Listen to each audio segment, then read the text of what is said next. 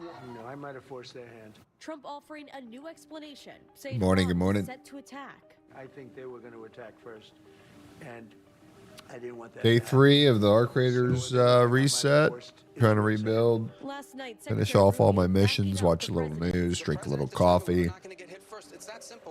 But after Wait for my emerging antihistamines to kick in. Democrats claimed there was no evidence justifying an attack. The point is, it was no imminent threat. There clearly was no imminent threat. Critics voicing concern that U.S. ground troops could soon be sent into the conflict, a possibility the Trump administration has not ruled out. And Republican Senator Lindsey Graham says My allergies are insane today. and that played a major role in Trump's decision to strike. Hannah. Nicole, thank you. We have more from the Middle East later on in this newscast and all day on our streaming service, ABC News Live. Another big story we're following, confusion in the Lone Star State. A high-stakes primary race with nationwide implications, and the voting was anything but smooth. Chaos at the polls across Texas in a primary that could help determine control of the U.S. Senate. Hundreds of voters were turned away at polling stations because of a new rule requiring them to cast ballots at their assigned precinct. Confusion and long lines prompted a judge to extend polling hours. But Attorney General Ken Paxton, who's running in the Republican Senate primary, got the Texas Supreme Court to overturn that order and separate any votes cast after 7 p.m. Paxton will now face incumbent and longtime Senator John Cornyn in a runoff election in May because neither candidate got more than 50% of the vote. Republican leaders claim a victory. Go make me another cup of coffee. Who's faced multiple And scandals then I'll could dive make the in. seat vulnerable to a Democratic win in November. I refuse to allow a flawed, self-centered, and shameless candidate like Ken Paxton risk everything we've worked so hard to build over these many years. Cornyn and his supporters reportedly spent a record $71 million on advertising. After all the personal attacks, which there were many, and after all the lies, you listened to what John Cornyn was selling, and you weren't buying it. As for the Democrats, state lawmaker James Tallarico won the primary, defeating Congresswoman Jasmine Crockett. Republican Congressman Tony Gonzalez, who's facing a scandal over an alleged affair, is also Okay.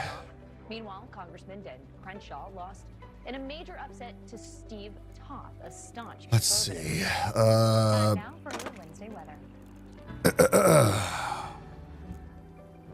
Good morning. We're drying out in the northeast, but still lingering rain. Did you see the flags? The time for carrying is over. You've been more than battle tested, from what I hear. Think you can take on a Rocketeer? Of course I could take out a Rocketeer. Rocketeers are no joke. Be quick on your feet and make sure you keep something between their rockets and your, well, face. Whatever you're doing out there, it's not what I asked for. LiDAR scanner. Maybe I could do the Rocketeer and this at the We're same lucky time, that huh? they seldom seem to come in pairs, if nothing else. I have. What is this? I must have just got this from getting a mission or something.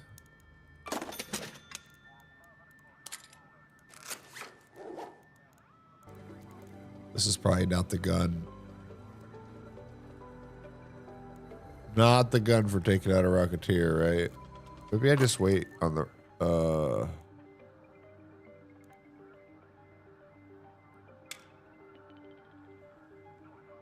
even have any heavy ammo. All right, I'll just make some.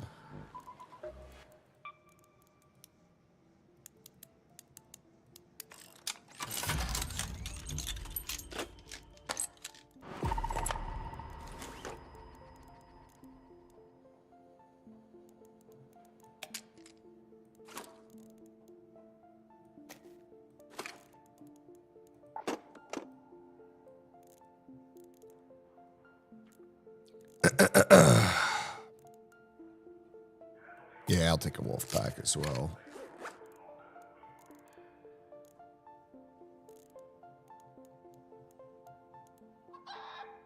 Should be good enough. So I got to place a scanner, or what was it? You're not lost, are you? LiDAR scanner Just at the detouring. communications tower. So that should be like on the far east side. All right.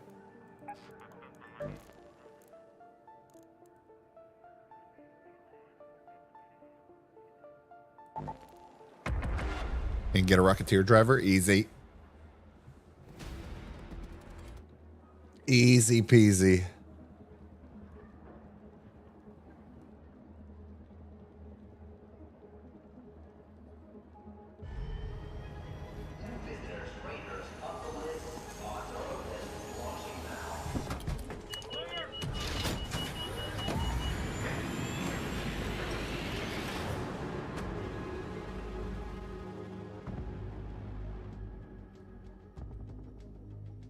Not in the Middle East, but in South America. This morning, ABC News learning the U.S. military has helped launch a new ground operation against drug cartels in Latin America. Troops and helicopters from Ecuador say they are taking part in the mission. It's the first time the U.S. military has engaged in a land operation against South American drug cartels. It appears that in this case, careful. Make sure you're well equipped and brought back up. If you do try to take it on. I'm gonna have a hard time seeing a Rocketeer in this weather. Like just being close by, within radio range, where they can provide any support in terms of advice on how to carry out the mission or whatever scenario comes around. Until now, the U.S. had only targeted cartels on water, striking alleged smuggling boats. Ecuador in recent years has become a major focus of the drug war. ABC's Matt Rivers visited the country in 2024. It might not look like it, but this river is a superhighway for cocaine. Hundreds of tons of that product coming through these waters every single year, bound for Europe and the United States. And as a result, that city right there, Guayaquil, Ecuador, is at war. Rival drug gangs fighting between themselves and the government, vying for supremacy in what has become one of the most important hubs in the global cocaine trade. U.S. officials saying the new joint operation is aimed at fighting the scourge of narco-terrorism. The DEA says a separate operation targeting a drug gang in Ecuador resulted in Yeah, I remember the 6 Dare tons of drug cocaine dog. being seized, along with This is like the Dare dog on crack. And with missiles, of course. Oh, I thought it was at the other side of the map. Shee, I gotta go all the way over here. Go to that location. Of course it would spawn me opposite side. Magnificent.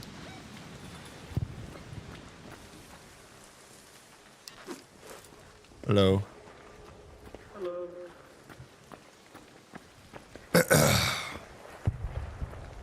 Spawned on the wrong side of this map for my mission, so I'm gonna run.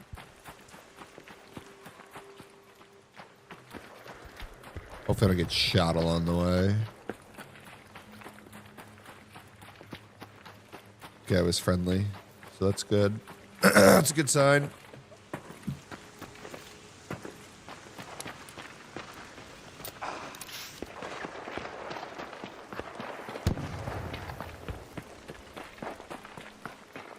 Could just run along the bottoms, huh? Oh, then I'd run into the harvester too, wouldn't I? Just loot Nextville as well.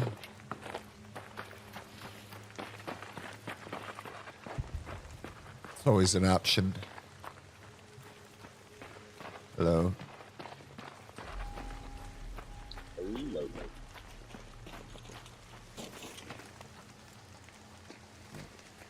How you doing this fine morning? Doing well. How about yourself?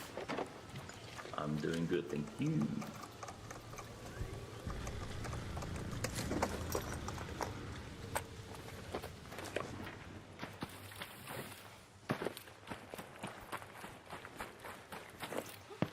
So far, so good. Everybody's friendly.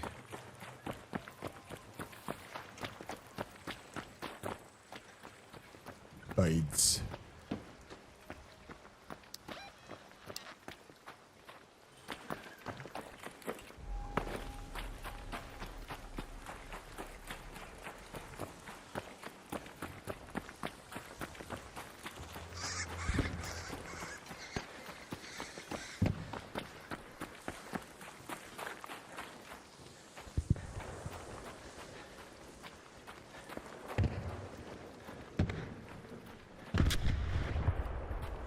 Bam.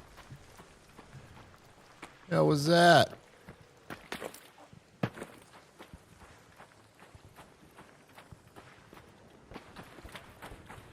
Whatever it was big.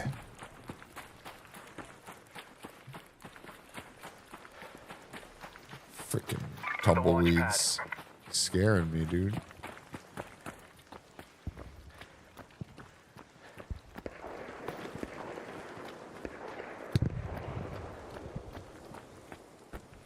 Hello.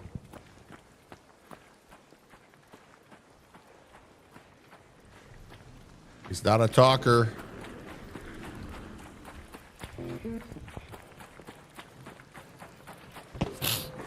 But he didn't have his gun out, so. Ooh, there's a Rocketeer right there. Could get that handled right now.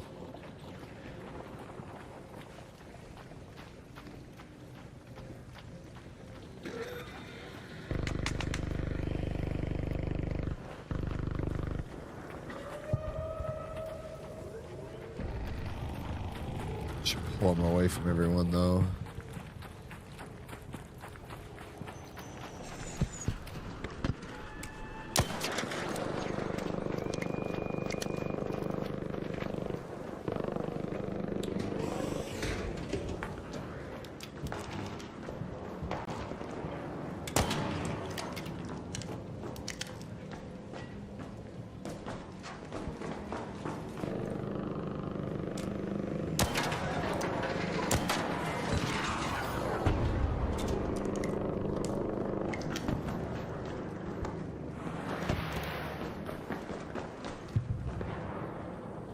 There's a hatch here, though. This could. Holy shit! He sees me. Mother freaker. Maybe this isn't the best spot.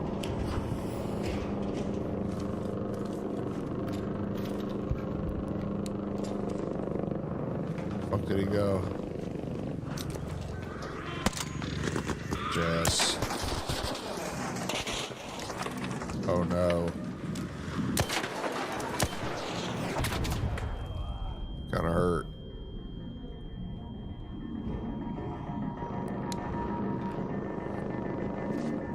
What is that, a comet out there?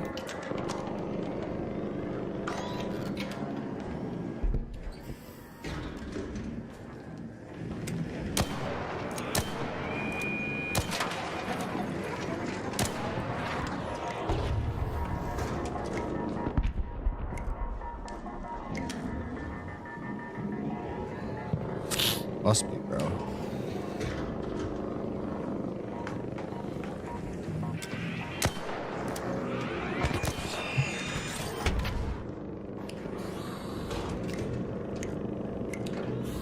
Danger averted.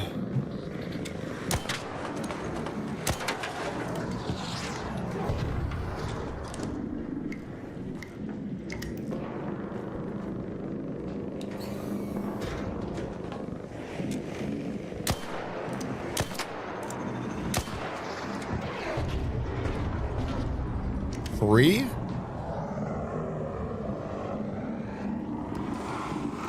Bro tried to triple tap me, man.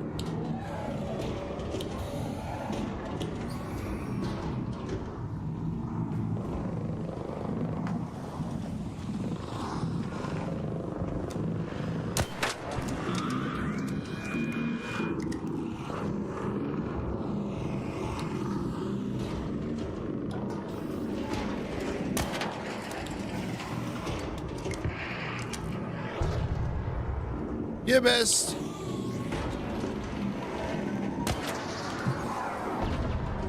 You missed.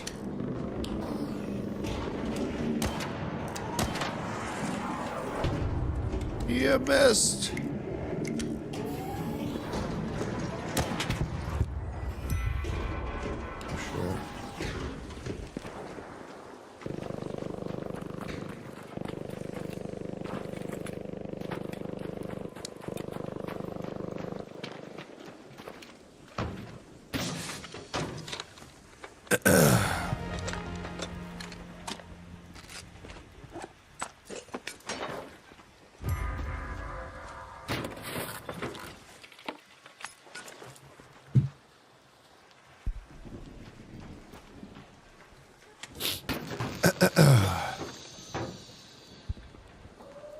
After these messages, we'll be right back.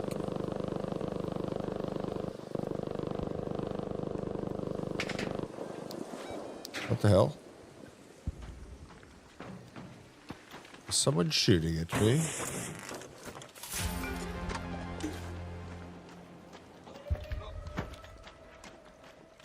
All right, now to the comms tower.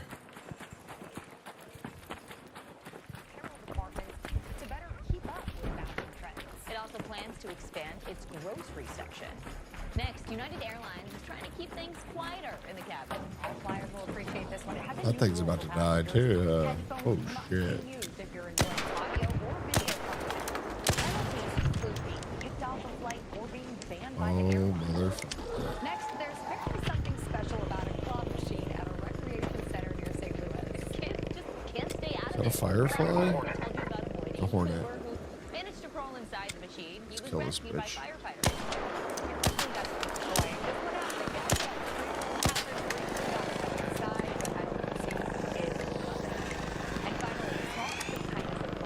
Usually adults getting out of kids, but at this game in Florida, it's a story. Tiger fan tried to grab a foul ball, but fell over trying to reach it. The young man, who Blue Jays fan, then stepped in, handing the ball to him to reward his effort. Top headlines next.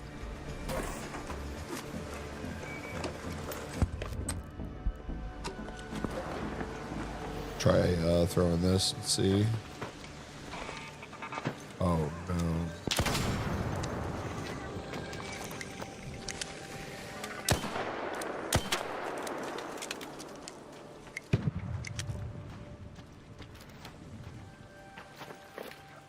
Hello, hello.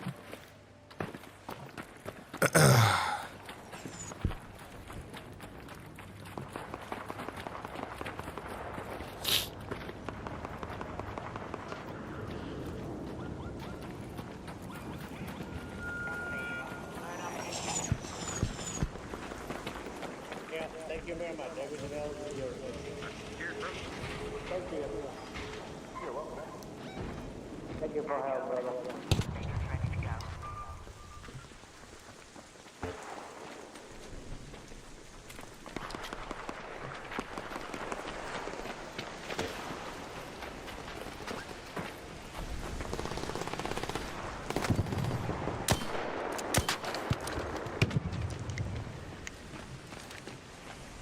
Thank you. Yep, yep.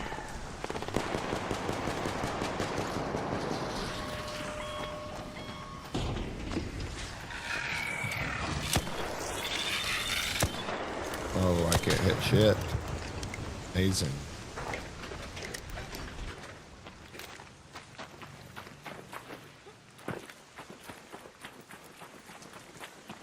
Okay, on to task number 2.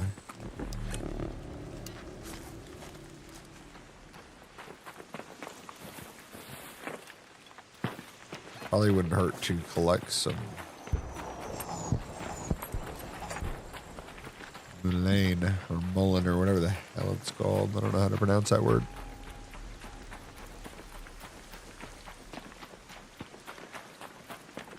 Great mullen.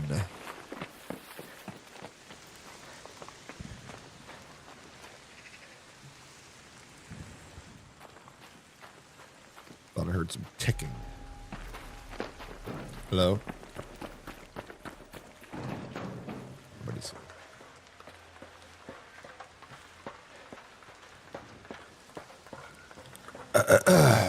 Faces another grilling on Capitol Hill today. Democratic and Republican senators criticized her management yesterday. She refused to apologize for her statements about 2 Americans killed by federal agents in Minneapolis. Alright, so I've gotten 2 missions done. Eyes in the sky and down to the shadows. Time to get up out of here. Today's weather, rain and mountain snow for the northwest. Possible flooding from Indiana to West Virginia. Storms from Texas to Missouri. And finally, defying gravity at age 70. Here's Danny. 70 years old. This is the last one. A tradition unlike any other, maybe for the Let's head home at the What? elevator. NBA legend Marcus Johnson at 70 years. Someone just die.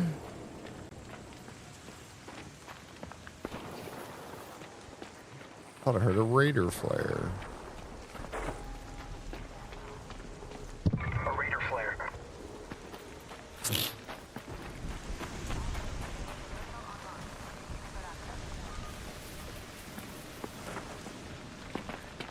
Let's go investigate.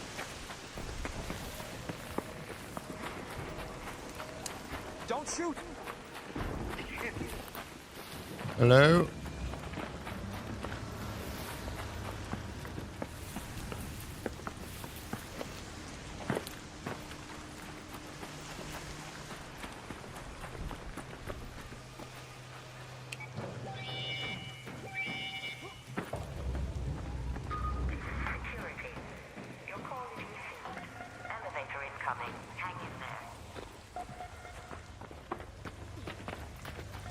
Do hornets look different on the ground, dead?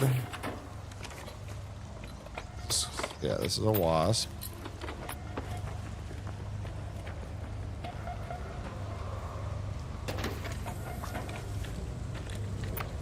Another wasp.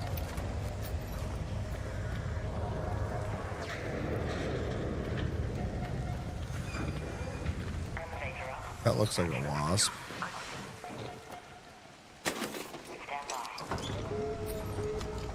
Firefly.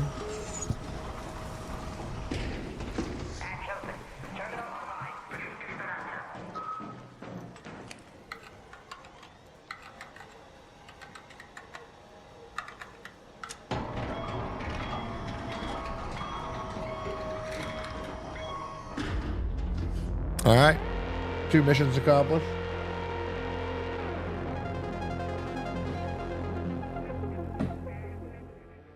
Face attacks and ground planes. The future of Iran in focus. Word now that a new supreme leader may be soon announced as the Trump administration is once again asked, why are we attacking now? Also breaking overnight, the U.S. military helping launch a new operation, not in the Middle East, but in South America against drug cartels. What we're learning.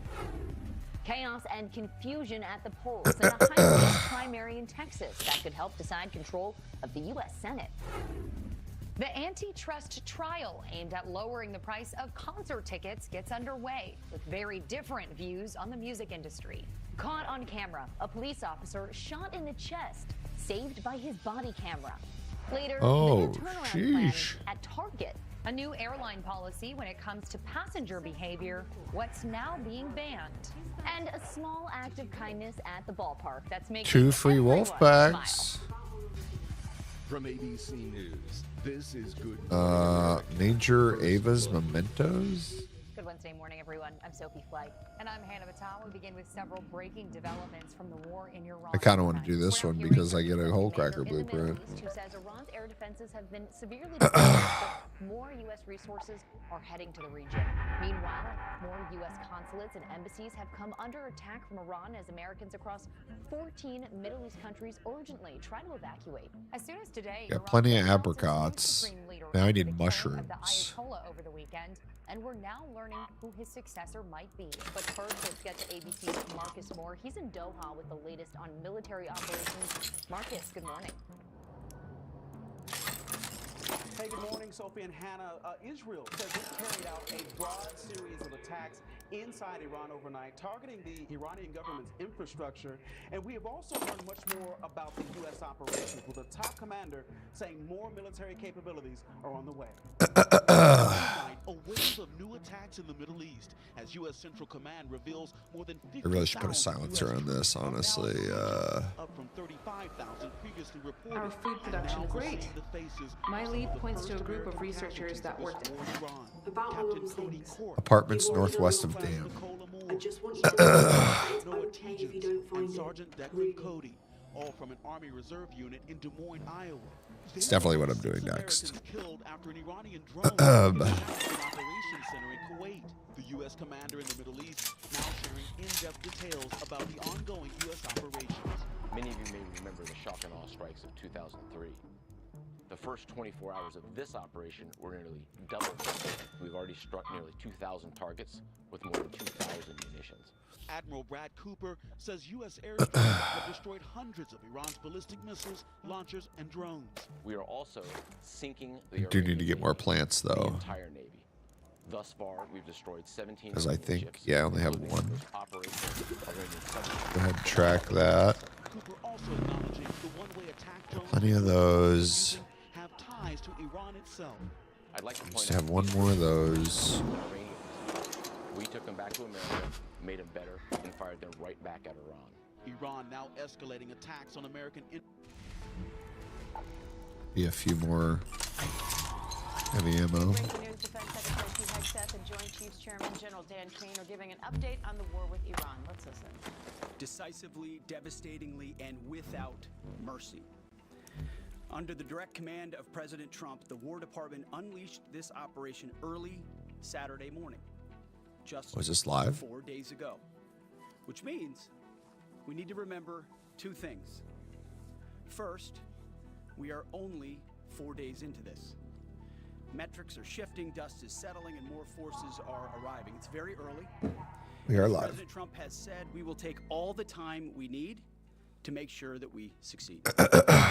Second, we are only 4 days into this, and the results have been incredible. Historic, really. Only the United States of America could lead this, only us.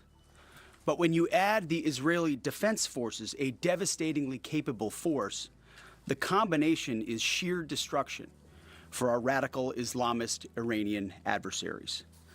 They are toast, and they know it. Or at least, soon enough, they will know it. And we have only just begun to hunt, dismantle, demoralize, destroy, and defeat their capabilities, just 4 days in. Starting last night and to be completed in a few days, in under a week, the two most powerful air forces in the world will have complete control of Iranian skies, uncontested airspace. I hope all the folks watching understand what uncontested airspace and complete control means. It means we will fly all day, all night, day and night, finding, fixing, and finishing the missiles and defense industrial base of the Iranian military, finding and fixing their leaders and their military leaders, flying over Tehran, flying over Iran, flying over their capital, flying over the IRGC, Iranian leaders looking up and seeing only U.S. and Israeli air power every minute of every day until we decide it's over. And Iran will be able to do nothing about it. B-2s, B-52s, B-1s, Predator drones, fighters, controlling the skies, picking targets. Need more metal. Death and destruction from the sky, all day long. We're playing for keeps. Our warfighters have maximum authorities granted personally by the president and yours truly. Our rules of engagement are bold, precise, and designed to unleash American power, not shackle it. This was never meant to be a fair fight, and it is not a fair fight. We are punching them while they're down, which is exactly how it should be. Thus far, Operation Epic Fury has delivered twice the air power of shock and awe of Iraq in 2003, minus Paul Bremer and the nation building. The campaign has 7 times the intensity of Israel's previous operations against Iran during the 12-day war, 7 times. And as President Trump said, more and larger waves are coming. We are just getting started. We are accelerating, not decelerating. Iran's capabilities are evaporating by the hour, while American strength grows fiercer, smarter, and utterly dominant. More bombers and more fighters are arriving just today. And now, with complete control of the skies, we will be using 500-pound, 1,000-pound, and 2,000-pound GPS and laser-guided precision gravity bombs. We ain't messing around with We Iran. have a nearly unlimited stockpile. We used more exquisite standoff munitions to start, but no longer need to. Well, Our I go to stockpile war here of against those, the Ark. as well as Patriots, remains extremely strong. The enemy can no longer shoot the volume of missiles they once did, not even close. And the chairman will lay out some of those percentages. So our air Attention defenses all and raiders. that of our allies have We've got plenty confirmed of runway. reports of a All right, let's see where I'm at. That means a queen Oh, I should probably go to the apartments. So be on your guard and only engage it if you're prepared for the fight. Let's move to that location. Now, you may not see much of it because the IRGC shut off the internet to the entirety of the country. They blind their people on purpose, just like they kill their own on purpose. Northern outpost. Much was made of the volume of missiles Iran was able to shoot in the first few days. Let's go to that So location. really, I should go there first. Projected, a few got through and killed 6 of our best. They will arrive soon. We will avenge them, no doubt. But I liken Iran's predicament. Might as well go get the plays of a game. journals first, huh? What plays to run because their first And go all the way around. were scripted. We got a fresh spawn here. And the blitz is on. They don't know Not what late. to call. That's good. How to get in the huddle and call those plays. Iran's senior leaders are dead. The so-called governing council that might have selected a successor, dead, missing, or cowering in bunkers, too terrified to even occupy the same room. Senior generals, mid-level officers, enlisted ranks that can't talk or communicate, let alone mount a coordinated and sustained offensive. That's not great for morale. Hello, hello. The Iranian Air Force is no more. Built for 1996, destroyed in 2026. The Iranian Navy rests at the bottom of the Persian Gulf. Combat ineffective, decimated, destroyed, defeated, pick your adjective. In fact, last night, we This guy already hit this up, huh? the Soleimani. Looks like POTUS got him twice. Their Navy, not a factor. Pick your adjective, it is no more. In fact, yesterday, in the Indian Ocean, and we'll play it on the screen there, an American submarine sunk an Iranian warship. I think I have to do this all in once. It doesn't matter. If I put it on my safe bucket and die, it's just going to bug it out like it has before. The first sinking of an All right, enemy now it's time to ship go to the by torpedoes apartments. in World War II. Go to that location. Like in that war, back when we were still the War Department, Take the high road. we are fighting to win. Also, yesterday, the leader of the unit who attempted to assassinate President Trump has been hunted down and killed. Iran tried to kill President Trump, and President Trump got the last laugh.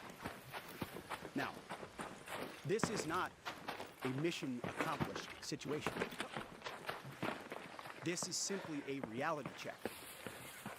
The combination of U.S. and Israeli intelligence and combat power will control Iran, and will control it soon. Sure, Iran will still be able to shoot some missiles, and still be able to launch one-way attack drones at civilian targets, and their proxies will attempt to attack our embassies, bases, and soft targets. They are terrorists, after all, and they need to target civilians because they can't fight toe-to-toe. But we will find them, and we will kill them. This is what the fake news misses. We've taken control of Iran's airspace and waterways without boots on the ground. Hello. We control their fate. But when a few drones get through, Passing through. I got to go to the apartments. it's front page news. Okay. I get Bit it. The press further, wants to make the president look bad, but Bit try further west. to report Yep. the reality. The terms of this war will be set by us at every step. As I said Monday, the mission Questing. is laser focused. Big quester down here. Missiles and drones and facilities that produce them, annihilate its navy and Oh, I'm good. I got to go to the apartments. and sever Good luck out there. to nuclear weapons. Iran will What a never nice guy. possess a nuclear bomb, not on our watch, not ever. And this is why President Trump's moral clarity on Iran today is so vital. Unlike the past, where vague red lines and endless negotiations let Iran fund terror and inch ever so slightly toward a bomb, This president sees the threat plainly and acts decisively. No more. We haven't run into our first mean guy yet. Is at its weakest. Sure, it's coming. No more letting Tehran play for time while our people pay the price. His leadership ensures that we finish what we start and that we protect our warfighters by crushing the enemy before they can strike again. Our offensive operations, refined through months of relentless preparation, are unstoppable. And our defensive efforts are unprecedented. We have from the start put the protection of our troops ahead of everything else. Oh, I do need plants. Before we very publicly built up offensive combat power, we quietly Need some herbal, ensured that our defensive some herbal energy. was in place. And as we built up offensive combat power, we moved the vast majority of American troops, over 90% of Americans that were on our bases, what we say off the X, out of the range of Iranian fire. Our defensive shield is equally formidable. The most sophisticated air and missile defense network ever fielded. Thousands of Iranian missiles and drones have been intercepted and vaporized. Hey, where are all the plants? Somebody's been through here. Protected. Farming. We have pushed every counter-UAS system possible forward, sparing no expense. Hello, hello. And like I said, this does not mean we can stop everything, but we ensured that the maximum possible Hello defense there. and maximum possible force protection was set up before we went On. on offense. So on my way to the apartments, I gotta do Closing, the as President Trump told German quest. Chancellor Merz yesterday, Nah, I got them all, thanks. Iran negotiated in bad faith, stalling, scheming, and preparing to strike. And we acted decisively to defend our people, our interests, and our allies. President Trump took bold action. Firecrackers. putting America first, the kind of bold action that the American people elected him to execute. To our steadfast partner, Israel, your mission is being executed with I don't remember unmatched which one it's skill in and up here, but determination. Fighting shoulder to shoulder Hello. with such a capable ally is a true force multiplier and a it's breath going. of fresh You air. know which one of these apartments is for the mission? Celeste Journals. Contribution. 4 days in, we have only just begun. Well, don't mind me. I'll be looking for a cue to interact over here somewhere. Fury, we are. May God's providence cover and protect our troops always. And with that, I turn it over to you. Can always use oil. Secretary, and good morning, everyone. Thank you for being here. I'm here today to provide the American people and those of you in this room an update on Operation Epic Fury. If memory serves. Actually, I think it's on the very top floor of wherever it is, so Of our 6 fallen heroes, all from it's the like in that 101st location. Command, U.S. Army Reserves out of Des Moines, Iowa. Captain Cody Cork, Sergeant First Class Noah Tegens, Sergeant First Class Nicole Amore, and Sergeant Declan Cody. Saying it. To the families of our fallen, we grieve with you today, and we look forward to welcoming your family members home at Dover in the coming days. Out of respect for the other families, we'll withhold the release of their names until next of kin notification is complete. We go up to And either the myself top floor and or check Admiral this Cooper building. will release those names as soon as we can ensure that all of those families have been properly notified. To our Gold Star families, to our wounded warriors and their loved ones, we will never forget your sacrifice. That's it. Our nation stands with you. There's We are only one eternally floor in this grateful bad boy. for your courage, your resiliency, your devotion to this mission and to our nation. This ain't it either. As I said, we're 4 days and 3 hours into this campaign. The operation was again launched with clear Is there a third military apartment objectives here? designed to dismantle Iran's ability to project power outside of its Very borders, both today and in the future. First, we are targeting and eliminating Iran's ballistic missile systems to prevent them from threatening the U.S. Forces, partners, and interests in the region. What's the name of this one again? Oh yeah, Celeste Journals. Capability and ability to conduct operations not just in the Central Command AOR, but as the Secretary showed in the video, around the world. Oh no, it's not Celeste Journals. It's Rapidly rebuild or reconstitute its combat capability or combat power, and those phases will begin as the Major's campaign Foot Locker. continues. As of this morning, U.S. Central Command is making steady progress. Iran's theater ballistic missile Where shots are fired you? are down 86% from the first day of fighting, with a 23% decrease just in the last 24 hours. And their one-way attack drone shots are down 73%. I feel like I'm in the from right opening place. days.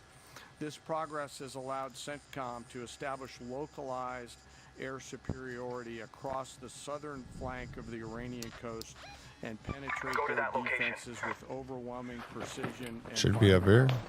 we will now begin to expand inland. Guess I just went one floor too high, huh? And creating additional freedom of What the maneuver heck? for U.S. forces. Let me explain a little bit about how we're thinking about staying ahead of the enemy. First, over the past several weeks, Admiral Cooper and Where his is it? team have refined their operational approach to the region. Their planners identified key centers of gravity that would allow Iran to project power outside of its Should be on the borders. desk, They right? thought about how to isolate critical vulnerabilities and determined where, with precision, the greatest strategic They move effect it? could be achieved.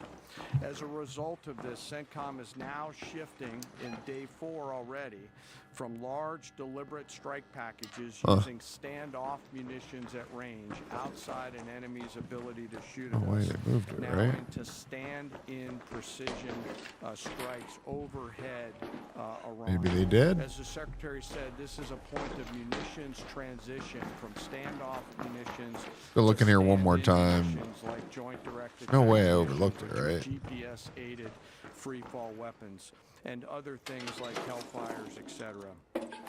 This will allow the joint force to deliver significantly increased precision effects on the target. The throttle is coming up, as the Secretary said, as opposed to ramping down. This will allow us to maintain It's not in there. pressure on the adversary over the coming days, disrupt their launch timelines, and impose cost every day around the clock.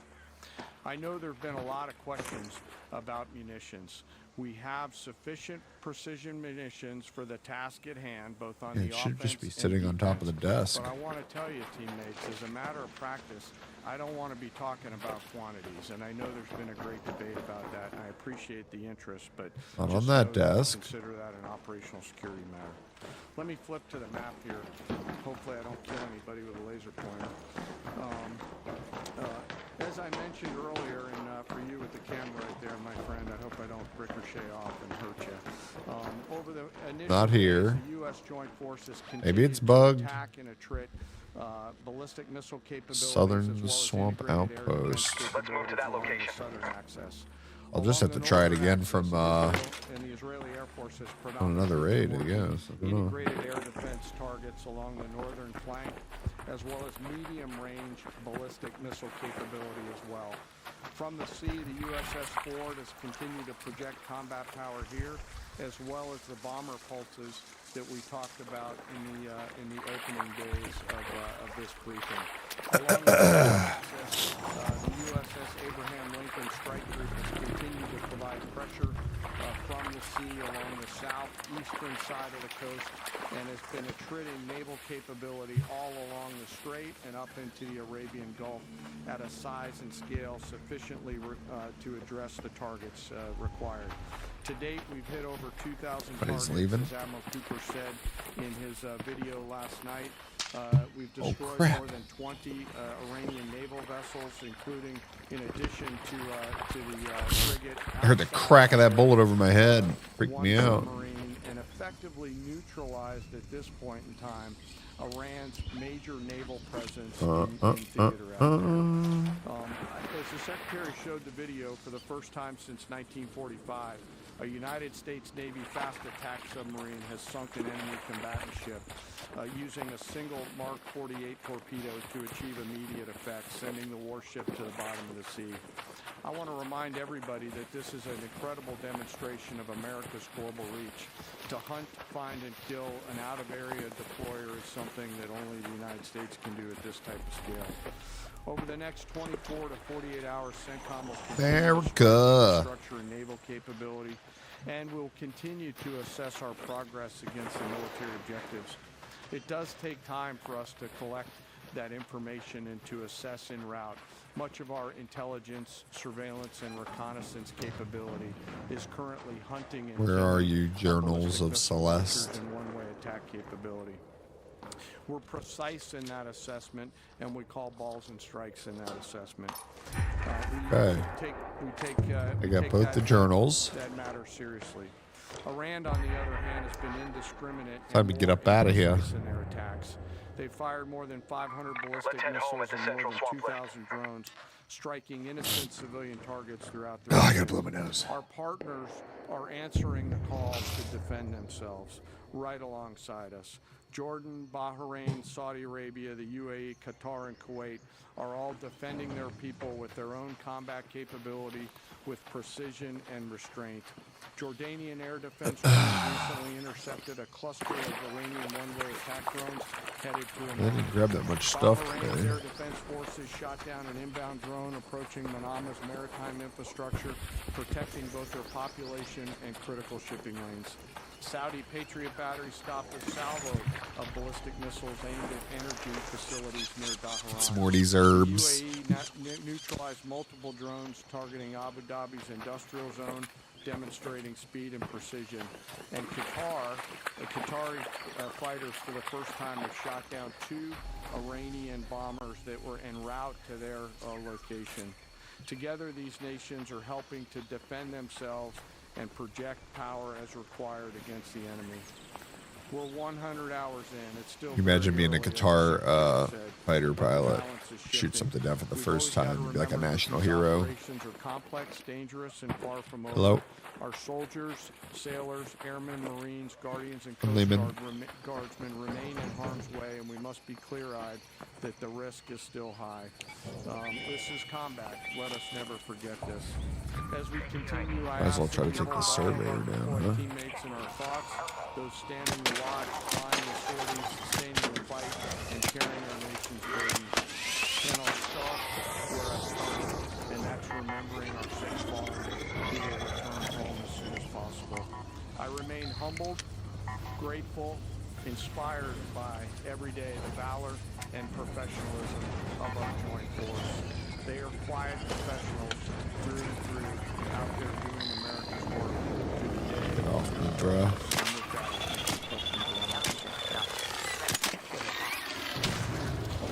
What do you assess the enemy's control command status is right now, and can you broadly describe our decisive point in this operation? No, I won't describe the decisive point in the operation because that would tell the bad guys what it was. Good question. I appreciate the question. Their C2 structures in a bad way. Bye. We've been continuing to pressure C2 at the IRGC C2 and the military elements, and we'll continue to do so. Mission accomplished. A couple questions for you and then one for General Kane. Can you tell us more about how we took out the leader who was the leader of the group that was trying to assassinate President Trump? And then Turkey's defense ministry says NATO air defense systems intercepted an Iranian ballistic missile headed towards Turkish airspace.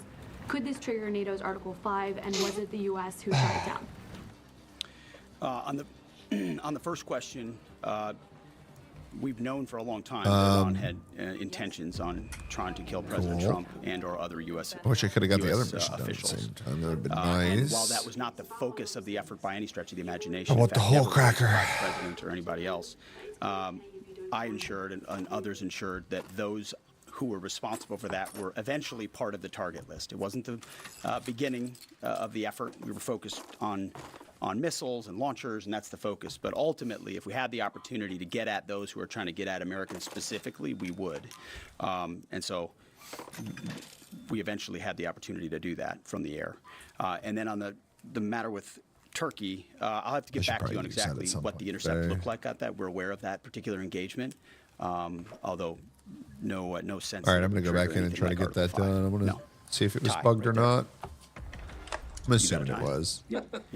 Thank you. Tom Bateman with the BBC.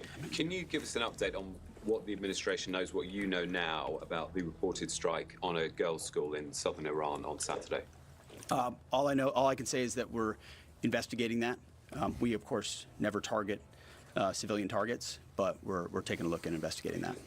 Red tie in front. Just on the basis that with the information you would have, your reconnaissance abilities, ability to gather information, I mean, it's several days on now. So is there any clarity on Maybe whose the harvester munition this event pointed out. We're investigating it. Thank you. Secretary, so there are reports that Research and administration admin. is considering arming Iranian Kurdish groups. So could you please clarify didn't choose a that picture, whether any didn't such plan has been authorized or and whether Congress or regional partners has been notified and The red building with a satellite on All I it. would say is none of our objectives are premised on the support or the arming of any particular force. So what other entities may be doing, we're aware of, but our objectives are centered on that. Green, right there. Yeah, thank you, Mr. Secretary. Mike Lynn, Washington Times. Can you talk a little bit about the deconfliction process that's going on? You have two parallel operations, Epic Fury and Roaring Lion. How are you making sure they're not interfering? Roaring Lion. I Sure, I'm love happy to the take that. names of Thank these you for the question. operations. We have liaison officers on both sides.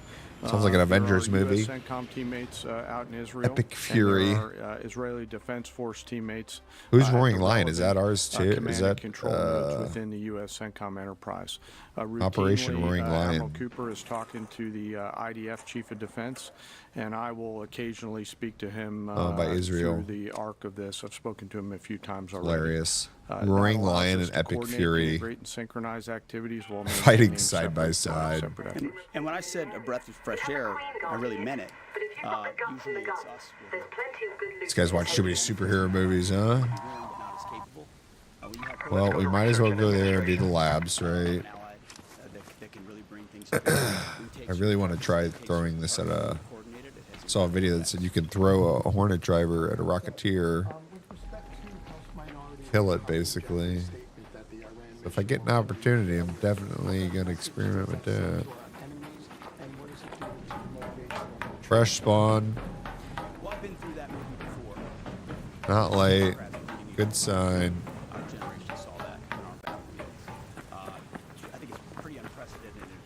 Must have worked my way out of the 50-50 PvP.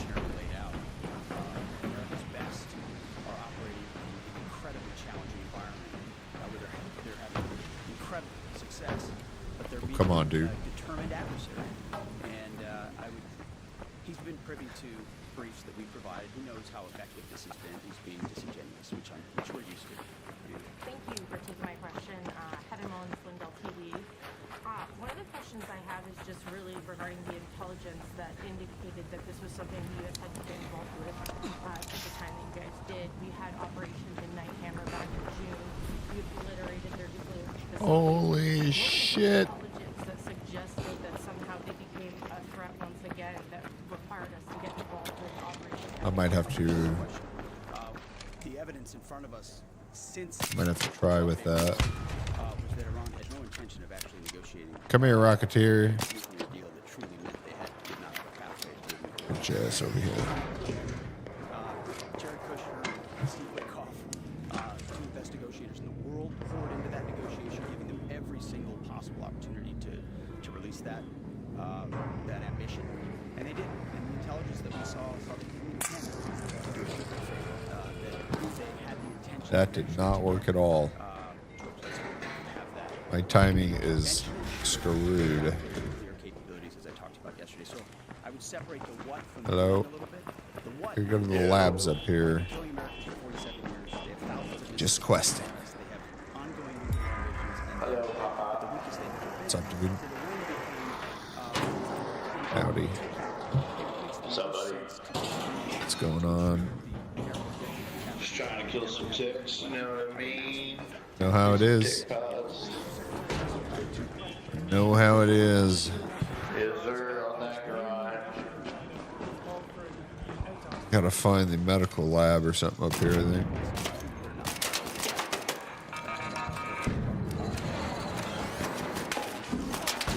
Oops. Takes more than one bullet.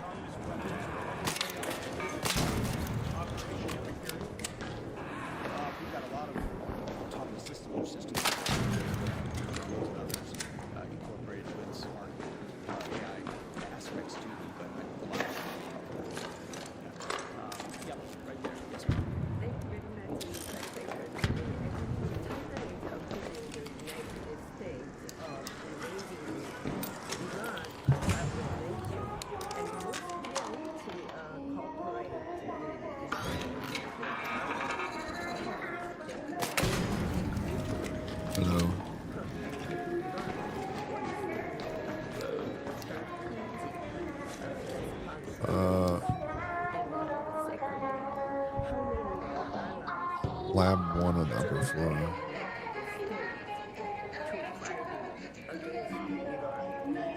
Well, I think what you're seeing right now is Oh my god, I had to get that weirdo. Jeez.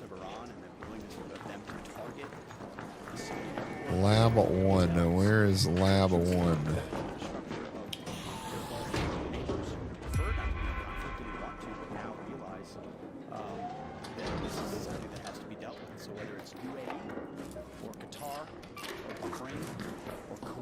Hold on, my friend. They're reaching out to us, whether they're going on offense, which they are, whether they're giving us additional access, basing and overflight. We're working very closely and collaborating with them. Also, That air it? defenses. The air defense capabilities of those countries are significant, and That's when it. combined with ours, and we coordinate, it brings simplicity to the shot doctrine, so we make sure we're using less munitions, but being more effective with what we shoot at. And as it pertains to other countries, I'll also give There's too many people here for my comfort. they don't really bear the pace of Too peoply here in the labs or whatever.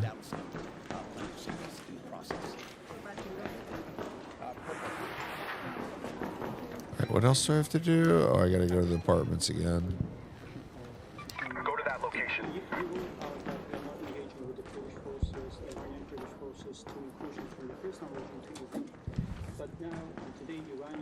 Okay, this has already been looted up, so If there's any inclusion in the Kurdistan region, they will attack all the Kurdistan regions. What's your comment on that? And a question for Mr. Chairman. Given comments that the U.S. forces might be deployed if necessary, under what specific conditions would you determine that deploying U.S. troops on the ground is necessary? And how would such a decision support and advance your stated strategic goals? Well, I'm not going to comment on U.S. troops on the ground. I think that's a question for policymakers, and I don't know policy. I execute policy. I will say on the question about helping America. let's see if this bad boy was bugged. It's a great opportunity to encourage everybody in the region to go to the State Department and register. Secretary Rubio has been trying to get that word out, and I'd ask you to help us with that actual register. We've also opened up space available seats as C-17s and other airplanes come in to try to help folks get out. But that's really a State Department matter. But to answer your question, that's what we've been doing. Absolutely. Last question right here.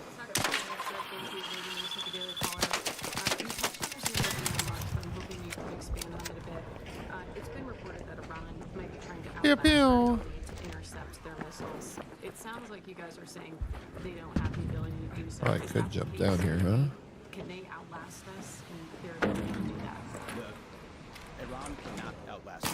We're going to ensure through violence of action and our offensive capabilities and our defensive capabilities, as I said, that we set the tone and Hello, hello. of this fight. That's why stories and speculation about different things, they try to make it look like we're limited in what we can do. The only limits we have in this is President Trump's desire to achieve specific effects on behalf of the American people. And that's why we don't talk about, we can say 4 weeks, but it could be 6, it could be 8, it could be 3. Ultimately, we set the pace and the tempo. Let's move to that the enemy location. is off balance, and we're going to keep them off balance.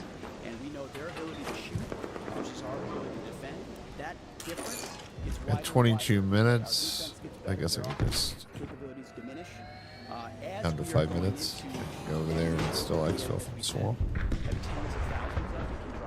Unlimited supplies on with even more effects than the standard munitions we have now, which is why when we say the Is that a deadline or is that one of those Cyclops deals? very much appreciate it.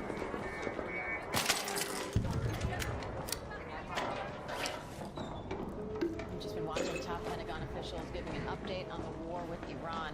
Secretary Hegseth says America is winning and that 4 days in, U.S. and Israeli forces have already brought incredible results. Hegseth says in under a week, the U.S. and Israel will have complete control of Iranian skies, calling it uncontested airspace. He says Iran's capabilities are evaporating by the hour while American strength grows fiercer. Hegseth also says the leader of the unit who attempted to assassinate President Trump has been hunted down and killed. And Joint Chiefs Chairman General Dan Kane told the families of the American service members killed in Iran's retaliation their sacrifice will never be forgotten. Kaine says the U.S. is targeting and eliminating Iran's ballistic missile systems and destroying its navy. He says Iran's missile launchers are down 86% from the first day of fighting, and drone attacks are down 73% in the last 24 hours. Kaine says the U.S. has sufficient munitions for the task at hand, but doesn't want to talk about specific quantities. And now you just heard Secretary Hegseth there. Man, I got a long hike. Is ramping up, and it's going to stay there. Let's bring in ABC News contributor, former Deputy Assistant Secretary of Defense for the Middle East, Mick Mulroy, for more. Mick, how significant is what the Secretary just said, that within a week we will have uncontested airspace over Iran? So, Diane, it's very significant. It's clear that the United States is Goodness gracious. stand off to the stand in, meaning that Oh my god, I guess Lordadine doesn't do anything for me or whatever it is. It takes a Benadryl here to bed it. Goodness. so we can systematically go through the targets down to the very detail of what we want to deplete. Of course, we've already struck the nuclear facilities, degraded them more, struck the ballistic missile launchers, probably the manufacturing sites, the manufacturing sites for these Shahed drones, which are so lethal. This is really getting down into the details in dismantling not only the most dangerous parts of the Iranian military apparatus, but the Iranian military itself. And I think that's what we're going to see now until this campaign is complete. I want to bring in senior Pentagon reporter Louis Martinez, too. Louis, Hegseth says the U.S. will be using 500-pound, 1,000-pound, and 2,000-pound gravity bombs. What impact would that have? What does it tell you? Well, Dan, it's pretty much some of the same things that Mick has just explained. Right now, we've been using these very exquisite missile systems, very precise, but they're in limited quantities, right? That's one of the things that the U.S. has been concerned about. That's what General Van King's talking about, the stockpiles, whether the U.S. has enough or not, of both offensive and defensive, and he was confident that, yes, the United States does. But by shifting towards, with the total air dominance over the skies, the U.S. and Israel will now be able to also precision-guided munitions that are bombs, different sizes. Okay, based on the picture, though, that means you can hit multiple targets it ain't at that the same one. time. So, for example, if you're hitting, Could be the red building, right? To destroy one target, The satellite on multiple it. bombs on that same target, and you're also conserving the missile supply. Based on my which is intel. very valuable.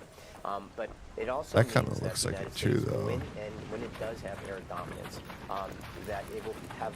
Wait, as the Secretary none of these buildings are red. Stockpile of these weapons. It's the balance between bombs versus missiles. The Secretary Maybe it's over there. here that the United States, because it has what we call an unlimited stockpile, will be able to hit just a minimum. Maybe they updated the version of this. And I want to bring in senior political correspondent Rachel Scott. 'Cause I swear it used to be over Rachel, we here. just heard Secretary Hegseth asked again why they needed Everybody's to do been this. through all why this. Now he said it became clear that Iran wasn't negotiating in good faith and never intended to stop trying to build a nuclear bomb.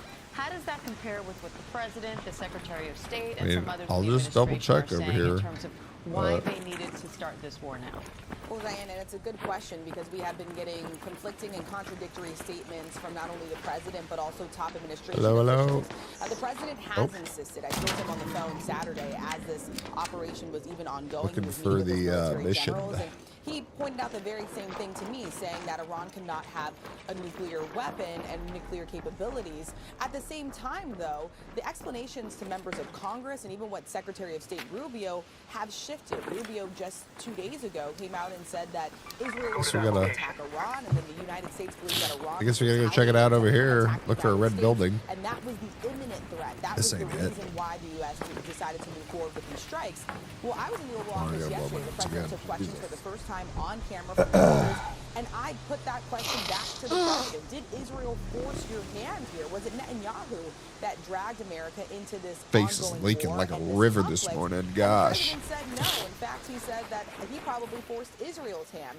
So there are big questions about the why. Why exactly did the United States launch strikes into Iran, and what exactly was the imminent threat? That looks like And the why building right definitely there. matters, especially as you have 6 service members who unfortunately have been Gotta killed be or it, their names right? have been revealed just overnight. Hello. Right, Rachel Scott Louis Martinez. questing at Molloy, here. Thank you. And we will have continuing updates right here on ABC News Live throughout the day. Again, the latest on the war in Iran and the day's other top stories as well. Thanks for joining us. I'm Diane Macedo. We'll have a lot more news for you right after the TV True Video.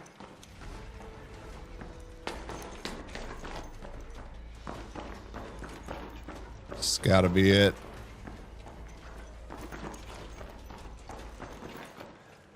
Breaking news overnight concerning U.S. military action, not in the Middle East, but in South America.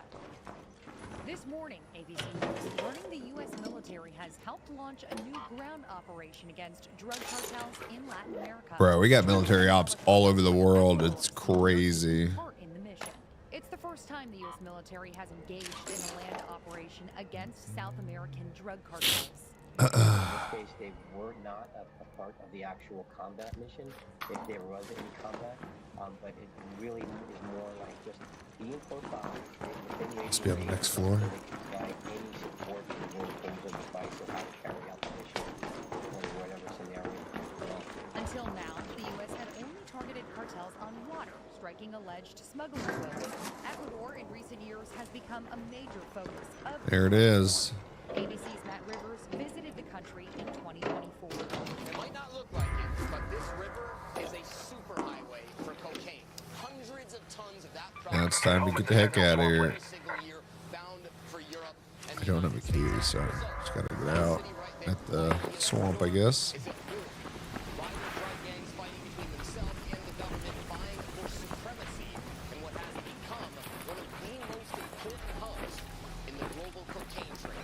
U.S. officials saying the new joint military operation is aimed at fighting the scourge of narco-terrorism. The DEA says a separate operation I come in peace. resulted in 6 tons of cocaine being seized, along with cash and 16 They suspects. looted this?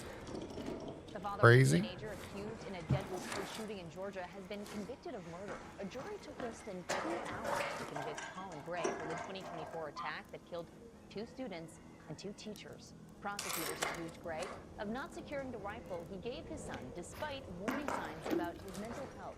Gray now faces a sentence of up to 180 years in prison. Dang. His son is awaiting trial. Commerce Better lock your Secretary guns up if your children are crazy, huh? Committee investigating Jeffrey Epstein.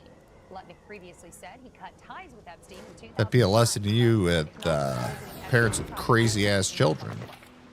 Coming off the exercise at the gym, that's more important than we thought for longevity. Also had a trial aimed at lowering the price of concert tickets kicks off with very different views about the music industry.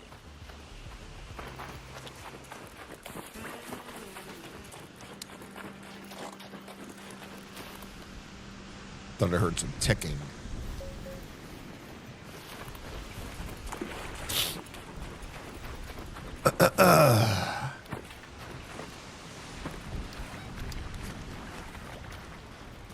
No room for plants this round. Hello, sir. Howdy. Okay, security here. I got your call. Stand by. I'm sending the elevator. A man of the medical profession. Sounds like somebody went down over there. What the fuck happened? I don't know. I didn't do it. We have a man of the medical profession here.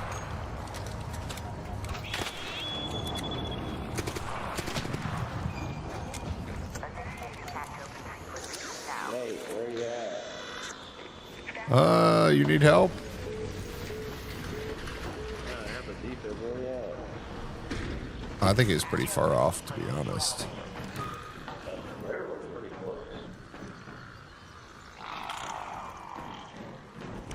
Should we wait for this guy, Mr. Surgeon? Yeah. We out of here, bro. Good luck.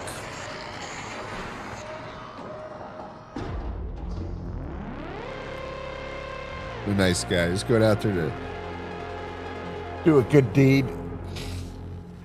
I got shit to do. I didn't actually see the flare either, so I'm not confident we could have done anything.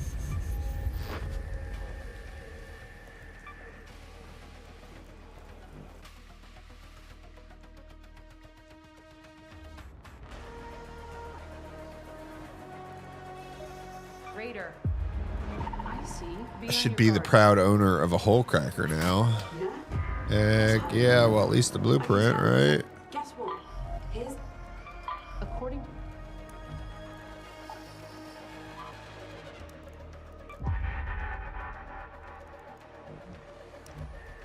All right, what else do I got to do? Rusted shut medical kit.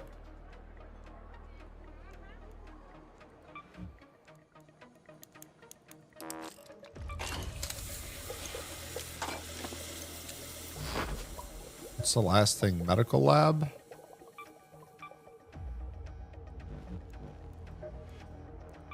What's that going to give me access to? I don't even know.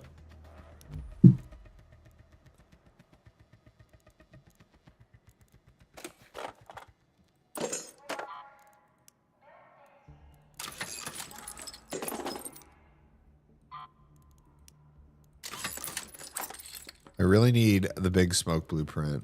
I hate not having it. At this point, I'm like willing to purchase that son of a gun.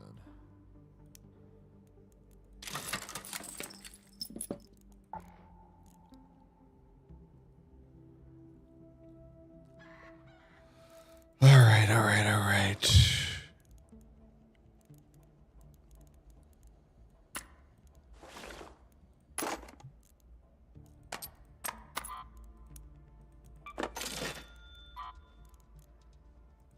Have fun with these glow sticks, I guess. I'm testing it. Let me see what my missions are. Be on your guard when you go there. I've had a lot of reports Solar of gunfire in that panels. area. What's this called? After rain comes.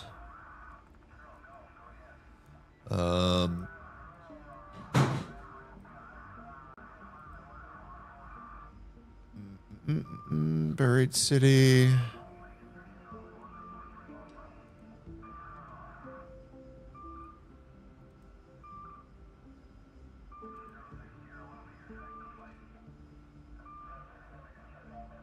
What do I need? 2 batteries and 5 wires are required.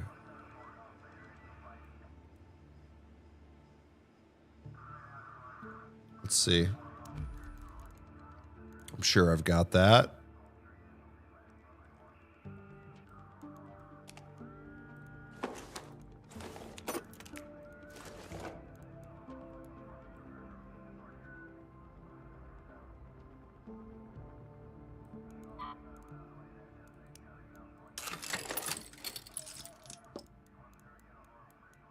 Man, I don't have anything that turns into wires. What? Oh. 2 batteries, 5 wires. Isn't that what it said?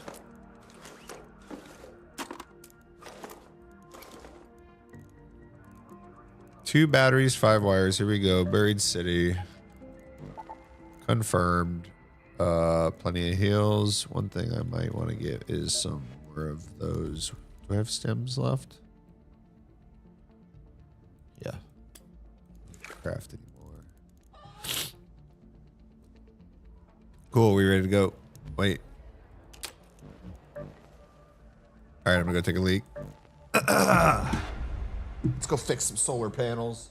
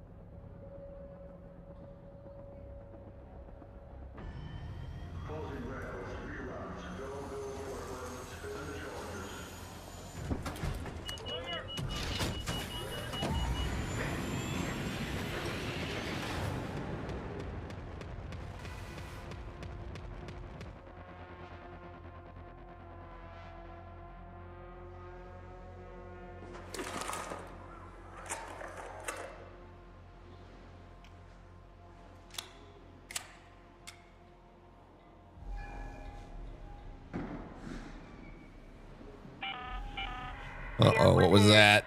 The suicide. But don't forget to mark out those houses Shani picked, if you're in the area. Say what?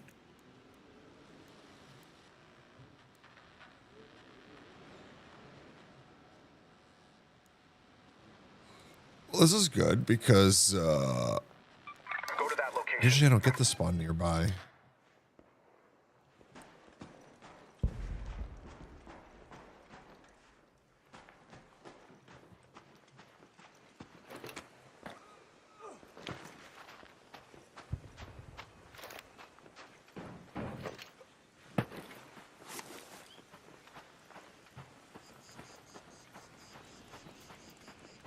Right here, Raider Cache.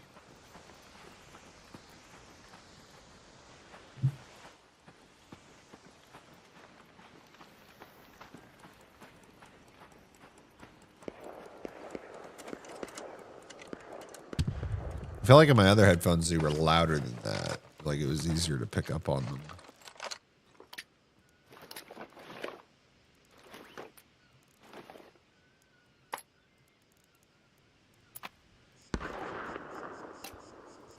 It's close.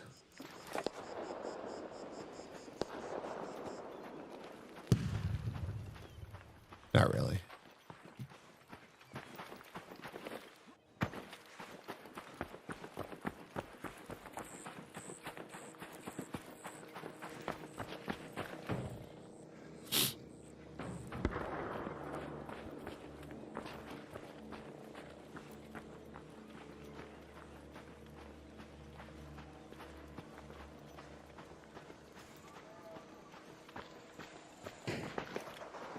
Hello, hello.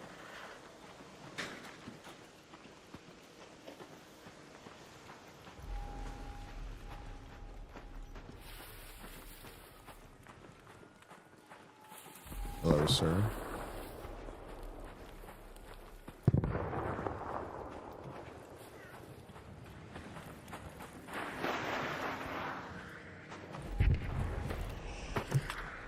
Trust that guy.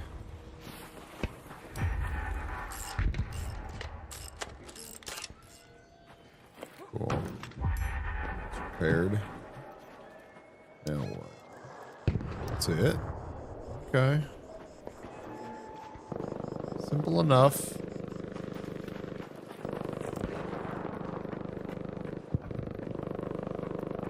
Go check in here for this weapons case.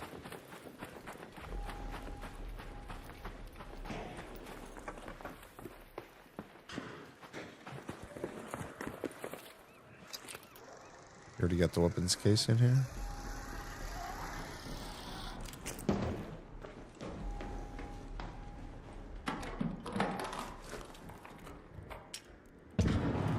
Unloaded.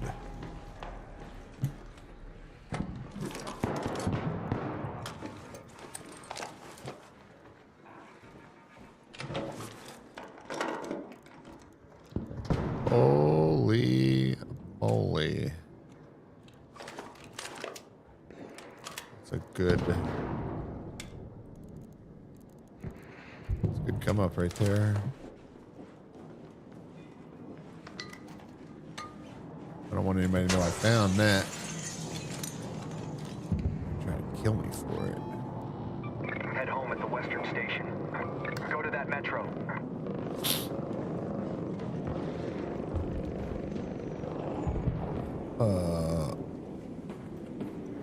Let's jump here.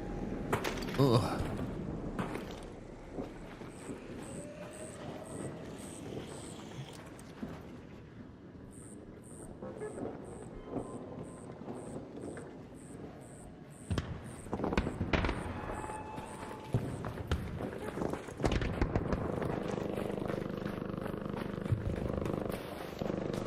All right, we out, fool.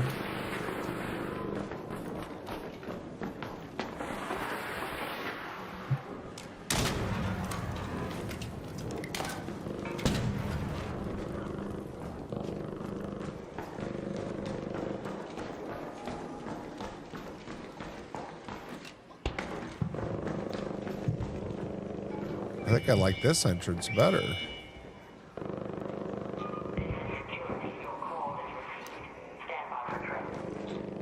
only like one way to guard against or whatever. I don't have to watch both angles, you know. Can confirm Lord Dean doesn't do shit. Benadryl OP.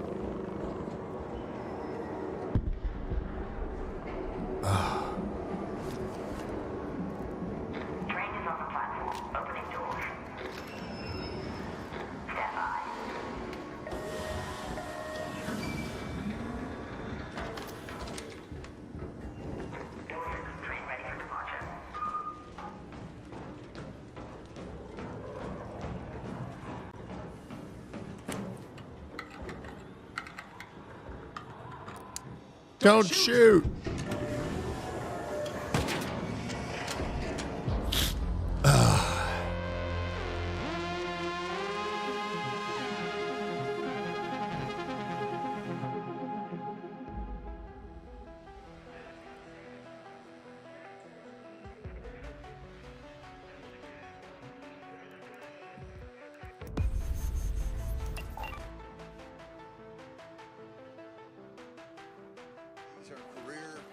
State employees with impeccable records, and they make some very serious concerning accusations about both Governor Walz and Attorney General Ellison. I'll do one more question. We'll get started. Shit. Any other questions?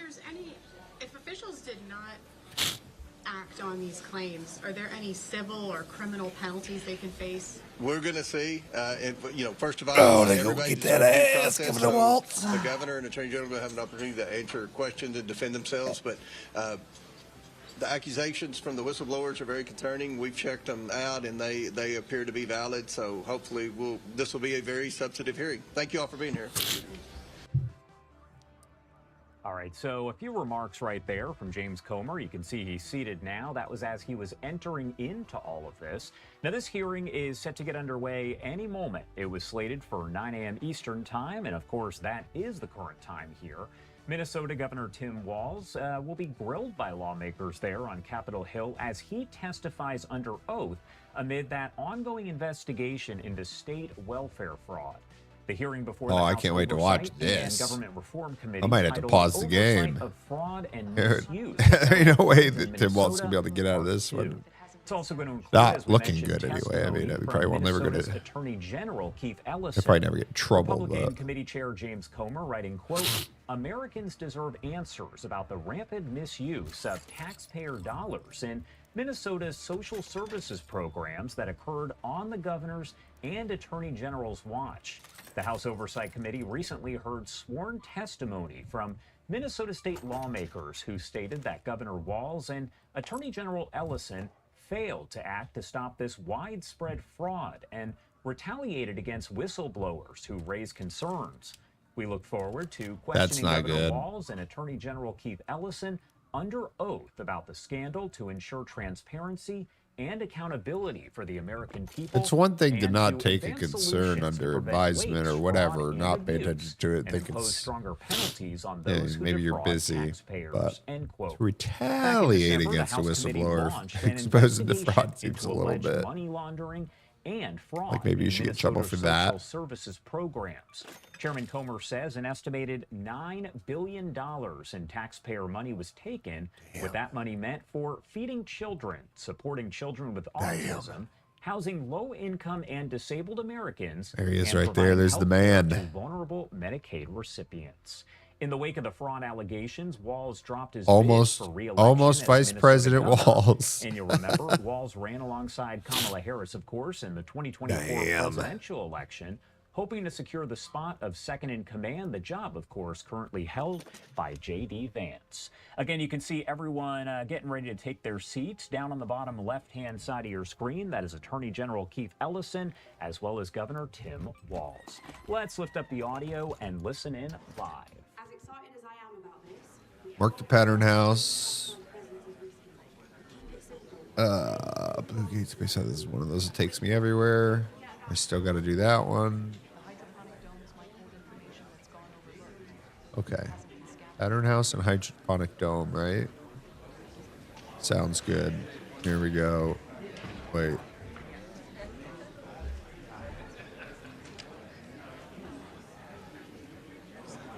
Yeah, we good. Get rid of these light sticks. I don't know why I have them.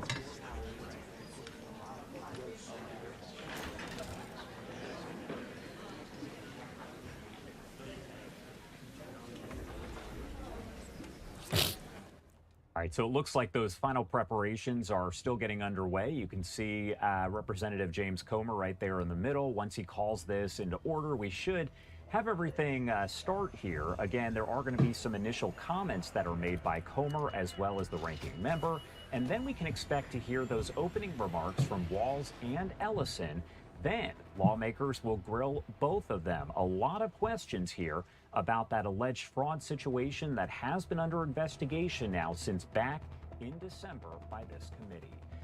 Looks like you are seeing them shaking hands. That's Robert Garcia right there. Let's try lifting up the audio once again, as we know this will kick off in. You better think Robert Garcia. He's been fighting tooth and nail for you, even though you don't deserve it, and he knows you don't deserve it. You ready? The hearing of the Committee on Oversight and Government Reform will come to order. I want to welcome everyone here today. Without objection, the chair may declare a recess at any I probably time. should have started this raid. I now That's recognize all right. myself for the purpose of You making go mark the an pattern opening house and then statement. chill out. Good morning. Today's hearing is about a failure of leadership, plain and simple. For years, right Governor here. Tim Walz and Attorney Yes, General Dad. Keith Ellison presided over one of the most extensive breakdowns of oversight this committee has ever examined. This is Celeste speaking. Billions Be careful when of you head taxpayer to the dollars were Domes later. stolen from social service Whatever they were programs while growing there warnings piled up, seems to have attracted all whistleblowers kinds spoke of out, attention. and state officials chose delay and denial over action.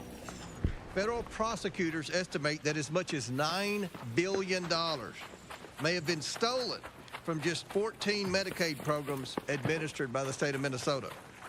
Those programs have cost taxpayers more than $18 billion since 2018, and investigators believe that half or more of that spending may have been lost to fraud. That did not happen overnight. As our investigation has shown, it happened because state leadership failed repeatedly to intervene. Governor Walz has claimed his administration addressed fraud, and I quote, very early, unquote. But that claim does not hold up to the facts. His administration kept payments flowing. In January, the first hearing of this series, we heard from Minnesota state representatives who made clear this fraud was not hidden. It was known, Watch those Nick Shirley documented, episodes and on repeatedly YouTube. brought to the attention of state leadership. Don't In look case good after for you, case, Mr. Walz. State agencies identified red flags and received warnings from auditors and employees, but continued to send money out the door. Not because they Graffiti. lacked It's like a authority leaper, to huh? intervene, but because they feared lawsuits, bad press, and political backlash. While Governor Walz hesitated, taxpayers lost All billions. right. What's the other thing? Attorney Hydrogen General Ellison has likewise Boom. claimed his office was aggressively holding fraudsters accountable. But when his statements were tested against the record, Are you okay, sir? in the Feeding Our Future case, Governor Walz and Attorney General Ellison publicly suggested that courts forced the state to continue payments. You get another The judges in that defib in. case took the extraordinary step of publicly correcting them. The truth is the state made a choice once again to keep sending the money out the door. The Feeding Our Future scandal alone involved I don't wanna nearly get this defib $300 in million just for- stolen from programs meant to feed children. Sir, do you need a during the defib? pandemic. We're talking about fake invoices, meals that never existed, luxury cars, and overseas investments, all paid by the American taxpayer. Today, dozens have been convicted. The fraud was real, the warning signs were obvious, and state leadership failed to act. The same pattern repeats across Minnesota's social services system. Shoot. In the Child Care Assistance Program, providers racked up dozens and in some cases more than 100 violations and still collected millions. Facilities shut down and reopened the same day under new names at the same address. This went on for years. Housing Stabilization Systems. Let's go to the Domes. Housing Stabilization Services, a program expected to cost $2.6 million annually, exploded to over $100 million a year. Federal prosecutors have described it as, and I quote, easy money. To the Domes. Providers billed services never delivered while the Walz administration failed to intervene until federal agents showed up.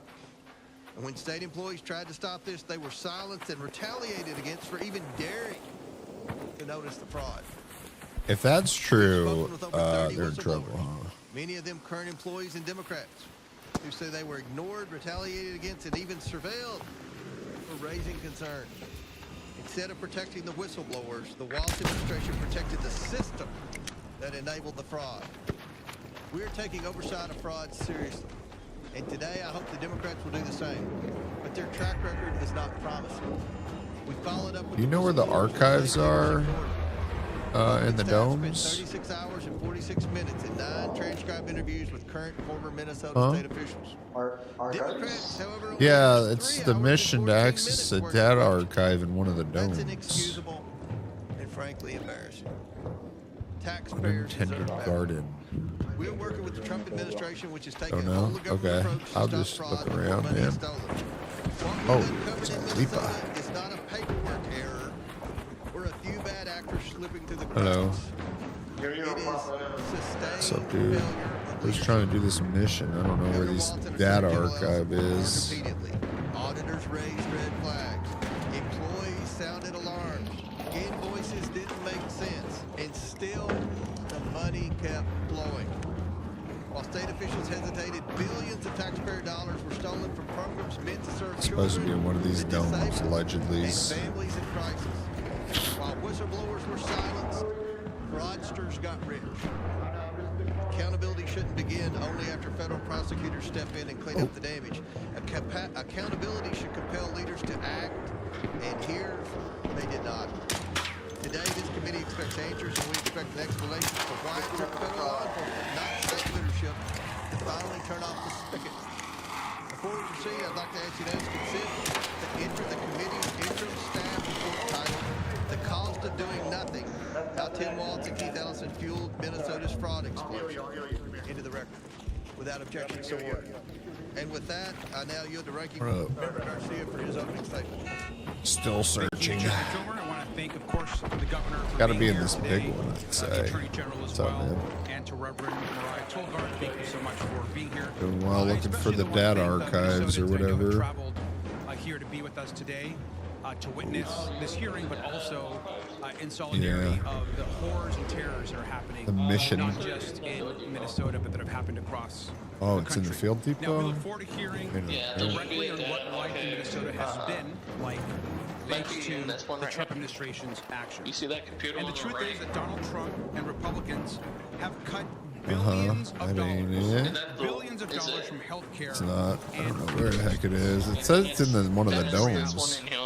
Instead, with that money, they've used it to hire officers who are now terrorizing cities and killing Americans. It is. Perfect. Dollars have gone. We've taken from food assistance, Thank you, sir. we've taken from health care, and we superfunded terror on American streets. That guy might have been a Donald Trump has murderer. raised chaos against innocent Americans and across Minnesota. Life could be at risk here. Terror that has actually impacted real families Upload and kids any like Leah field Ramos, who have depot. been used, as we Okay. know, as Now I bait. gotta go back to the field And we depot and all know upload Liam's some story data. really well. The reality is I'm American a real citizens, techie person people have been today. brutalized and ripped away from their families. They've been thrown into detention centers. Make sure this guy's not Horrible sneaking up on me. conditions that People are literally dying in I think these that's centers. it.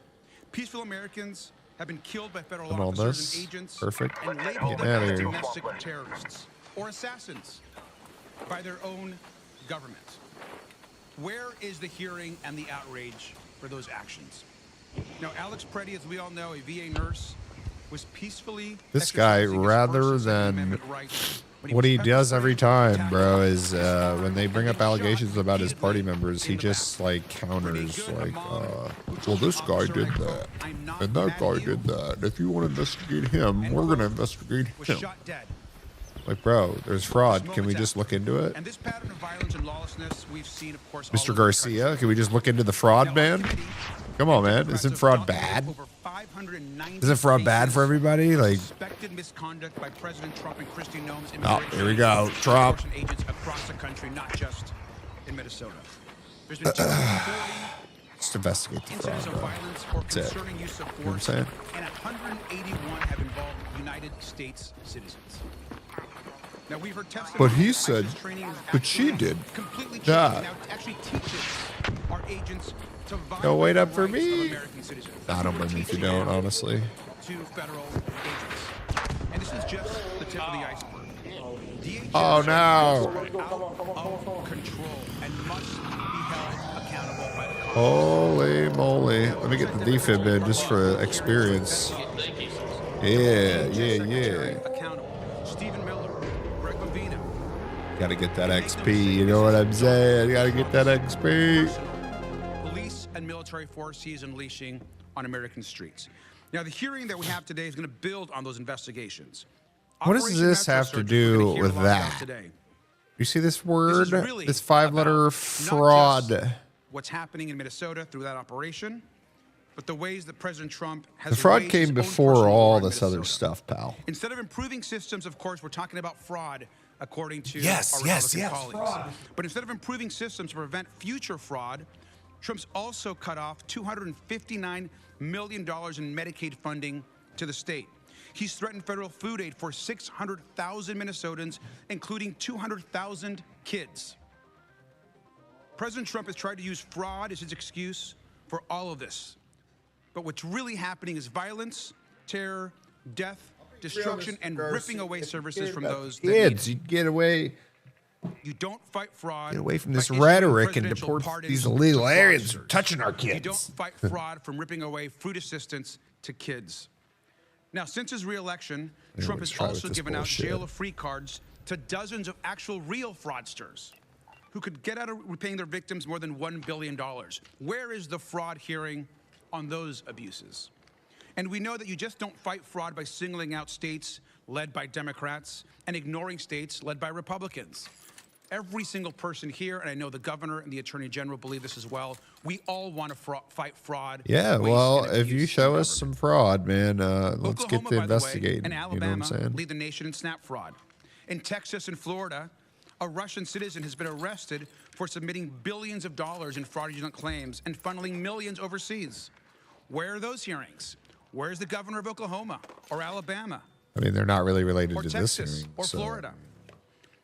I also want to note this. all Because of the Trump problems. You know? administration's illegal and unconstitutional actions, we know there is now 31 of 64 lawyers at the Minnesota U.S. Attorney's Office Research that have building. left. Seems to have headed to Buried City. That is stunning. The lead attorney responsible for pursuing these fraud I think I know what cases this is. has left because the Trump administration ordered them, if we know, to investigate Renee Good's widow, Mark the building with the not her mural. killer. They were ordered to investigate Renee Buried Good's City, then. widow, not her killer. If the president cared at all about fraud, we would not have all of these officers with all this illegal behavior on Minnesota streets. Bro, you We hate should remember police. that Just the Trump say it. Just say it, administration tried to dog. use Just say it. You Operation hate Metro police, Surge dog. as leverage to What an idiot. seize Minnesota's voter rolls. The Trump administration was never He's serious trying, about man. addressing He's fraud in trying to Minnesota. deflect from the matter at hand. Instead, You know they've what been I'm saying? interested in election conspiracy theories, in terrorizing kids. And they've Kids, back to accused the the governor and kids. attorney general of covering up fraud only to investigate them. Where's the toxic and turn up racism going to actually come no in? Come on, evidence. man. He's racist too. What they're trying to do is convince Americans that there's a good reason for violence, for killings, and for violations Right. of the law. That's That's definitely not Trump acceptable, doing that. and we're not Not, going to take not that here maybe today. these I want to thank our witnesses again for being people here. like Tim and I yield Walz back. and Omar. Ranking Member yields back. I'd like to welcome our witnesses. First, we have Tim Walz, Governor of the state of Minnesota. Governor Walz first took office in January 2019. Next, we have Keith Ellison, Attorney General of the state of Minnesota. Attorney All General right. Ellison also first took office in January 2019. Finally, we have Reverend Mariah What's first here? Beauregard, Senior Pastor, Hamlin Church United Methodist. Thank you all so I guess I much could just for go joining us towards the today, and we look seat, forward to alright. your testimony. Pursuant to Committee Rule 9G, the witnesses will please stand and raise their right hand. Do you solemnly swear or affirm that the testimony you're about to give is the truth, the whole truth, and nothing Nothing but the truth, so help you God. Let the record show that the witnesses answered the affirmative, and please take a seat. We appreciate you being here today and look forward to your testimony. Let me remind the witnesses that we have read your written statement. They will appear in full in the hearing Hello. record. Please limit your oral statement to 5 minutes. What's going on? As a Doing reminder, good. Nice hat, dude. you want to know how many fucking leapers? I got 3 wolf packs. When you begin to speak, the light in front of you will turn green. After 4 I minutes, would, the light but will turn yellow. I'm on a mission myself. I gotta go to the seawall and some other I now stuff. recognize Governor Waltz for his opening statement. Evers. Governor. Thank you, Chairman Comer. It's a pretty cool Ranking fox Member hat. Where'd Members you of the committee. purchase that thing? I'm proud to be here today as the I governor of purchased the great it state at of the store, Minnesota. man. Under my Cool. leadership, Minnesota has Came with dedicated this its outfit, resources dude. to It's ensuring that pretty all nice outfit. I Minnesotans got can it live for, dignified and full lives I with wanna say like access to 600 top-notch shillings. Public schools, quality health care, and good Yeah, jobs. yeah. Thanks to these Space initiatives, dollars. Minnesota's been ranked as one of the best states to raise Yeah, a yeah. family in, one of the best states I to don't know, find I'm a just job gonna- I'm in, gonna and one of the fucking best rock states to you live and in. Although Minnesota's sure we'll find a programs leaper have somewhere. overwhelmingly achieved their intended purposes, they're not immune Oh, from he's fraud. looking at I'll be the us. first to acknowledge that. But let me be clear. In Minnesota, if you defraud Yeah, I gotta go to this mural we'll find you. and market. There's usually a leaper over there. In jail. In this anti-fraud mission, we keep good company. Across the country, our Yeah, nation's leapers governors and work hard spotters every is single what I day need for to the combat fraud trials. in their programs. But even as we confront issues similar to our Word. sister states, There's a leaper right here, dude. Look at this guy.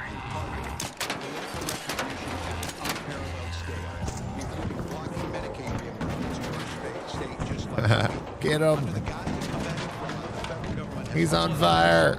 masked, untrained, and unaccountable agents who are wreaking havoc in our communities. On the streets of Minnesota, Good work. have entered U.S. citizens' homes More space dollars. crimes. They have violated the constitutional rights of our citizens.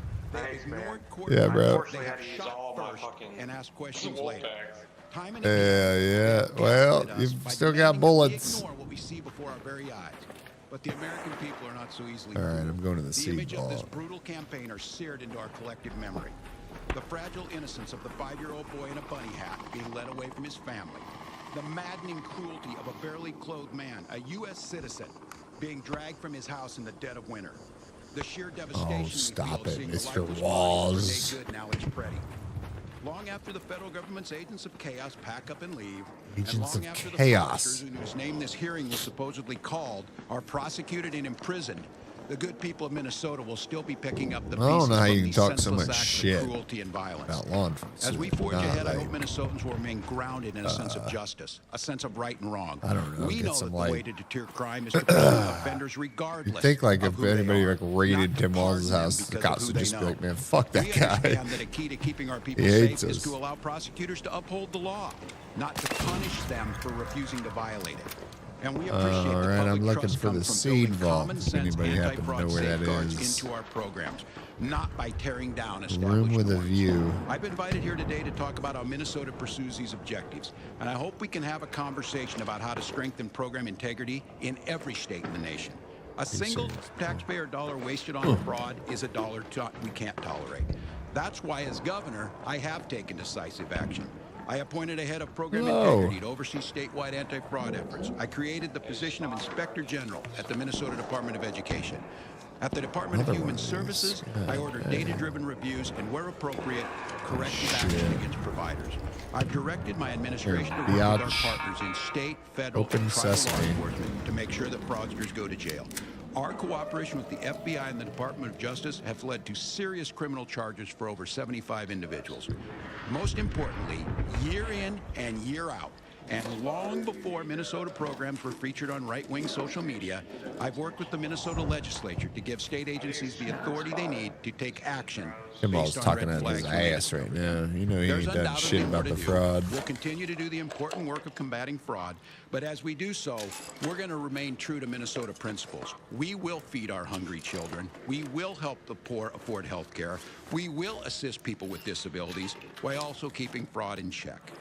We'll demonstrate our decency, You've been doing our real good at it, integrity, pal. and never yield to political scapegoating, particularly of our most vulnerable communities.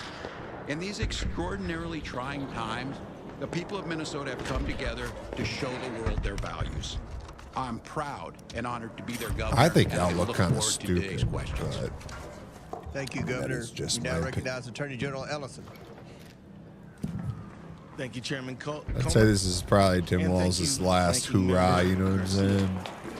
And thank you to all the members of the committee. My name is Keith Well, I Ellison. mean, it is, 'cause I have he's the not honor running of again, serving as but- Minnesota's Attorney General. I'm sure he knows. Here today to speak about the topic I feel very strongly about: fraud enforcement. I look forward to discussing the contributions of my office and the contributions we've made to fighting fraud in our state. Fraud in government programs is reprehensible. It takes food. Oh man, are we all coming together to take this thing out? From those without it. Screw this Rocketeer, you know what I'm saying? As Attorney General to hold fraudsters accountable, and I'm proud of our record. We've won 3 fraud convictions, more than any other state of similar size, and recovered over $80 million for Minnesota taxpayers. We've returned Stay still, tens of bitch. millions of dollars to victims of consumer He fraud did. in Minnesota. Since 2019, our Charities Division has resolved over 50 investigations and dissolved 17 sham nonprofits. There is the room with the It's view. important to note that under Minnesota law, my office has limited jurisdiction over criminal matters. The only kind of criminal case we can prosecute all on our own is Medicaid fraud. Hello there. Any other kind of criminal case must be referred to us by county attorneys. Still, Does have kind of a nice we view, punched above doesn't our it? weight where we do have criminal jurisdiction. I'm proud of that. Deliver- Over the past 6 years, what does it my say?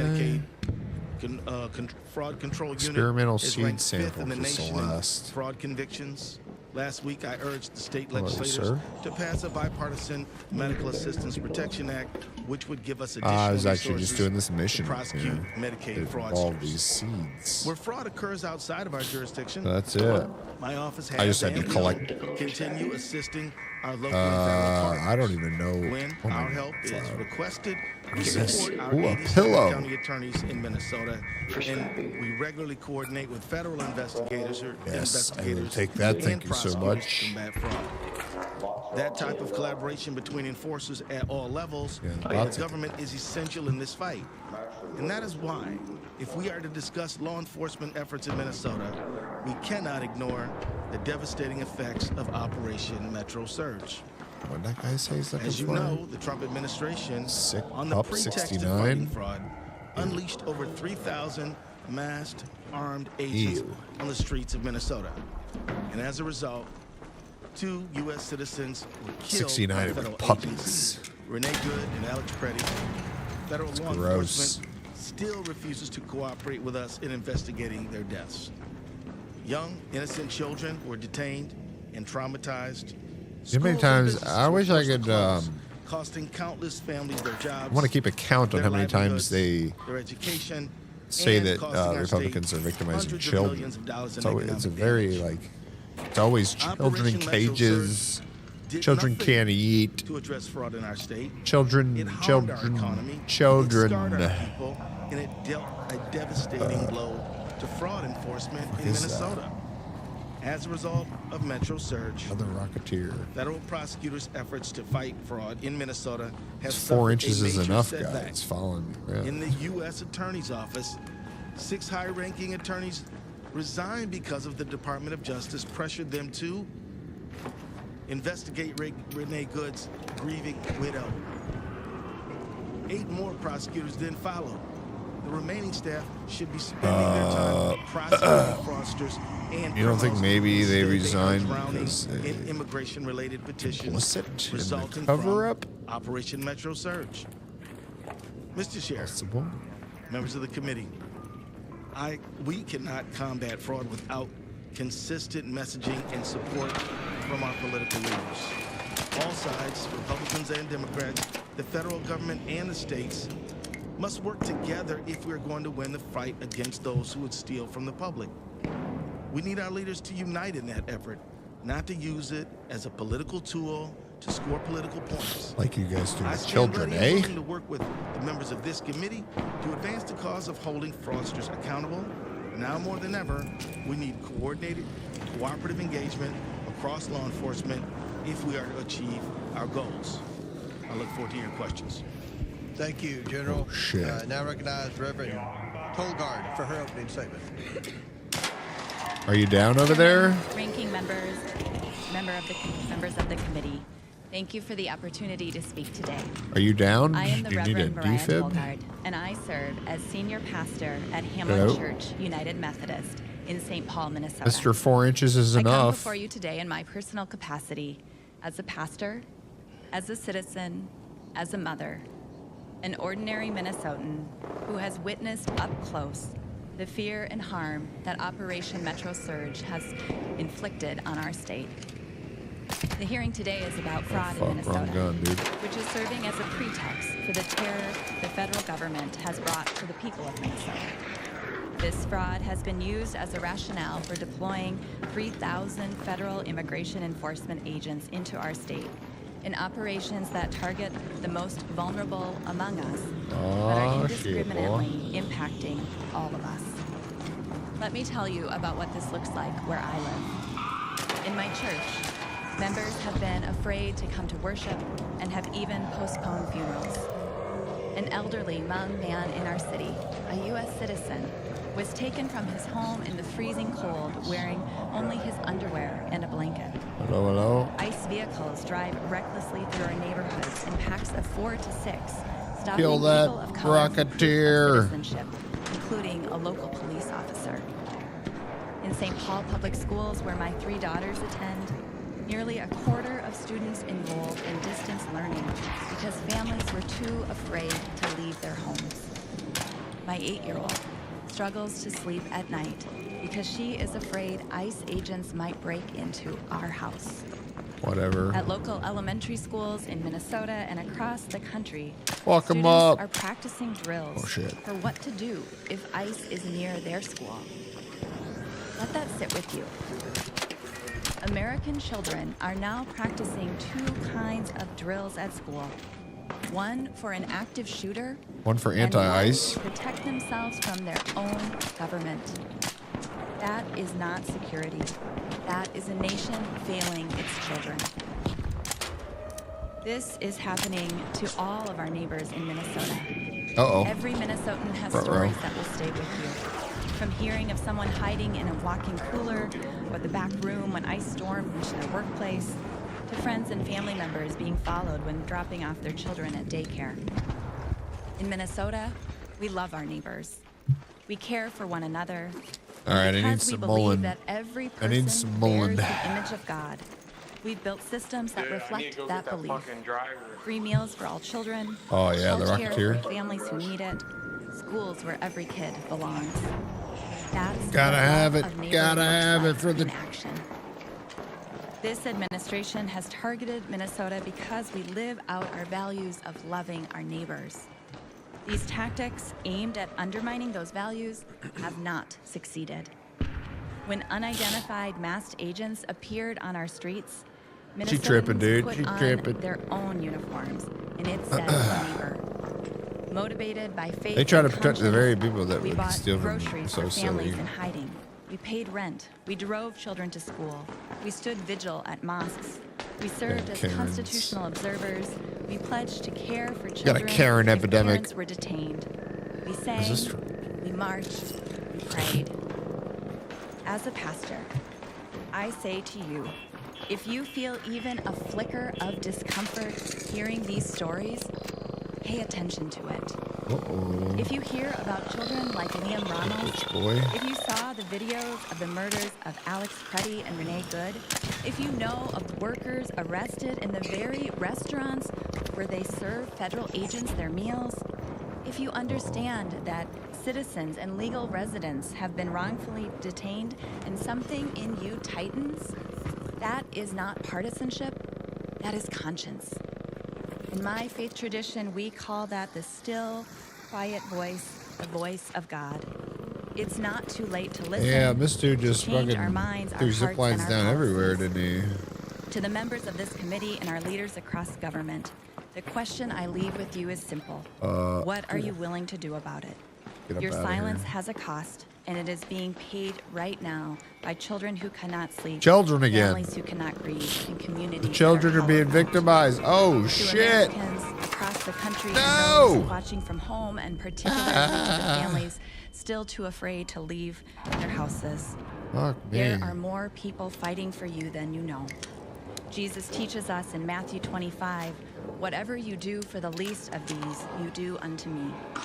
History will tell its story about us, but long before then, our own souls will know whether we stood with them mercy, or dude. turned away. No nation can build a true future on the terror of its soul. own people.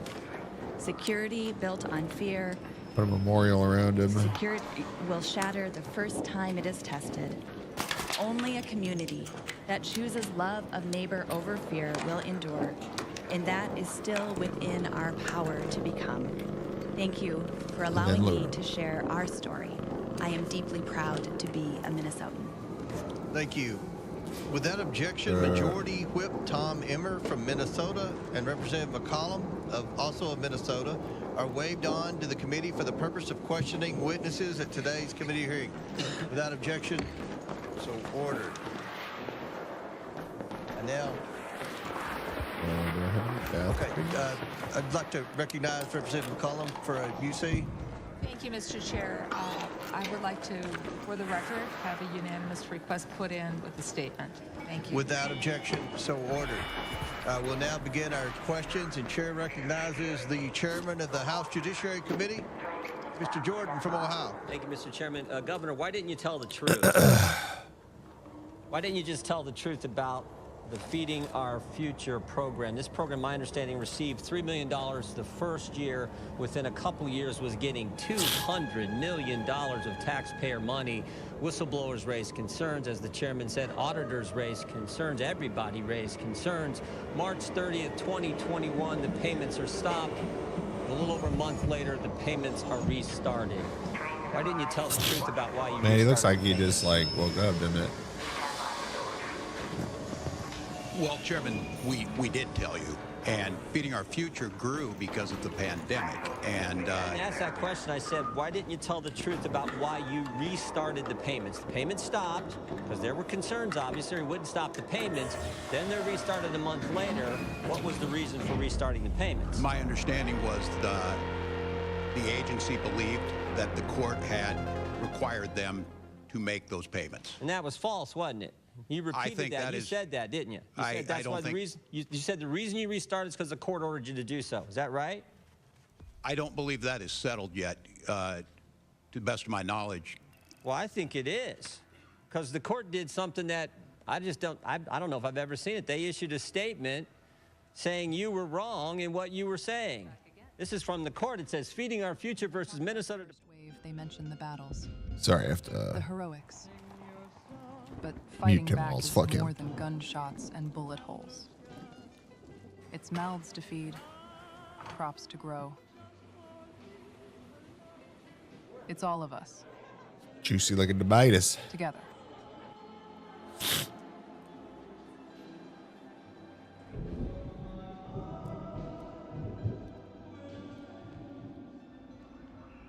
Is that it?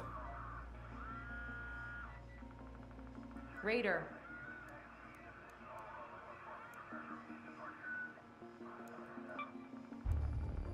If you're here to complain about, I've put up a reward for anyone who can get me Flood a sample access from the supply tunnel water intake. under the Red Lake The balcony. sooner the better. So back to the dam. As excited as I am about this, Blue Gate, don't mark forget the that lookout any tower. person Should I just go do all Don't forget about these? Stella Montes. You know, that place isn't going to investigate Mark the itself. white lookout tower. I'll do this because I haven't been there in a while. What's some meat shit, motherfucker? Some bitch. Antiseptic. What's this about? What do I need antiseptic for? I have plenty of antiseptic. I need a rusted shut medical kit.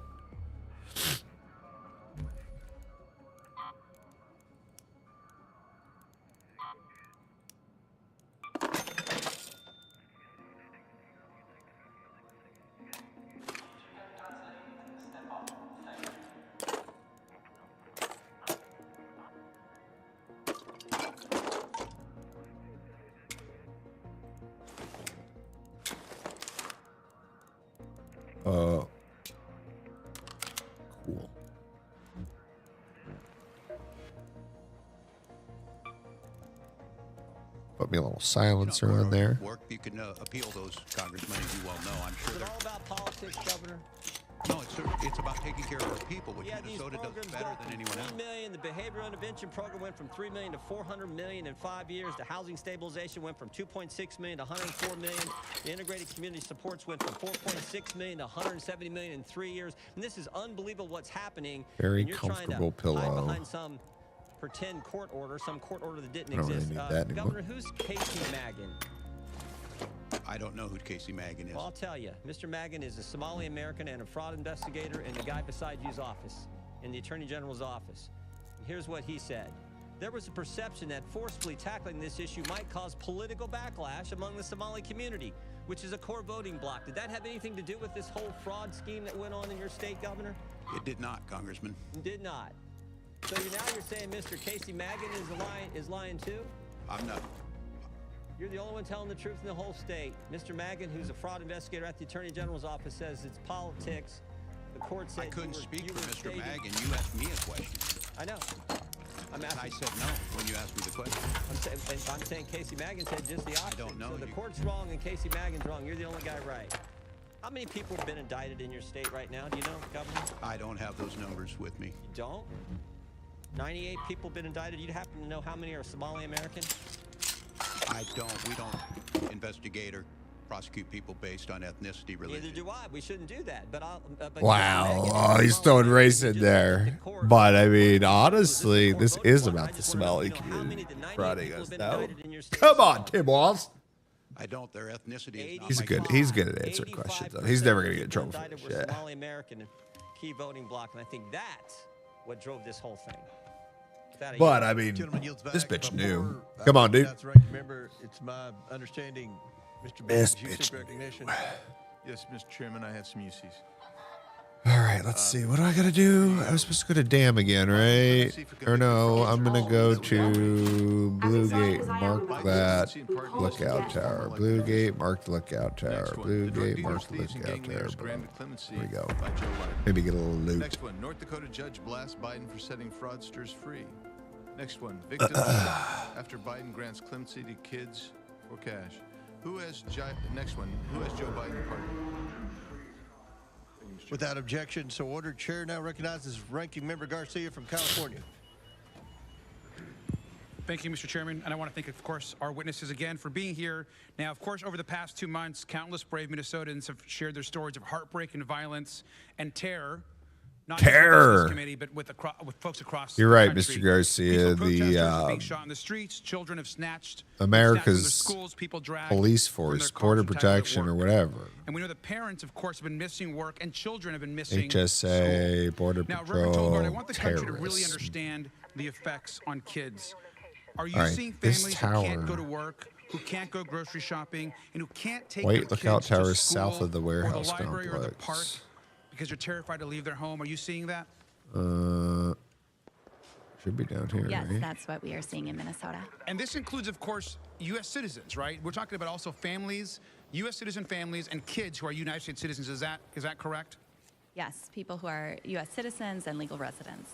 Well, thank you. I want to. Oh, I hear Raider Cash. This is an image of. I almost let Representative Garcia These are kids that are being get in the way of held my at game. U.S. detention Some bitch. centers and detention facilities. Now, Reverend Tolgard, when children hear about You can thwart this fraud and guest investigation, but you will not get in the way of my Raider caches. that must be terrifying. Is that correct? That is absolutely terrifying for children to hear these stories and to fear for that experience. And would you say that This effort against the Ark will not be thwarted, Mr. Garcia.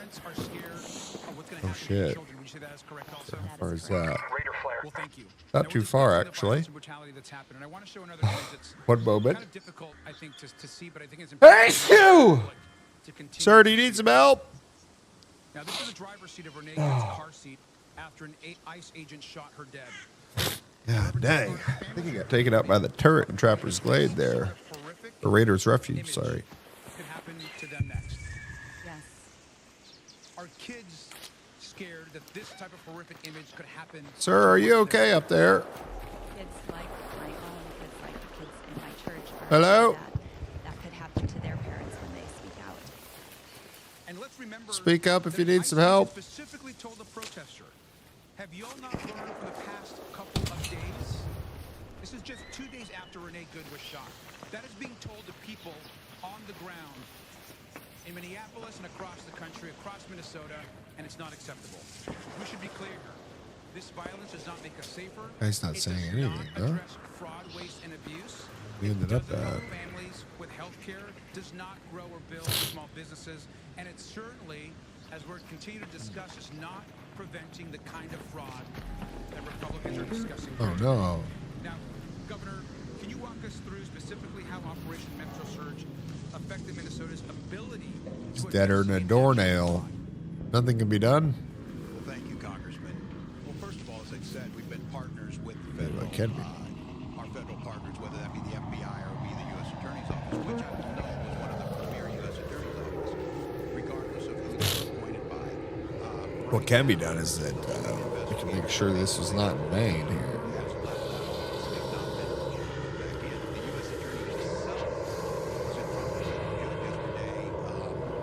We'll honor your sacrifice by looting your dead body, sir.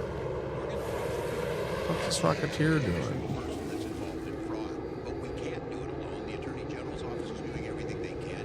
Consistently come and ask the legislature for more money, more of the investigators he needs. But right now is the backlog at the U.S. Attorney's Office is being challenged by the federal courts.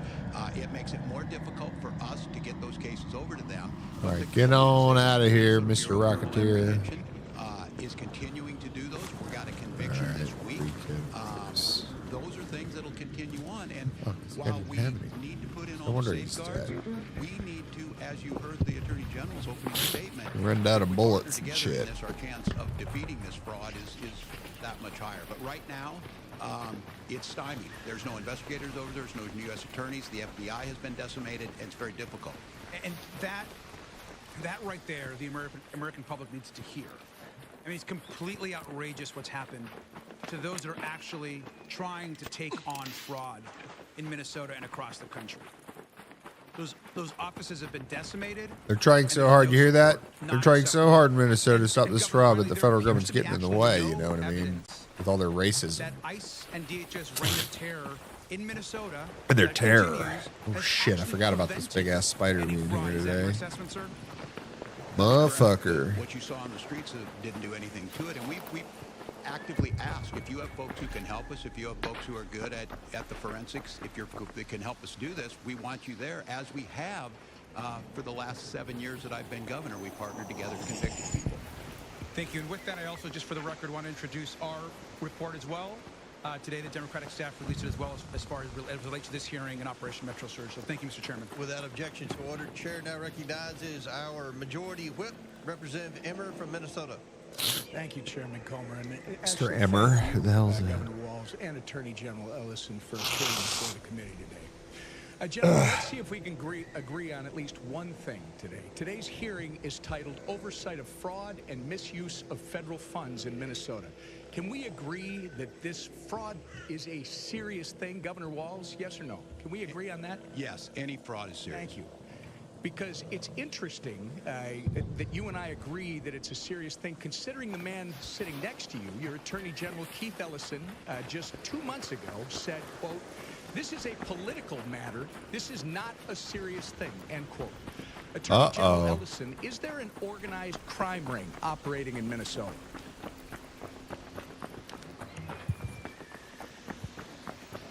I'll answer for you, sir. Governor Walz believes there is an active crime ring in our state.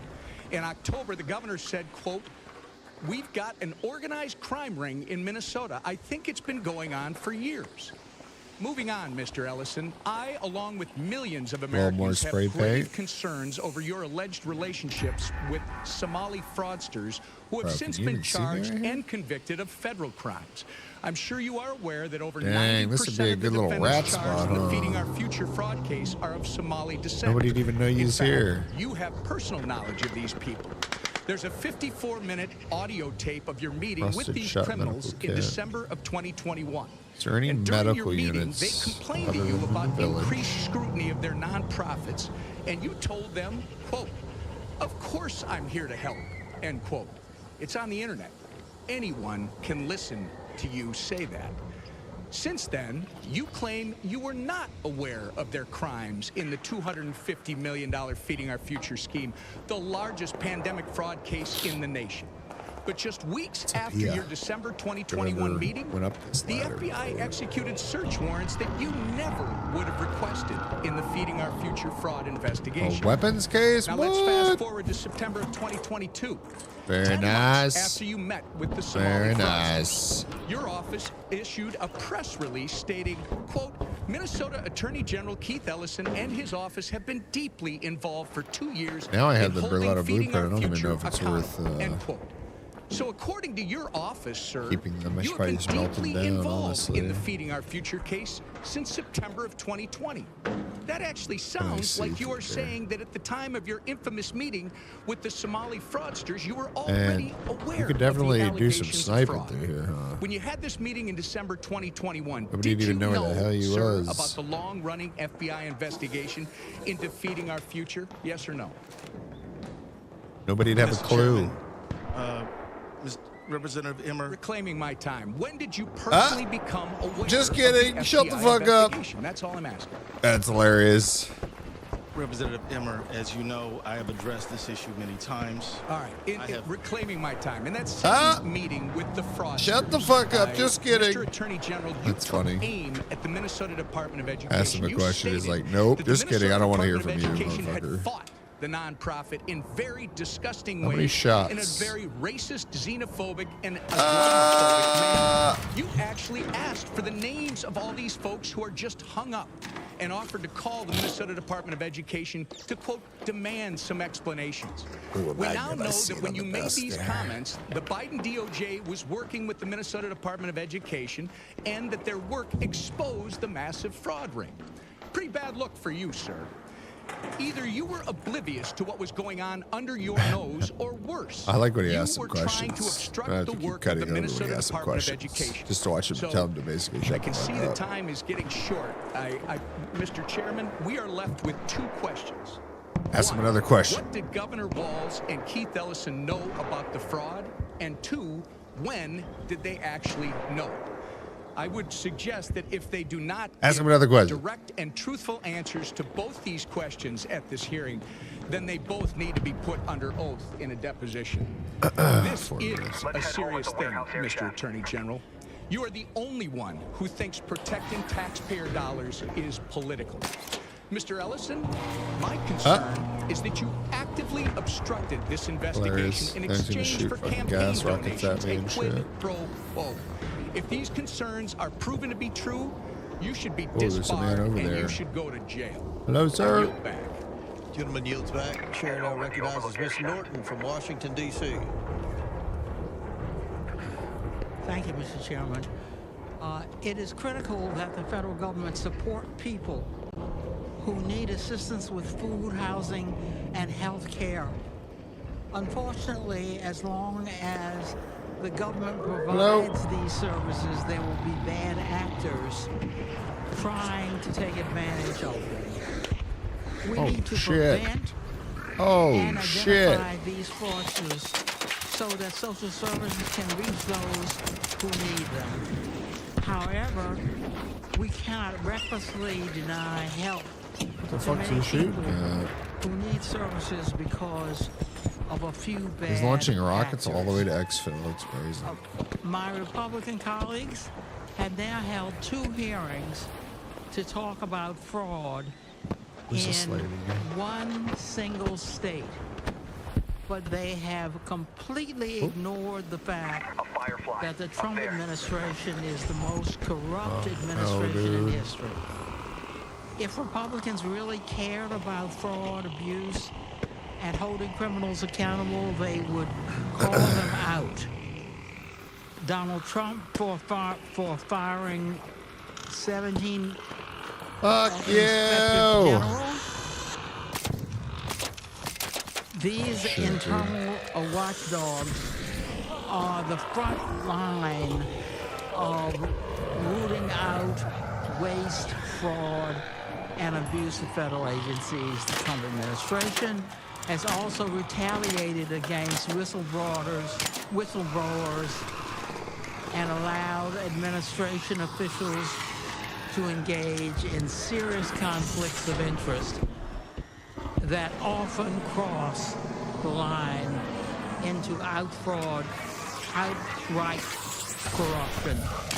We need inspectors general, Get off me, bitch. whistleblower protections, and rules prohibiting conflicts of interest to protect federal programs and What up, fool? make sure that people can get the services they need. Yeah, what's going on, dude? What's going on? I'm just trying to get up out of Americans here. are struggling to afford their health care, premiums, and groceries.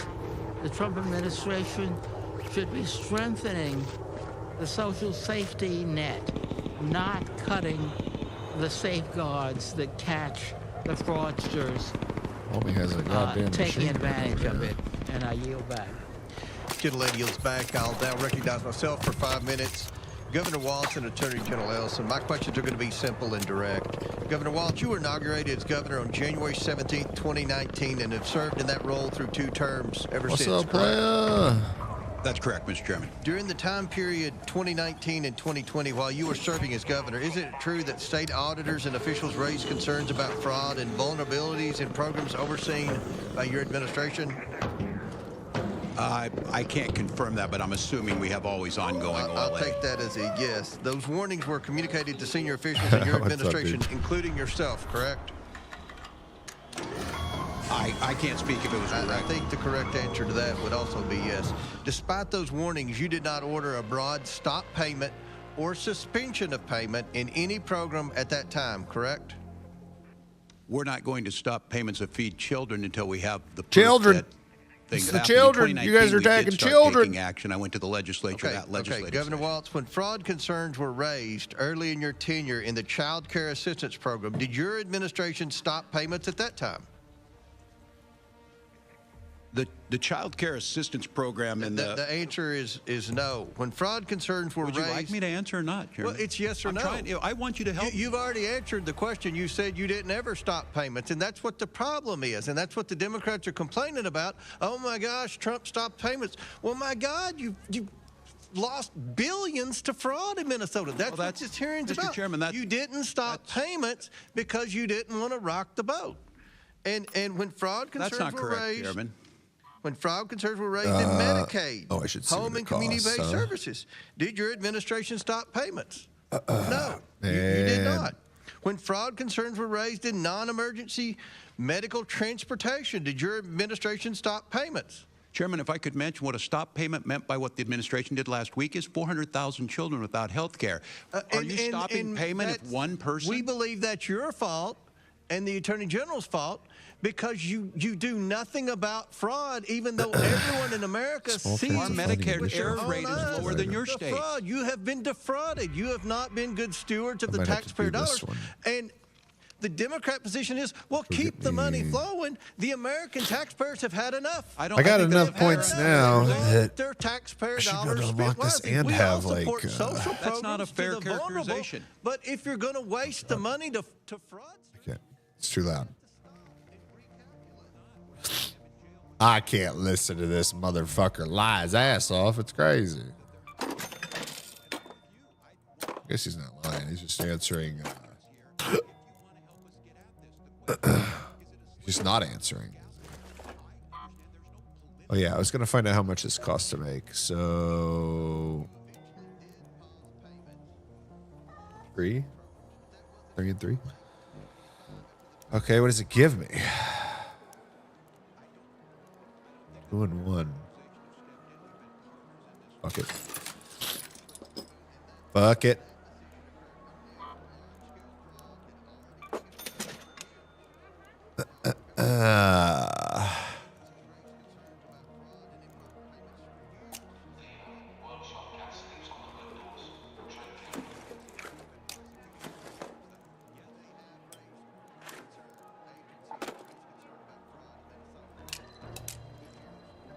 What else? What else? What else? What else? What's my missions here? It's always Damn. one thing As excited as I am about Spaceport, this, mark we the can't South forget Trench that any Tower. topside presence is risky. Keep it simple. Paint, move on, next building. Quick work. Don't forget about Stella Monte. Locate the flood access tunnel under the Red Lake balcony. Going back to dam.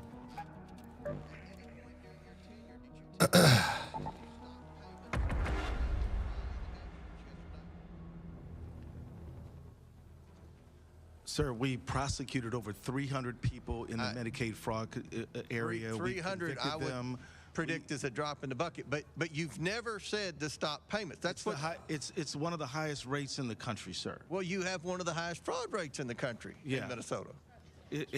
That's not true. And my office doesn't have the authority to do a stop payment. We prosecute criminals when they're presented us by the agents. So the answer is no. Unfortunately, no one's ever from your office said to stop payments until we can get the fraud under control. So to summarize, you both knew about fraud, risk, and payments continued. Our investigation has shown that whistleblowers who were alerted.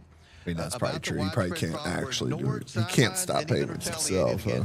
Only after federal authorities ultimately stepped in did you take any action. All right, where do I gotta go? Water. Something about the water. Flood access tunnel under Red Lake balcony. This is Celeste. The water intake is in the flood access tunnel. One of the few places topside where the water's reliably clean. Or used to be anyway. I think it's actually over here, right?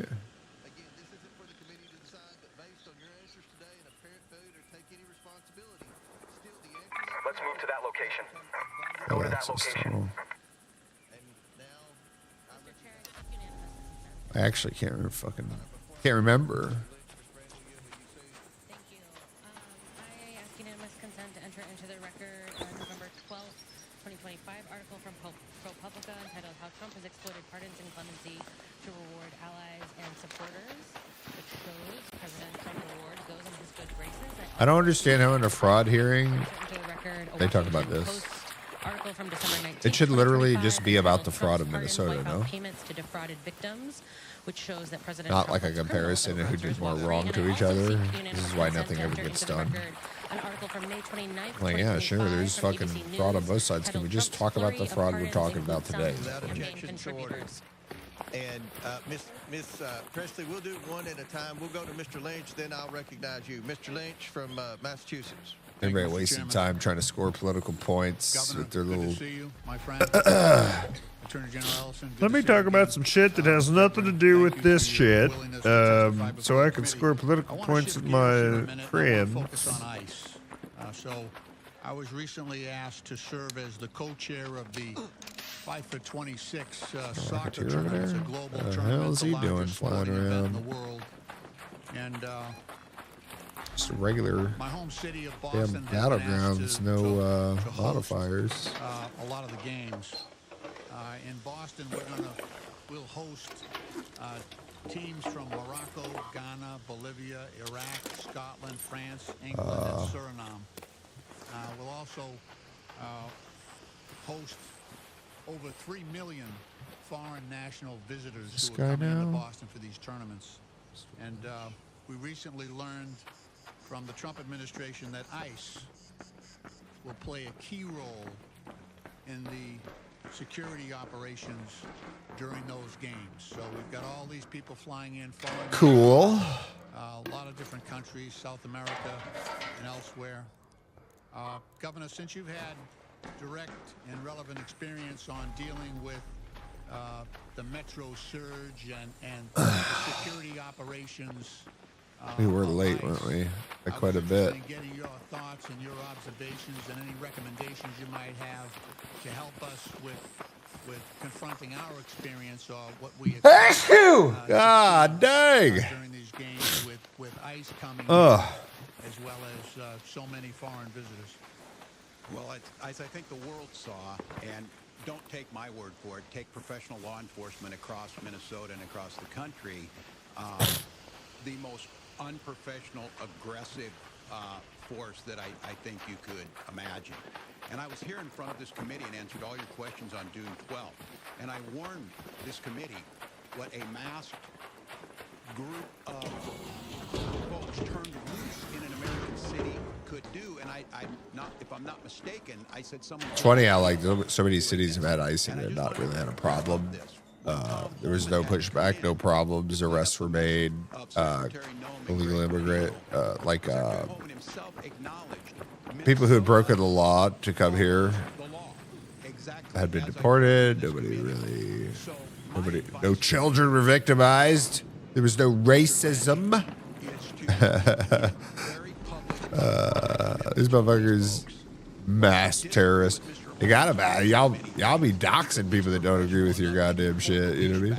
If you disagree with their narrative, they will dox you. Of course you gotta wear Of course, during COVID, you had to wear a mask, right? Or they would also scream at you. They're all for the masks. Now they're against the masks. I'm not sure. Very confusing to be a Democrat these days. You know what I'm saying? Just don't know where to stand. But as long as you just repeat everything that like if you just repeat all the lines, then you're good, man. The actions that were taken of a gentleman who was shot in the leg was the night that Christy Nome, guys, a domestic terrorist, said that this gentleman was attacking federal agents. Well, now we know the story. They lied. They are now under investigation. They being federal agents. Just in there, like. I'm with you. I want your help on fraud. Why would I not want money to go to the programs I care deeply about, feeding people, clothing people, housing people? But what ICE did disrupted everything that we were doing. It disrupted our federal. He's like, I'm for this, but it can't be from Trump, like, because I hate him so much. Anything he does is bad. Even if it's good, it's bad.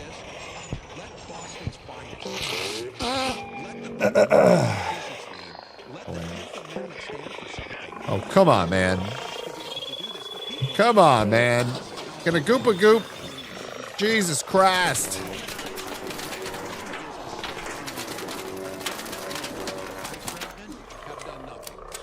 This guy destroyed my damn shield. Are you kidding me?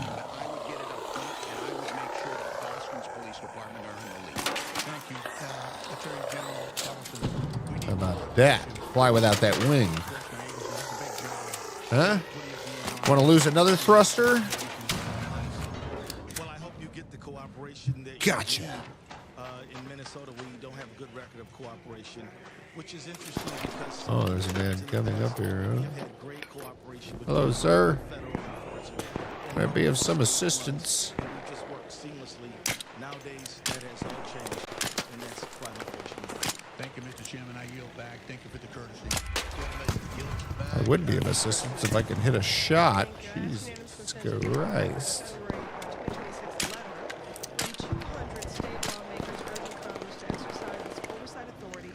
Okay. I'm not of much assistance. My shot's terrible. You haven't happened to see the surveyor vault come around here, have you? Bro, do you need one? I have one in my pocket. If you don't need it, sure, I'll take it. There. Oh shit, it's rolling away. Actually found that in an arc probe or courier. Oh my god, is it? Get back here. What the hell? Oh my god, it's gone. Not right here. Okay. Jesus Christ. It's like it had a motor on it.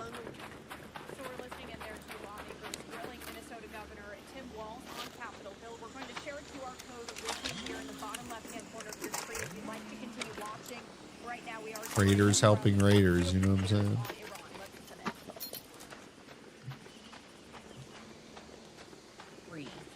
To protect it, our service members stepped into harm's way.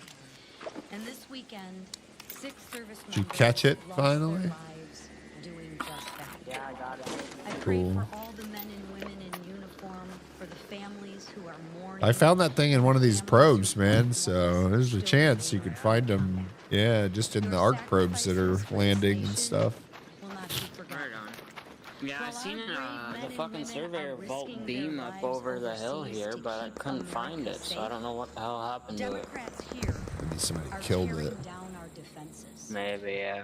Nearly every All right. single Good luck. Democrat Yep. voted to shut down the Department What the fuck was I supposed to? Security. Water tunnel. This wasn't You a gotta go to the message water in the tunnel state. apparently. It So. was a deliberate policy choice and a very dangerous Flood one. access tunnel. Between 2021 and 2024, the Biden administration's open borders allowed more than 380 individuals on the terrorist watch list Not trying to fight every goddamn thing. attempting to cross our borders illegally. We also know that Biden released more than 700 Iranians into the interior of our country after crossing More heels. our border illegally. Now that's just what we know. President Trump didn't waste 1 second cleaning up that mess. Within days of taking office, President Trump got to work shit. deporting Iranian terrorists. Oh, we got a who had Rocketeer on that entered ass. Biden. They weren't overseas. Oh, I remember this They mission. were here on American soil. The job isn't finished. The threat is real. And when the world's leading sponsor of terrorism is promising retaliation, this is the moment Democrats decide I to heard shut somebody down go the very down. agency created after 9/11 to prevent another attack. What's a rocket thruster? Really? I ask them. One? Whatever happened to never forget? I wonder if it gives you any more than one. Oh, there's a freaking weapons And what's case their here too. To shield illegal violent criminals? I mean, seriously. Might have to you start can't coming in let here this more happen. often. Last week, a mother stabbed to death by an illegal alien with a criminal history for over 30 years. The violent criminal is who the Democrats are choosing to protect. In Louisville, a woman was kidnapped and assaulted by a man who should have never been in this country. The violent criminal is who the Democrats are choosing to protect. In North Carolina, a man was brutally tortured in his This isn't really a hearing about fraud, dude. This is a hearing. This is just like a political theater, right? And yes, I will say it again. Those are the violent criminals. Don't tell me I can't that hop over this Democrats little tiny choose ledge. to protect. Our service members, Wild. law enforcement officers, are doing their duty. They're protecting freedom. About to go do a duty here in a minute. American. It's time for Democrats to do their duty. This is no moment for partisan games. This is a moment for patriotism.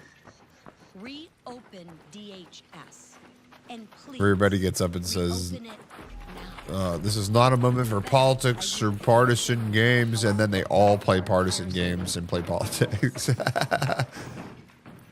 It's like when somebody says, I'd start by speaking about our service members as well.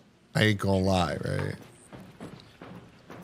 I'd start Or, by speaking about our fallen service to be members honest. as well. Representative Zinke and myself Hello.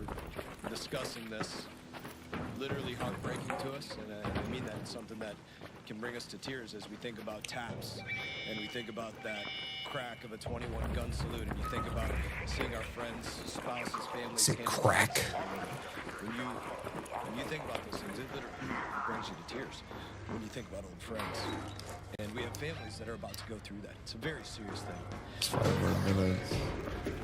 Zip over here and get, But what our reflection is also about that is that we can't even count the number of friends that we I have don't buried. But I do need more processors and stuff. There's the Rocketeer. Oh, bitch. There's an estimate that 1 in 6 service members that were killed from roughly 2003 Here he to comes. 13, 14, that window, killed by the hand of Iran. Those were our friends. And finally, and that's why the thanks goes to President Trump, finally, An ARC orbiter is en route. The safe window is closing. You have 10 minutes to return to Speranza. I repeat, 10 no minutes. longer going to face this imminent threat year after year after year.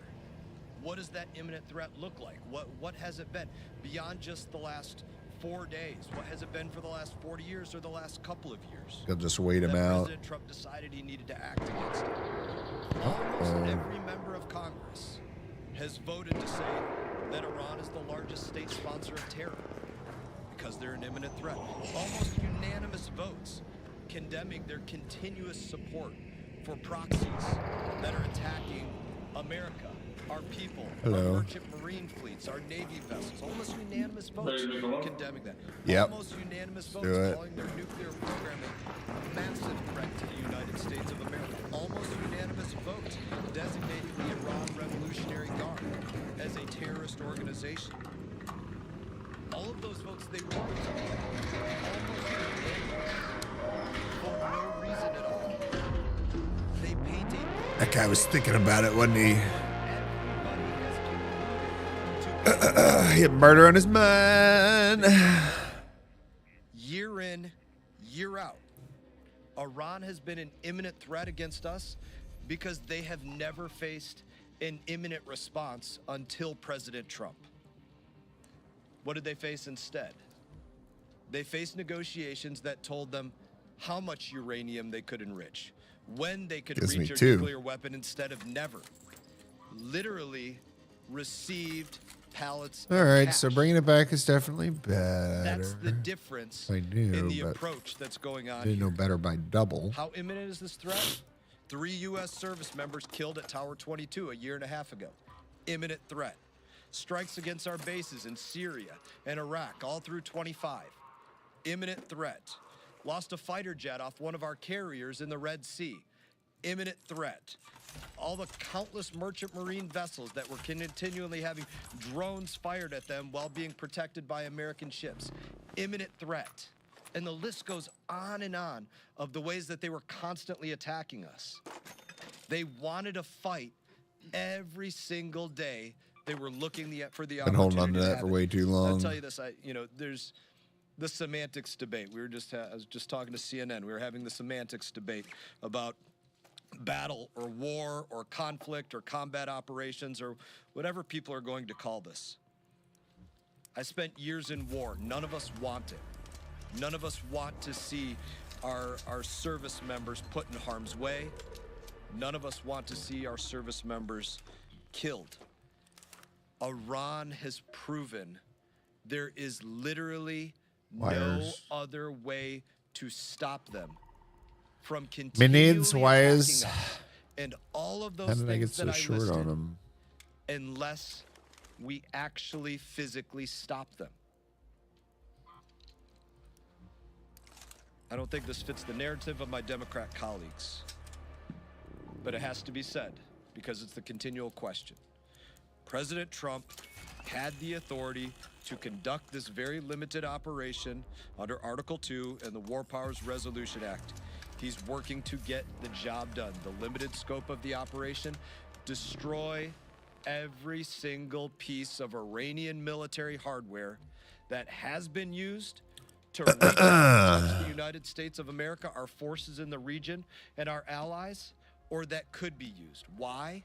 Because they have proven that they are an imminent threat, and they will use Water it treatment every building single and chance that search they for get. the spot. And finally, we Okay, have a so this president that little says area back that behind me. comes to an end. Easy. No longer. I thank him for his dedication And to this then, mission, and I thank him for the first time, although this is not the purpose of the mission South set, French for Terror. the first time in my lifetime, except for the killing of Qasem Soleimani, the deaths of all my brothers All and right, we'll sisters just go in to Dan arms one that more I time, mentioned, huh? the aforementioned, are finally being avenged, and I thank God for that.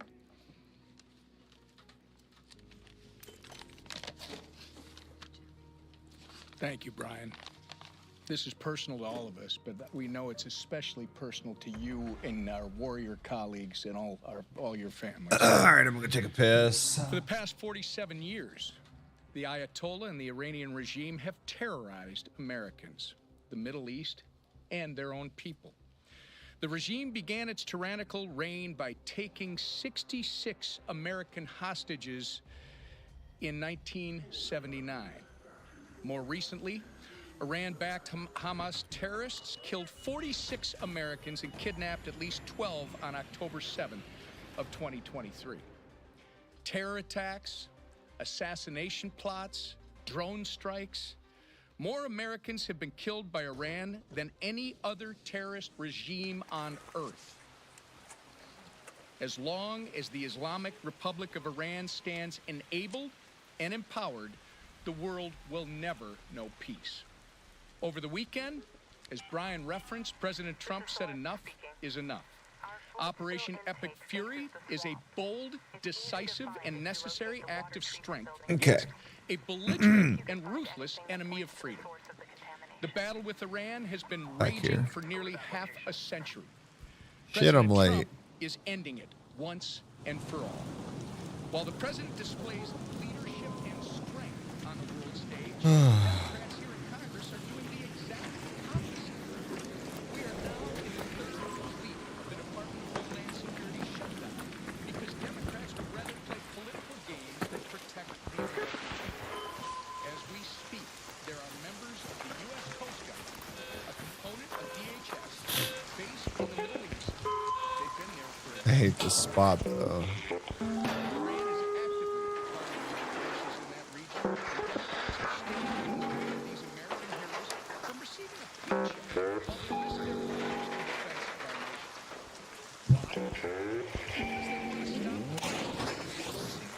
I'm just surprised it didn't drop bots on my goddamn head. It normally does.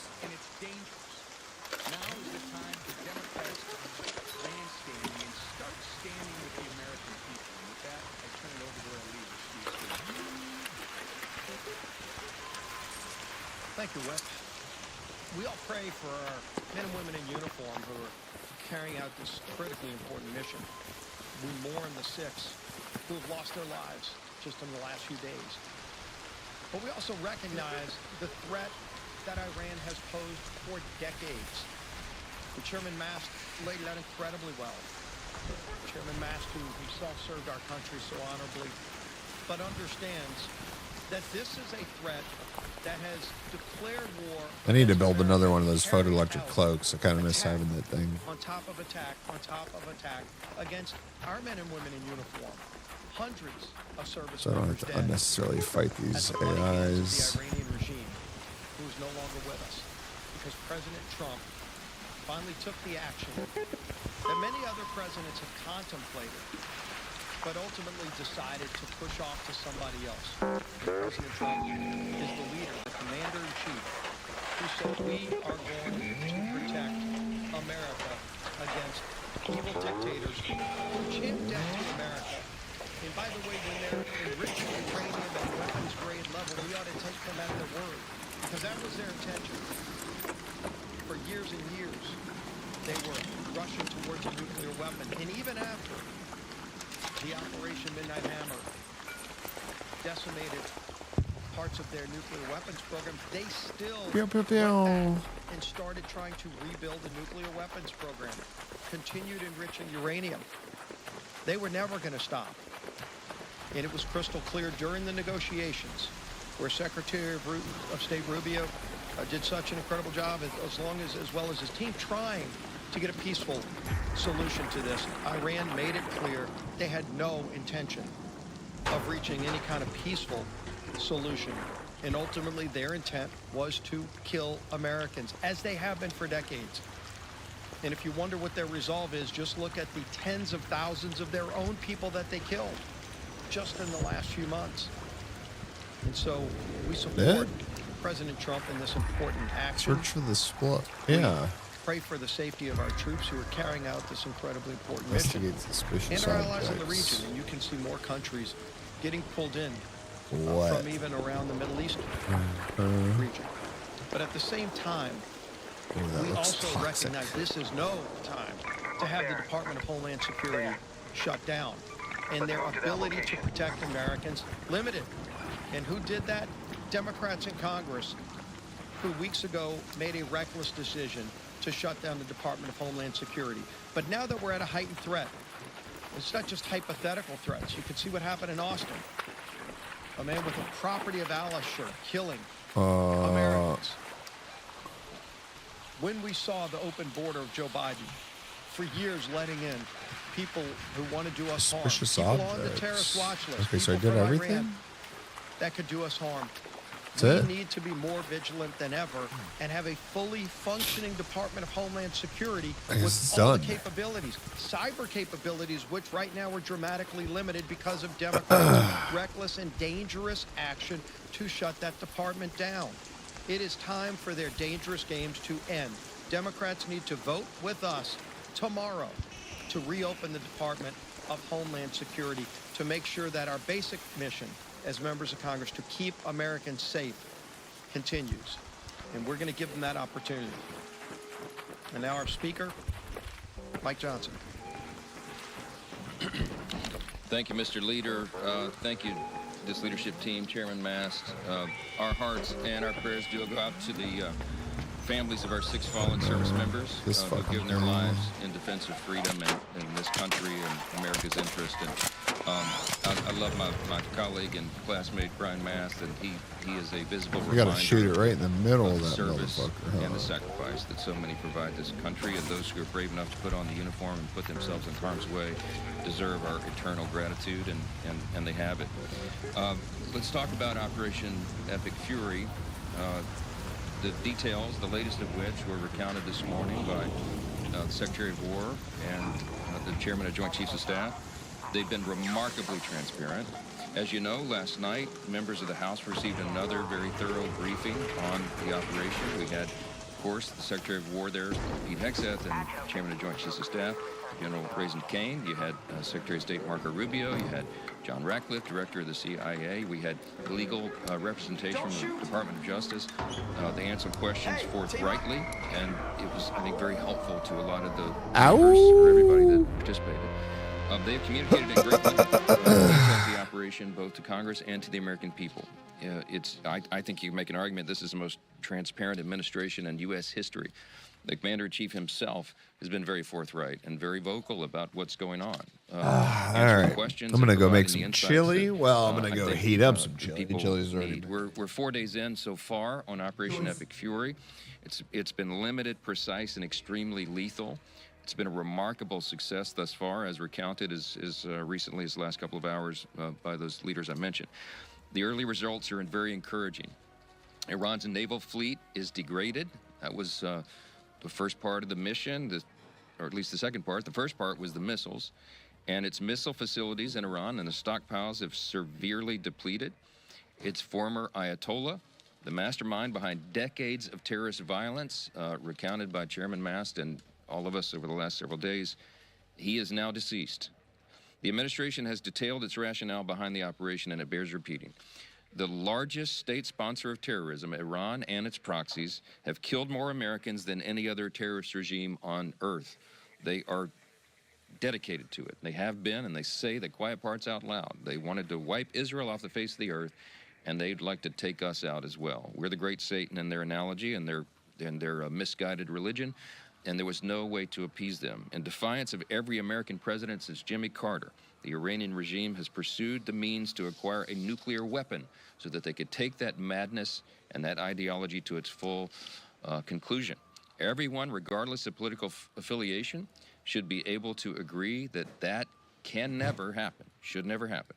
President Trump exhausted every diplomatic channel to this end. He tried. They've been over backwards. Since March of last year, he directed his administration to initiate 5 different rounds of negotiations with Iran's leaders. Most recently, and along the way, they've offered sanction relief, normalization, and most recently, they even offered nuclear fuel for life if Iran would cease its domestic nuclear program. And they were rebuffed. Iran said no. Why? Because we all know why they were enriching uranium, and it had nothing to do with medical devices and energy supply. It was to kill their enemies, and the U.S. was at the top of the list with Israel. Think about that. While Iran dragged its feet, its leaders pressed forward with its nuclear ambitions. They were stalling because they wanted to kill us.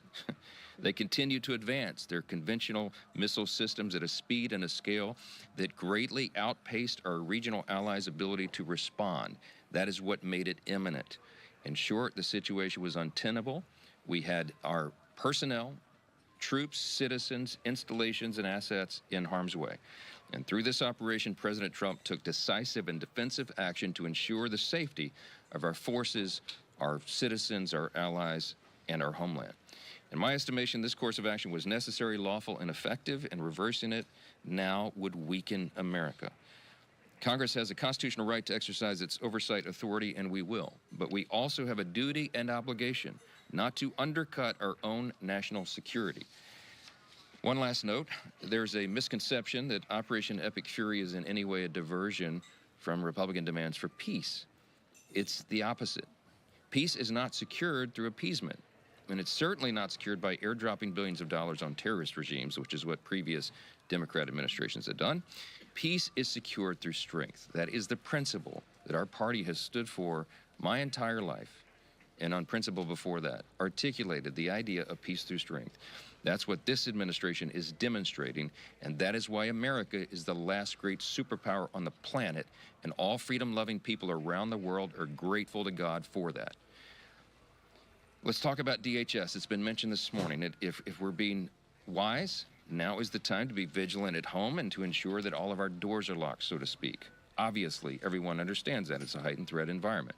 Global tensions are high, threats are constantly evolving, and America's adversaries are watching for any sign of weakness on our part. We cannot show them that. And yet, all this is happening. We have Democrats running around here playing political games in Congress. It's infuriating. They've shut down the very agency that is responsible for securing the homeland.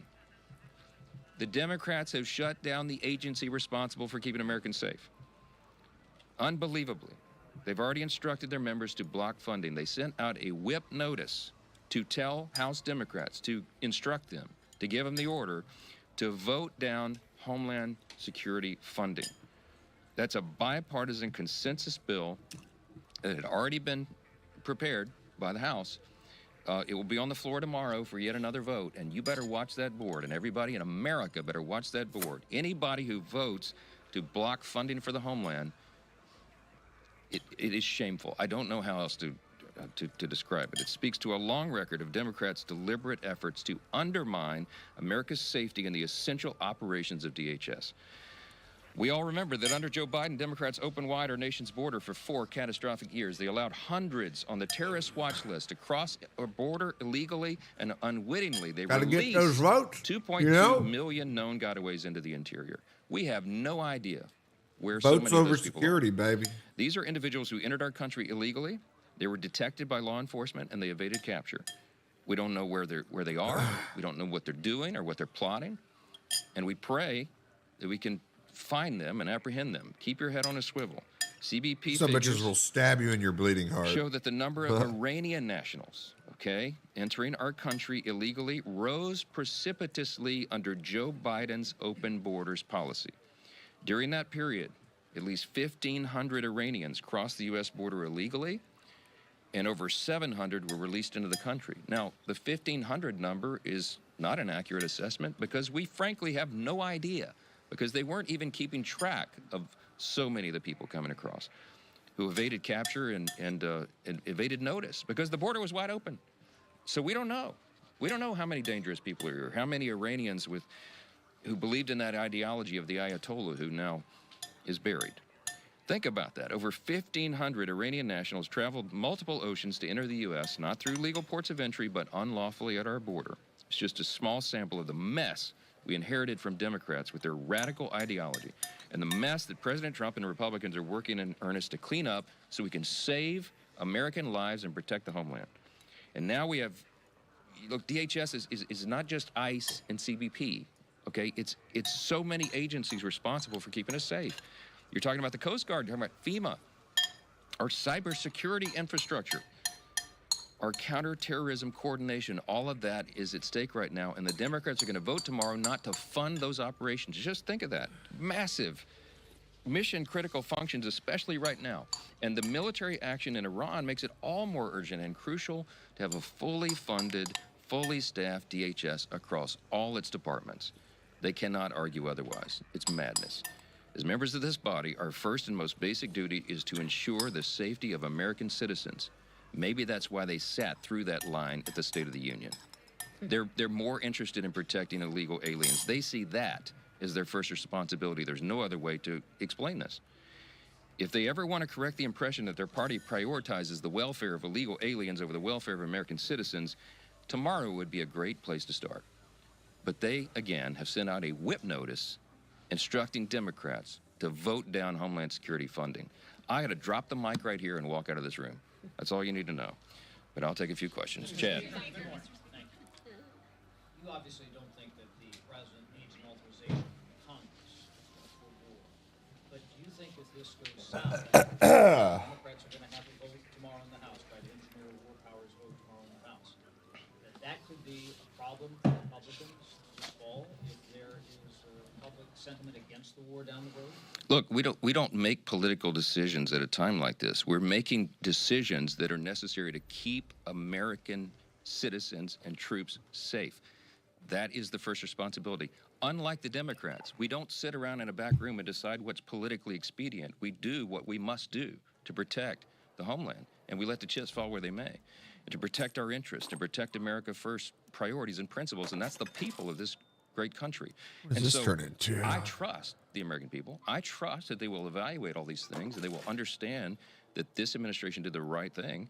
I think they'll reward it politically, but if people get a bad taste in their mouth for what happened back here in the first part of the year in Iran, they just do. But we know, and history will record, we did the right thing. I think passage of a war powers resolution right now would be a terrible, dangerous idea for all the reasons I've just explained. It would empower our enemies, it would kneecap our own forces, and it would take the ability of the U.S. military and the commander-in-chief away from completing this critical mission to keep everybody safe.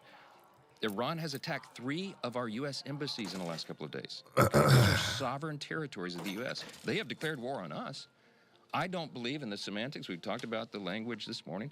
We're not at war right now. We're 4 days in to a very specific, clear mission, an Operation Epic Fury, which has 2 components, as you know, that we have articulated over and over. The president has, the Commander of Joint Chiefs, everybody has explained.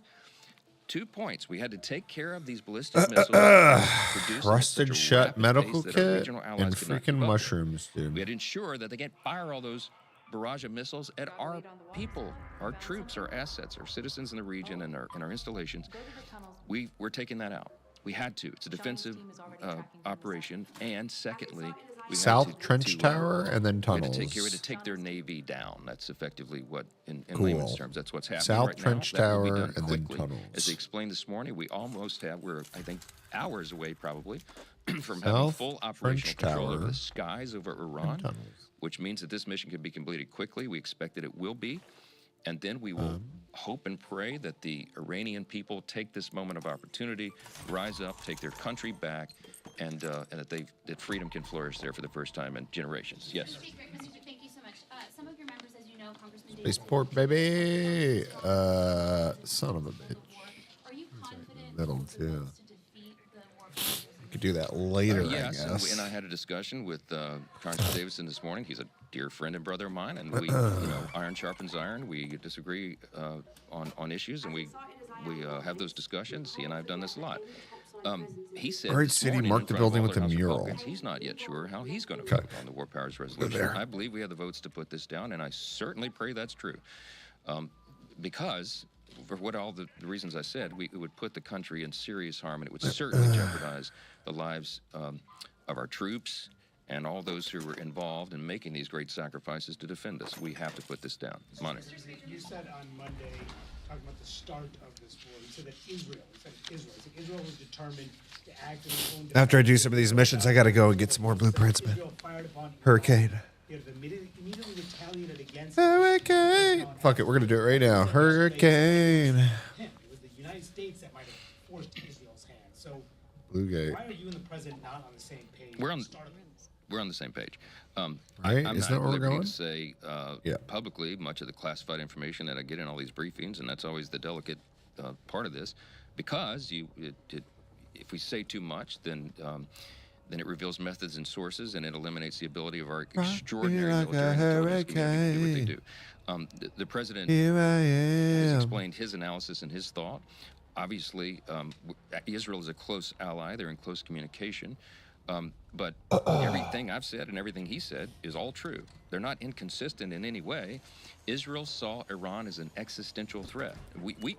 we should have seen them as well. But they were hold on, they were literally a neighbor. So if Iran said publicly, they all told us why, okay? If they had the ability, they would wipe Israel off the face of the earth. That is why they were trying to enrich uranium.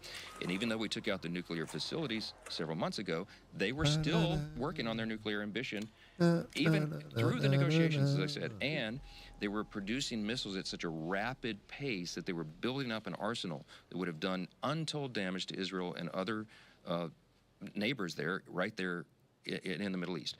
So Israel saw that as an existential threat. Bibi Netanyahu's explained all this publicly. He's stating the obvious. Everybody knew that. They saw a moment of opportunity. They had to act in their own survival, and we knew and understood that. It's been explained by the Secretary of State, the President, myself, and everybody else. The unclassified part is that if this kinetic activity began, then Iran was determined to hit. What was I supposed to do again? Assets and all that. If the commander-in-chief Mark the building with the mural. Should be over here somewhere. Let's go to that location. To be exact. Should be. Through an inquest like you've never seen before, because the Democrats would have had a field day and said, if you had all that exquisite intelligence, why didn't you protect us? So it's a no-win situation for them. That's what the president and everyone has tried to explain. There's other ways to explain it. It's all the same truth. None of that has changed. It's entirely consistent. Last one. Yes, sir. Last. Bro.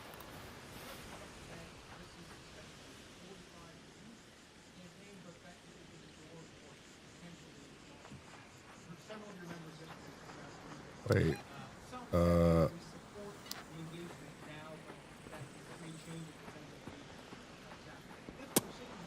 Rock you like a hurricane.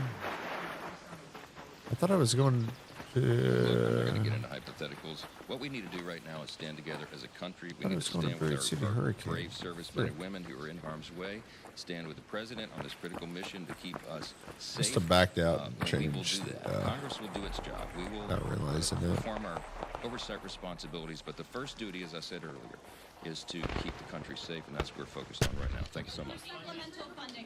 And those were House GOP. Sound like a comic going off right there. Amid heightened awareness here in America, when it comes to security as the conflict in the Middle East does continue, we also heard them speaking about this partial government shutdown that is affecting DHS as well. And thank you so much for joining us. My name is Christy Matino.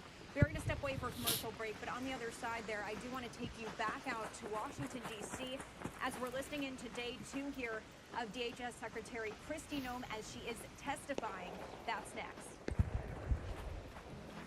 Like a relentless weed, moderate to severe Crohn's disease or ulcerative colitis symptoms can keep coming back. Break away to what's possible with Tremfya.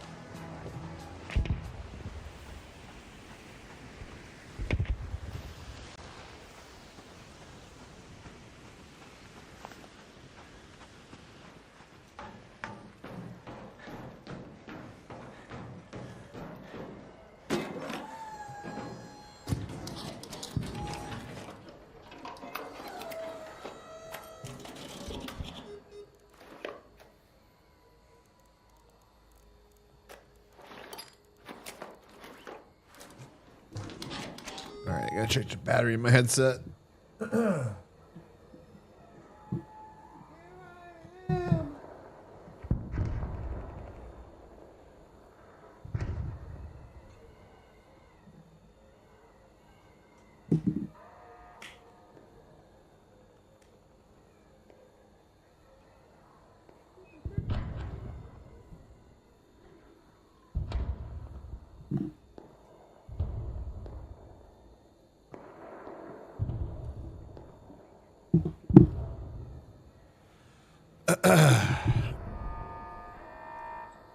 Okay. I don't know why I can't ever find this building.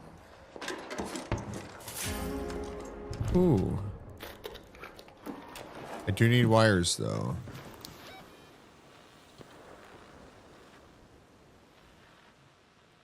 Mushrooms as well. Wires, mushrooms. Is there any mushrooms on this map? I don't know. Well, that's great.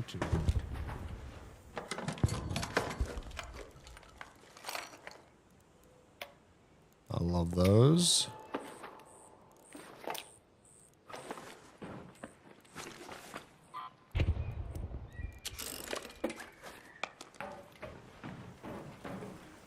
Couple of suitcases.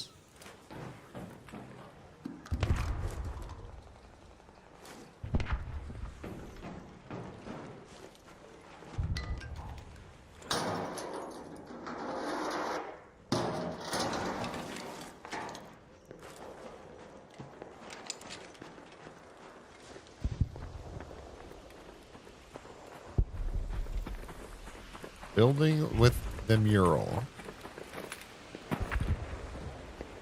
What time is it? It is 10:44. I need to try to get a haircut today. I think it's actually down here. Over there.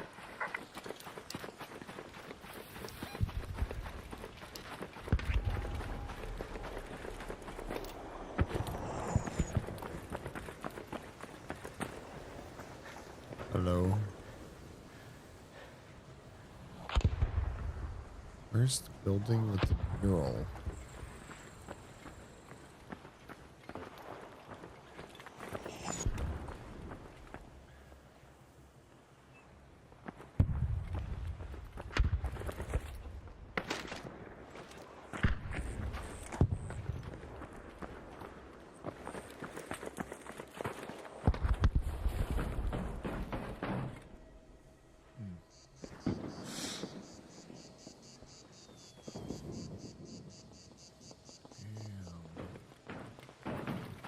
Are you okay, sir?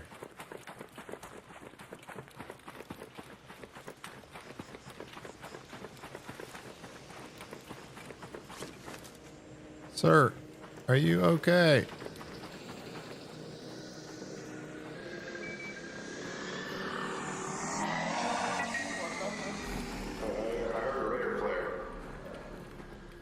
You need a defib?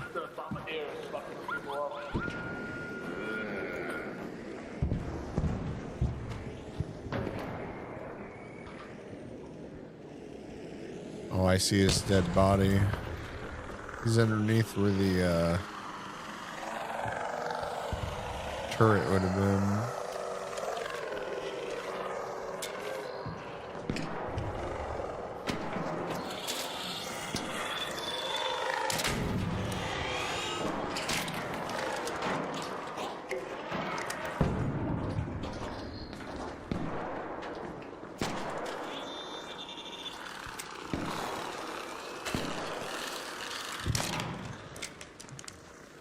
Appreciate the help, good sir. This guy, oh, he had nothing on him. Yeah, I think he was here just to farm these turrets or something. Gotcha. I don't know how he has nothing. Yeah. He probably loaded in with nothing, so he has a safe pocket. Yeah, but how do you take out the turret then? True. No, either way.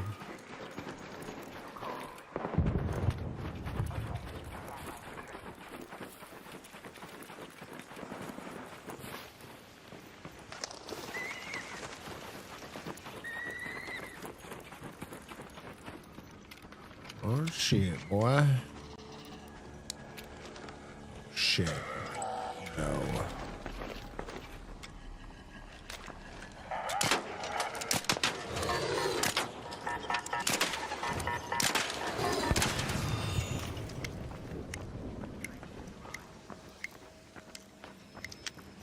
Damn. Close call.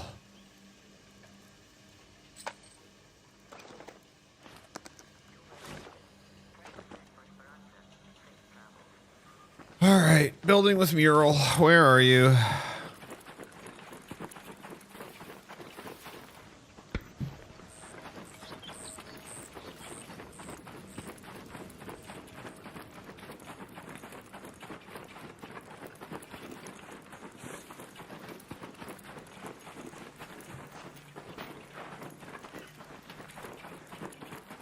Here I am. Rock you like a hurricane.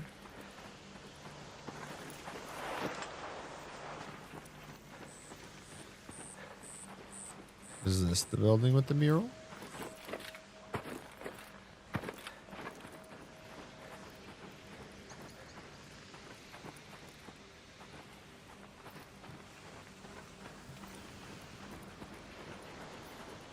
Huh.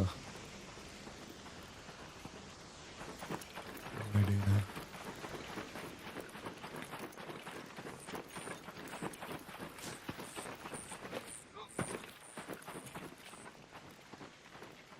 Thank you. God bless you all. Thank you. Madam Secretary, the Democrats told us that the only way to secure our borders was we had to grant amnesty and citizenship to the millions of illegals that they had allowed into our country. This lady doesn't even look real, does she? And how do we know it wasn't true? Because we enforced the law and sent the message that in the United States now our border was going to be secure, and we would ensure that, and it happened. People quit coming. They quit coming to that border because we told them it was closed, and we made sure that when people did cross the border that there was consequences for breaking federal law. During the Biden years, approximately how many foreign nationals illegally entered our country, either as gotaways or through the CB1 app or the catch and release policies of Biden? We don't necessarily know, Congressman. We don't necessarily know because the invasion was facilitated by the federal government during that time. And while all of our CBP agents were pulled to process people, to make sandwiches, to take care of the masses and thousands of people crossing the border, huge swaths of our border were left unsecured.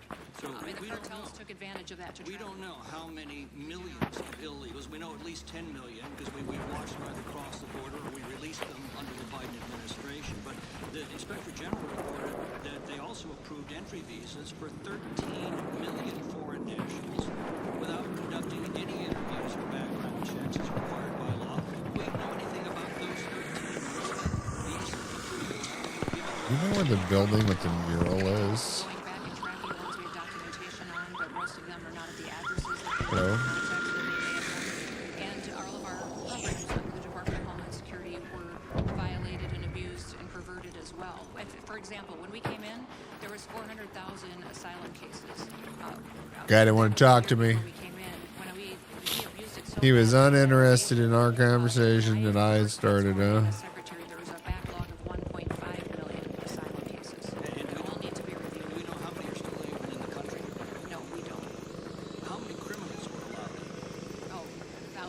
Thousands of them.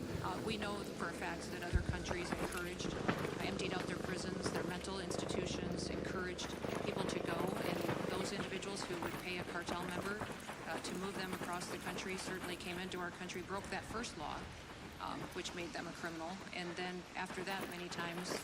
And could you tell us again just how many illegal This is the third time that I've searched for this stupid thing, and I don't know what the fuck it's at. I'm gonna have to look up there. Detained and arrested and are being deported. I want to the remind map, everybody of this dude. committee too that every single one of these individuals that's detained has final orders of removal. They can leave today. And by the way, as soon as they get to that detention center, how they many have of those to go home. that you've deported now have records of a see criminal here. 70% of those in our detention centers have criminal records. So roughly over 500,000. Yes. So you've effectively removed more than 500,000 criminal illegal aliens from Buried City. What's the thing called? Yes. and what's that done to our crime rate? Back on top. Oh, our crime rate has been phenomenal. In fact, we have the lowest murder rate in our country that we've had since it's been recorded. Over 125 years, our murder rates are at the lowest that it is. The drug epidemic is getting better and improving. We need it to do more so we don't lose more of our children. Just over from But we Space Truck. specifically under ICE as well and HSI target human traffickers and child pedophiles and those that would perpetuate assaults against our children. Go to that location. There were 11 states refusing to enforce federal immigration law. I think it's worth noting there were also 11 states in the old Confederacy. And they, too, asserted the doctrine of nullification, that states could ignore or nullify federal laws that they didn't like. That's fatal to a federal republic like ours. Abraham Lincoln understood that. Andrew Jackson understood that. Donald Trump understands that. It's what lit the fuse for the Civil War. How do these sanctuary states thwart enforcement of our federal immigration laws? They don't cooperate with us. They don't share background information. I've run past this some bitch 3-4 times, no? They're releasing someone from their prisons or jails. They turn them on the streets, and then when we are out doing enforcement actions, they don't help us with security. Many What of the these frick is the local mural? Is this what they're calling them? driven Oh by my political god. leaders, I was looking for like a picture of someone. It's not a portrait, it's a freaking mural. Stupid. That's my bad, my them bad. to stay on their programs and to live in their housing and facilitate it, and to be on benefits programs that take taxpayer dollars out of okay. their communities away Now- from American citizens and facilitate a way of life for people Rusted that shot medical didn't follow kit. our They legal should process. try, right? Know that they're very concerned. The Democrat Party is very concerned No, I about should probably do illegal something. aliens in this country. I will tell you, as a Secretary of Homeland Security, Wait, I have a key, it's my right? job to get up every Did I day to bring be one? concerned Yes, I for did. American citizens. Well, They are my priority. Thank you for the job you're doing. Tell me. And once again, if you are just tuning in here on Live Now from Fox, we've been bringing you this coverage over the past 2 days here as DHS Secretary Kristi Noem testifying there on immigration in Washington, D.C. As a reminder, if you would like to watch this commercial-free, you can scan that QR code in the bottom left-hand corner of your screen. Oh. Shut up.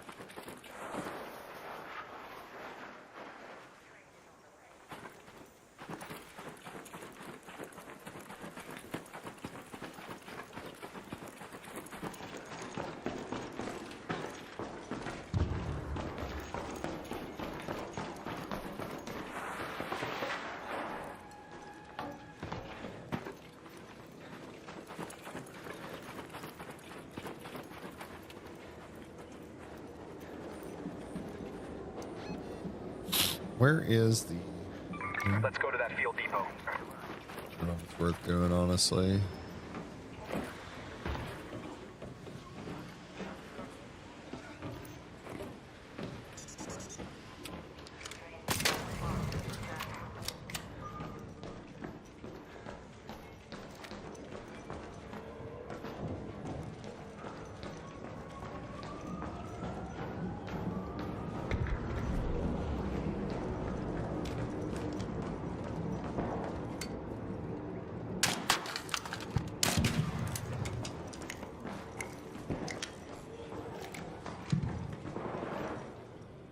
Wow, nobody's been here.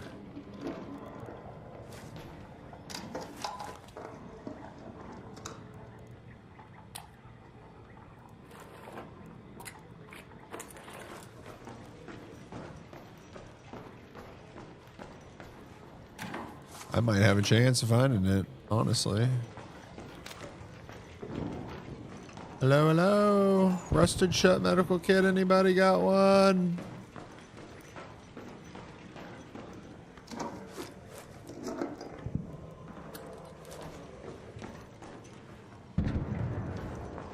Please.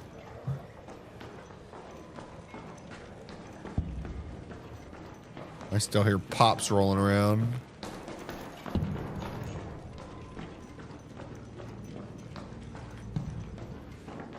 It's probably not going to be in a drawer, right? Hello?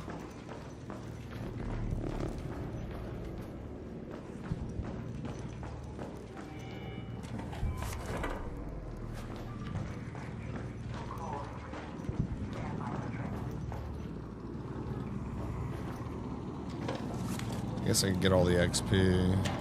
Hurt.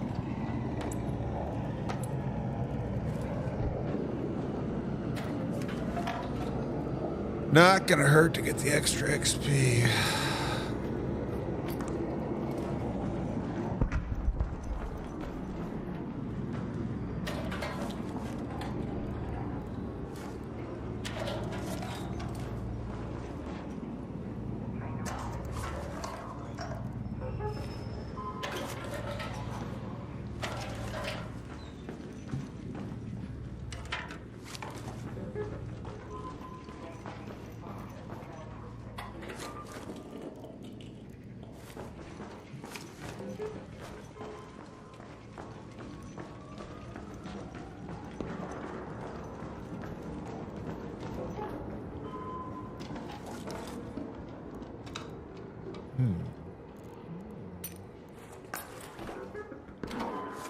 Lots of trinkets.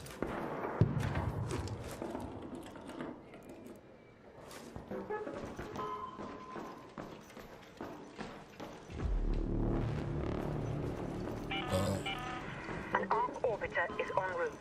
The safe window is closing. 10 minutes to get out of there. I repeat, 10 minutes. I'll show you another video.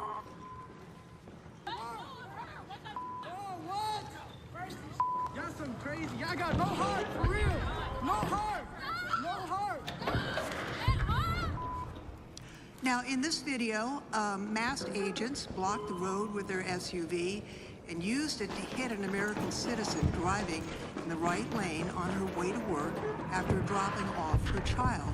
As you can see, they drew their weapons, they drug her into the street to arrest her. She didn't know they were federal law enforcement because they were wearing masks. So the question I have is, are agents trained to break the windows of people whose cars they encounter and drag them out forcibly without asking questions? Is that their training? Congresswoman, our officers are all trained for situations to where they're interacting with the public and where they are detaining someone or arresting them. What I would say is they always goes with their presence is when the enforcement action begins, the officer's presence, and then verbal commands. If an individual doesn't respond to verbal commands, then they go to soft techniques, which you see utilized throughout the country, and our officers follow that protocol and are trained in that protocol. You talked earlier about administrative warrants. Administrative warrants are the tools that you gave us. Congress gave us that tool in immigration law to use to go and detain individuals who are in this country that have had final removal orders. I will just note that is garbage law. The Constitution Supreme Court backed it up. You're incorrect. There's a long line of cases. Whoa, dude. The real lawyers on this committee know that the Fourth Amendment how you want, provides for but it is the law. Stuck? It is federal law. The gentlelady's time has expired. The chair is now recognized. Mr. Chairman, could I just do a UC request? The gentleman is recognized for unanimous consent. This comes from The Guardian. Worst of the worst. Most U.S. immigrants targeted for deportation in 2025, 73% had no criminal charges. Documents reveal. Without objection, the chair is now recognized. Madam Secretary, how many Somebody did a poor job of looting this place. to local law enforcement? It was 201,000. All right, it's time to go. 340. And I just want to be clear, that means over 200,000 individuals are in the country illegally. You have a notice, final order to remove those individuals. They've been charged with an additional Are you fucking crime, kidding some me? other crime, harming kids, stealing stuff, armed robbery, maybe even something worse. They're in a jail or detention center, and you send a notice, a detainer notice to that jail or detention center saying, if you're going to release this I am individual, so glad that bitch was stuck. give us a heads up so we can come apprehend him at the jail. Is that all accurate? It is accurate, yes. Okay. Now, and in 68.5% of the country will work with you on that. Most of the country. 2/3 of the country. But 1/3 of the country won't because they're run by left-wing crazy elected officials. And they say, no, we're not gonna work with us. So how many times in the same time period, how many times last year, 2025, were your detainers Christine Nome just looks like an angry. I don't know if I'd trust her on a microphone to be diplomatic. declined. And now some of them She looked like she might have a serious case of RBF, dude. out on the street. Is that fair to say? That's correct. So in these jurisdictions, they say we You don't know care that she's federal cussed a law bitch says there's out many a final order time in her removal for life, this huh? individual, and we don't care that this person She's got has been that damn charged with an face. additional crime. We're going to turn them out on the street, release this individual out on the street, and make you send 6 agents, 12 agents, whatever, to get the bad guy on the street when you could have sent one to the jail and just made it easy. Is that right? That is correct. And let me just This ask guy's this: is that the favorable dumbest thing you've to ever heard? the administration, obviously, heard a lot because of she's dumb not things. getting fucking pissed Well, off. Controlled access but that is zone certainly key near the card. top, right? I gotta go check that place Now, out. here's what's interesting. They don't want it just to remain 1/3 of the country. They want it to apply everywhere. And you know how we know that? 1 month ago today, Leader Hakeem Jeffries and Leader Schumer sent a letter to Speaker Johnson and Leader Thune. And in that letter, they have 10 demands that they want. That's why they shut down the government. Do I have any Toros? One of the reasons they shut down the melt them government all? is they want that policy, which only I'll keep applies to one. 31% of the country right now, to apply nationwide. And I just want to read it because it's point number 4 in their letter 1 month ago.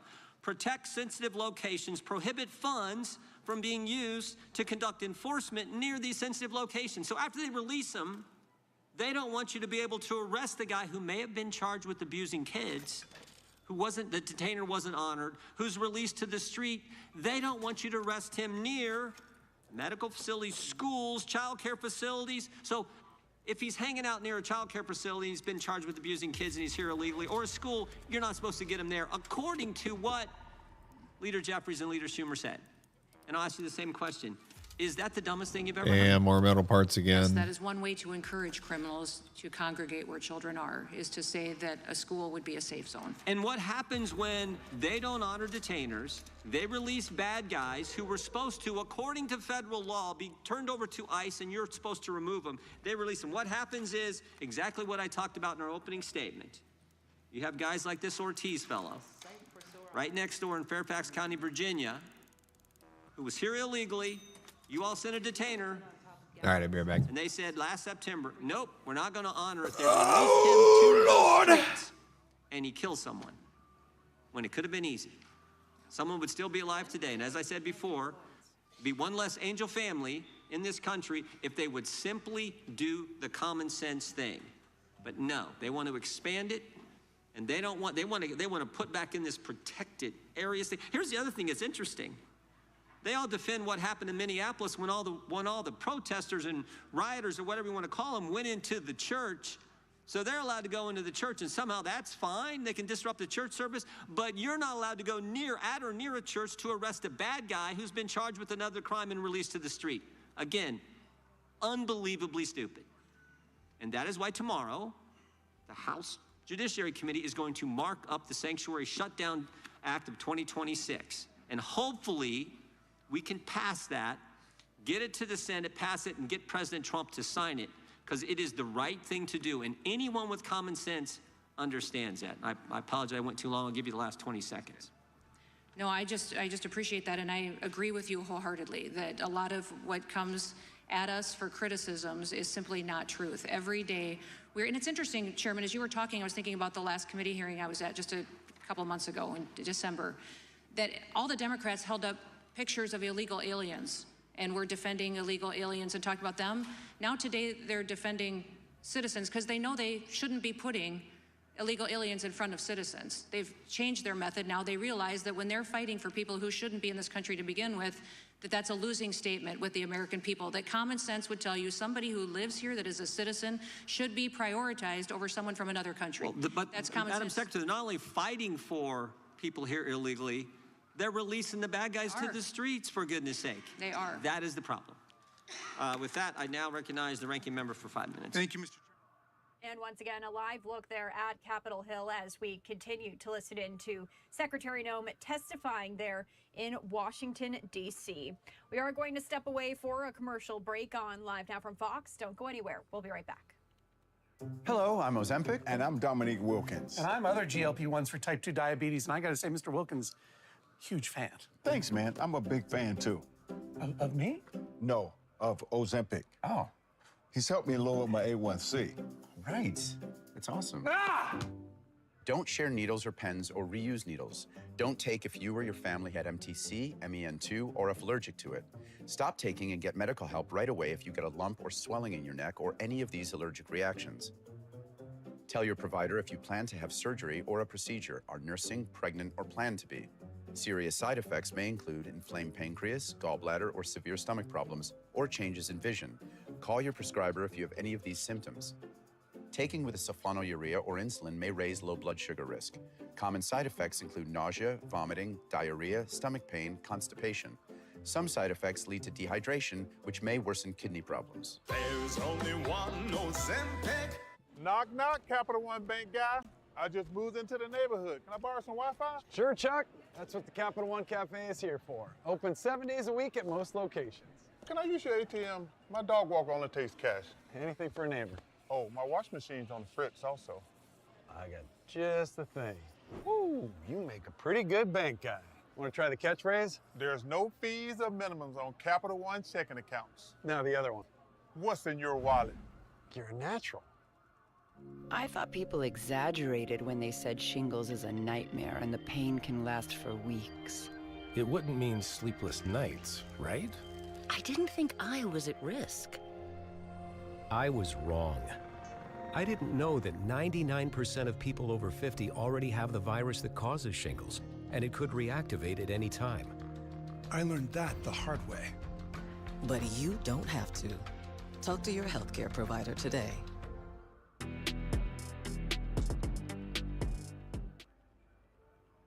Welcome back to Live Now from Fox as you're taking a live look there at Capitol Hill, where today Congress is set to take its first votes on the Iran war. And I wanted to share this here with you, this post from Reuters. As I share just a little bit more here, the legislation known as the War Powers Resolution gives lawmakers an opportunity to demand congressional approval before any further attacks are carried out.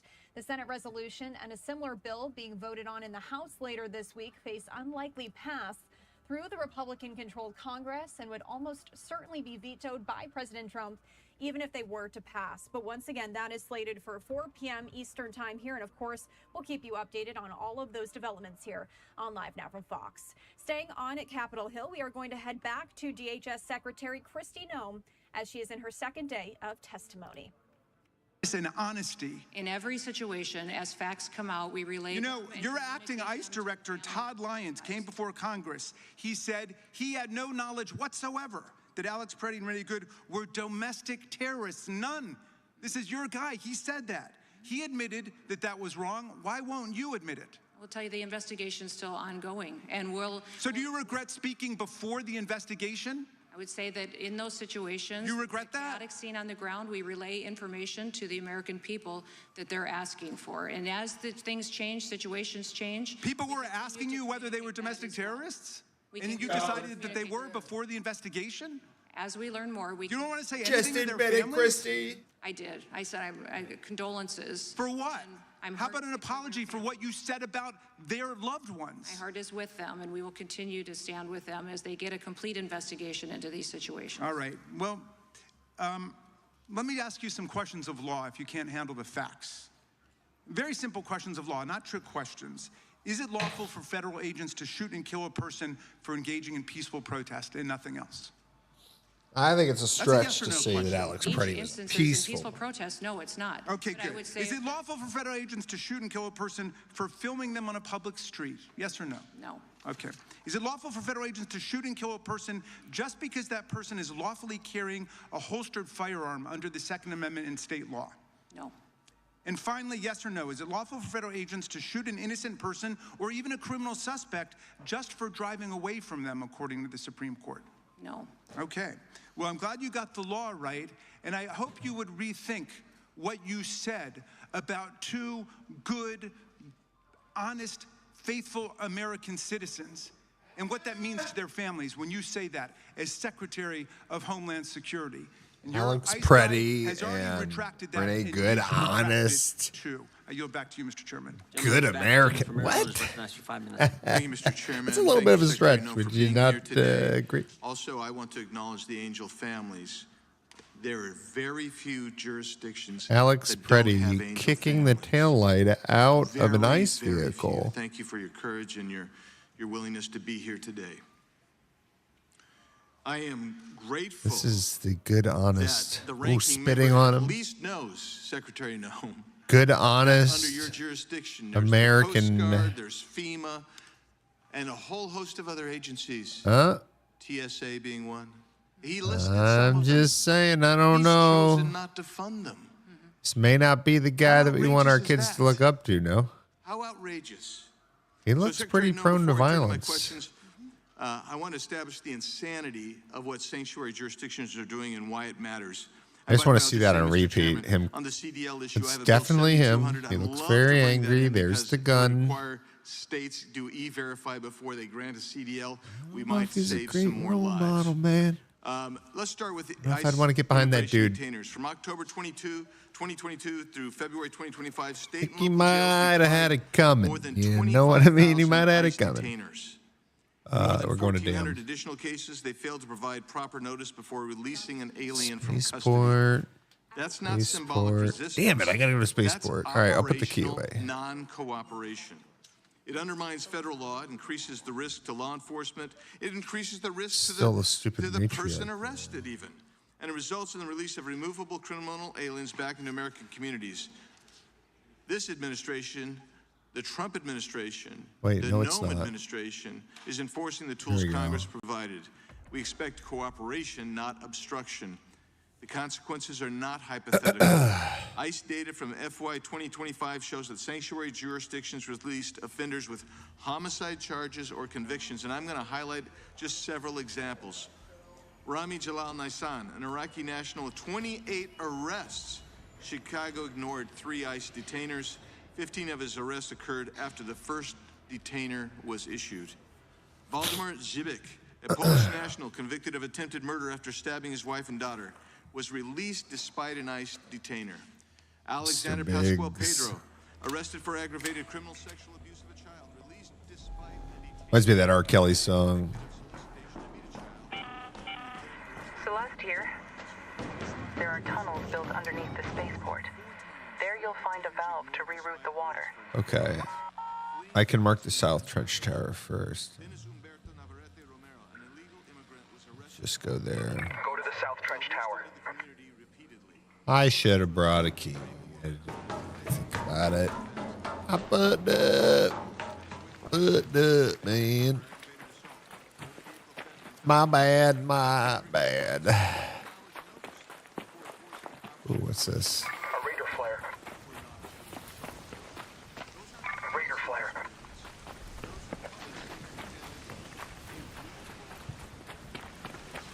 We're a little late. About 5 minutes, so.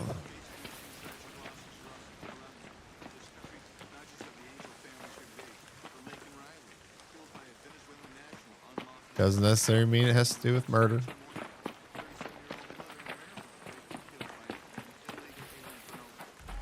So far, I've only seen one, one flare, so.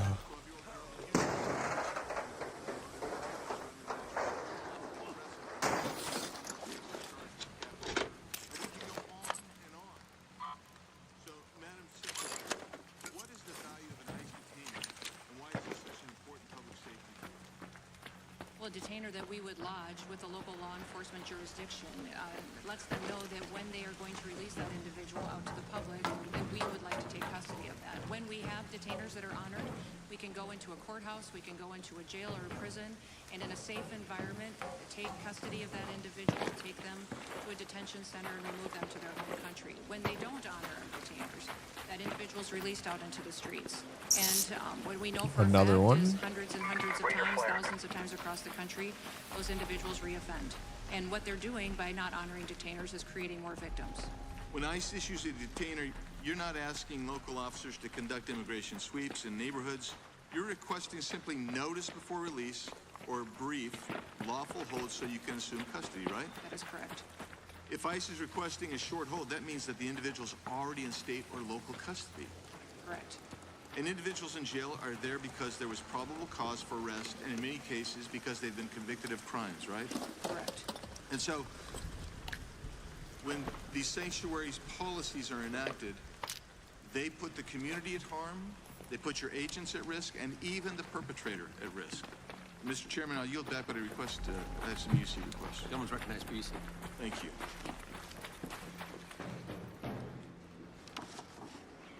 Radical rhetoric by sanctuary. I feel like I hear somebody, but.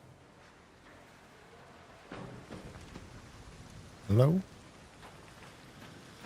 Can I come in, please?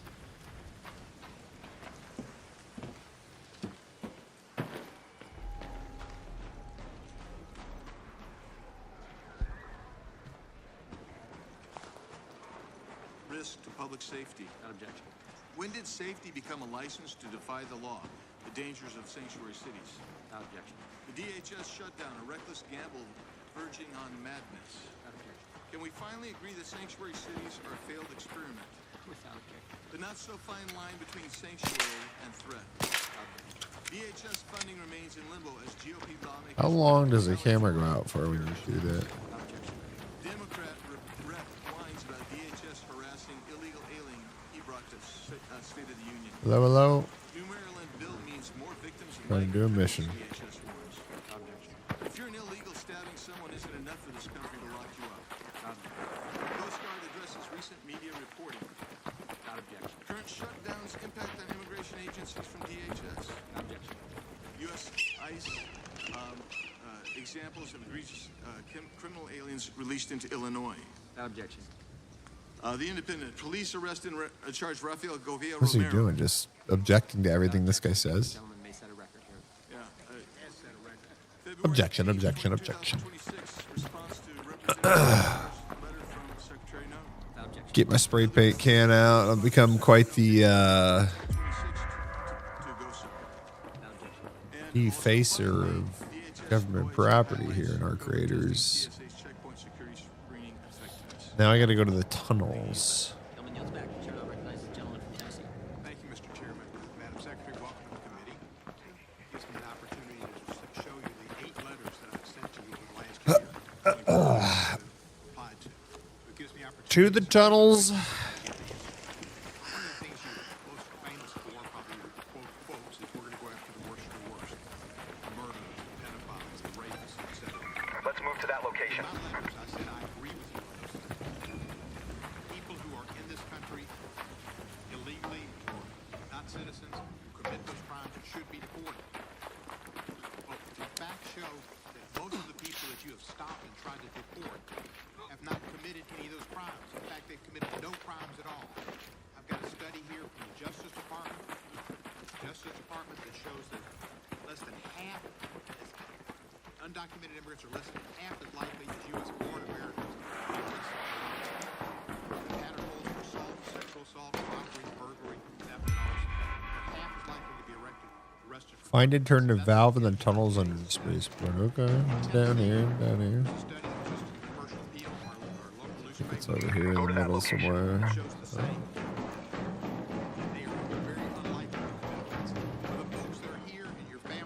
I'm sorry. It's terrible what happened here to your children or your family members. But they are more likely, citizens are more likely to be attacked by United States citizens who are not undocumented, who came here and are born here.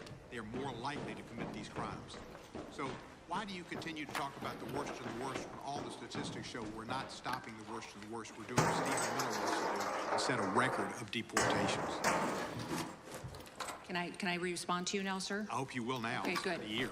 Well, thank you for your letters, and we've responded to those. When I came into office, there was years of letters that Mayorkas did not respond to, that we had to backlog and respond to all the letters that he received as secretary.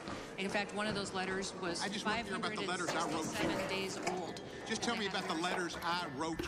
I have responded to over 1,490 letters that I've gotten from members of Congress. You could have done 1,498 and done mine That's as well. just individual letters. Sometimes they had 60 to 70 signatures on them, and we responded to every one of them. Tell me about the worst of the worst. The worst of the worst, sir. I think. God, this guy's an angry motherfucker, ain't he? Today with that. Did not intend to, and I think it's wrong for you to suggest it. You're commenting on the fact that the individuals aren't violent reoffenders. Hello. You keep talking about the fact that these individuals are in this country illegally. What's up, dude? Don't harm families. Got to turn a water valve down here. Water department. Vast majority of these people behind me lost their children due to drugs, overdoses from drugs that came over the southern border. They died from their kids being hit on accidents on the roads. Illegal drivers were driving. Truck drivers, Marcus Holman and Delilah's father has told the story over and over again. Holy shit. Oh my goodness.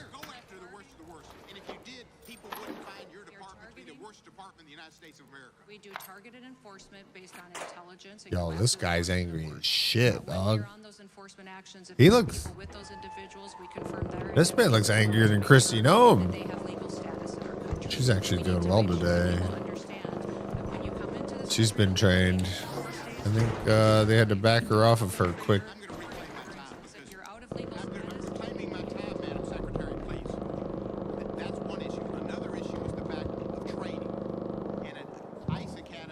Yo, this dude looks. Brian Schwank, former instructor and immigration and customs enforcement attorney, joined ICE. Steve Cohen. Shit. People to know that he received secret orders to teach new cadets to violate the Constitution by entering homes without a judicial warrant. He says the time studies the constitutional law and deadly force have all been cut down. Instead of doing 8 hours a day, they do 12 hours a day. Sir, the gentleman you're referencing was detailed to FLETC for training for a couple of months. He's a trial attorney.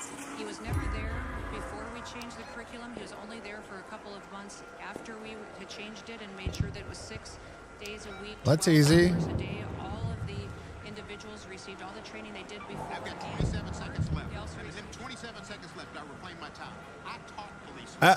You'd get more learning in the less time you give them. If you more time, they learn less because their brains start to go other places. Do you have any people that you've hired who were January 6 offenders? Not that I know of. Can you go in your records and tell me if anybody who you hired was a January 6 offender? I'll get back to you on that. Thank you. You back. And once again, listening in there live on Capitol Hill as Look at this thing, huh? coverage of this is going to continue. You guys just wandering around out here unsupervised? Here that at 1 p.m. Eastern time, we are expecting that White House press briefing. That, of course, will bring that to you uninterrupted as we always do here on Live Now. All right, I'm getting the fuck out of here. Hello, let me out, please. Wait for me. Let me go with you, please.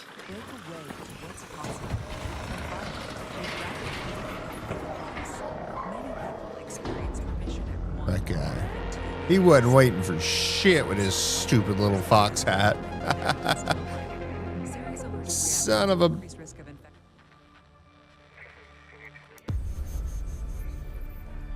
Got a Venator blueprint. That's huge. That is huge.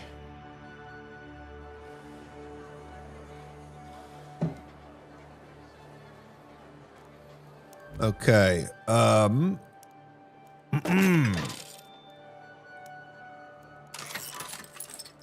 Oops. Actually, I don't know if the Venator blueprint's that huge anymore.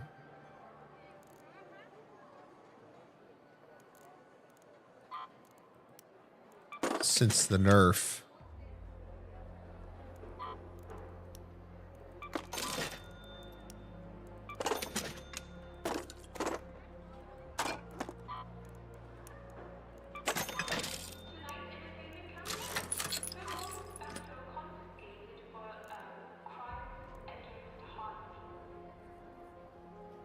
A 3-round burst.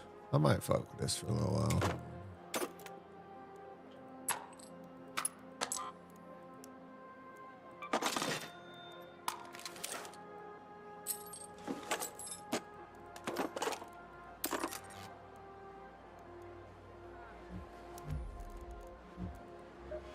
Thanks.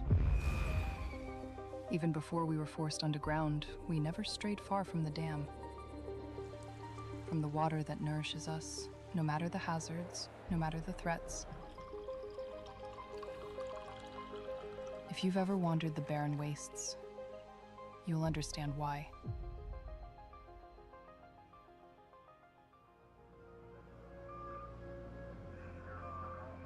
Thanks for fixing the water. Yeah, no problem, girl. Customer of mine saw a family take. Thank you. I'll clear everything with Celeste later. Just do your best to find me. Abandoned highway. Is that underneath? A warm place to rest?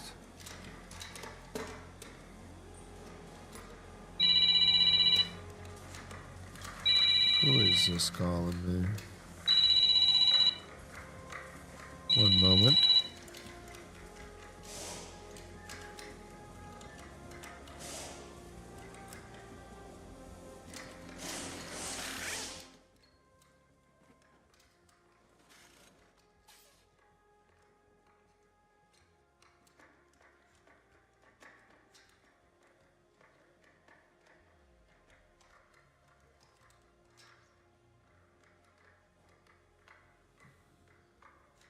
CVS courtesy call offering vaccines.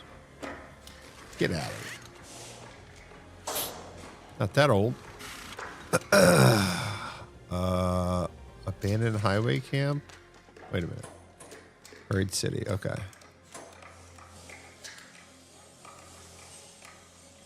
Warm place to rest.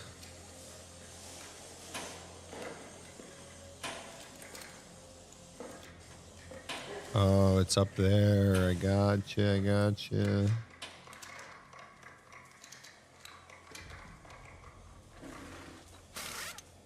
Oh, that's a different mission entirely.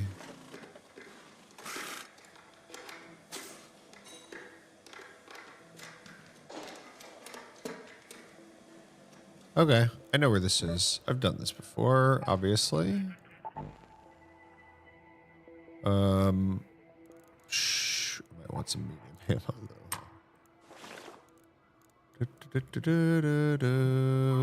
though. Upgrade. I don't have any mechanical.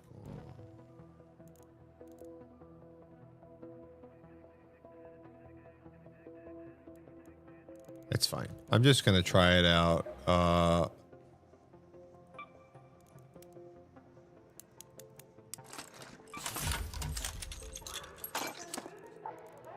Stock gun. No upgrades. No more stem. Buried city.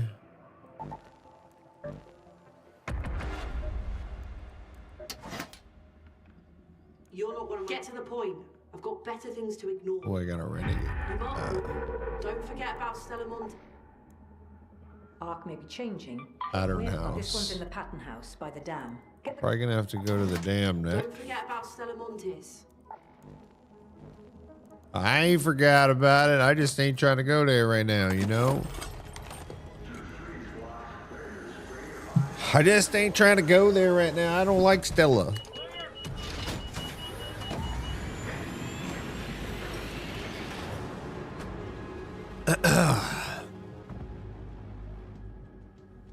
Let me be.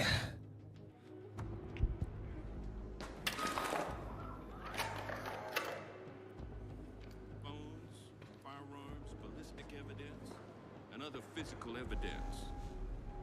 Your attempts to hide the evidence from state and local law Apollo here. Listen. All right, okay. Please hurry.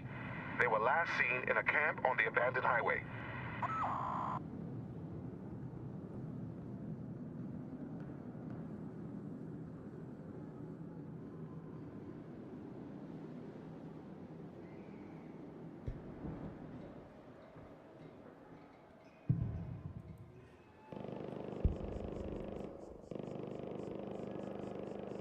As Secretary Hexeth said this morning, this was, they thought they were safe in international waters, but they were not.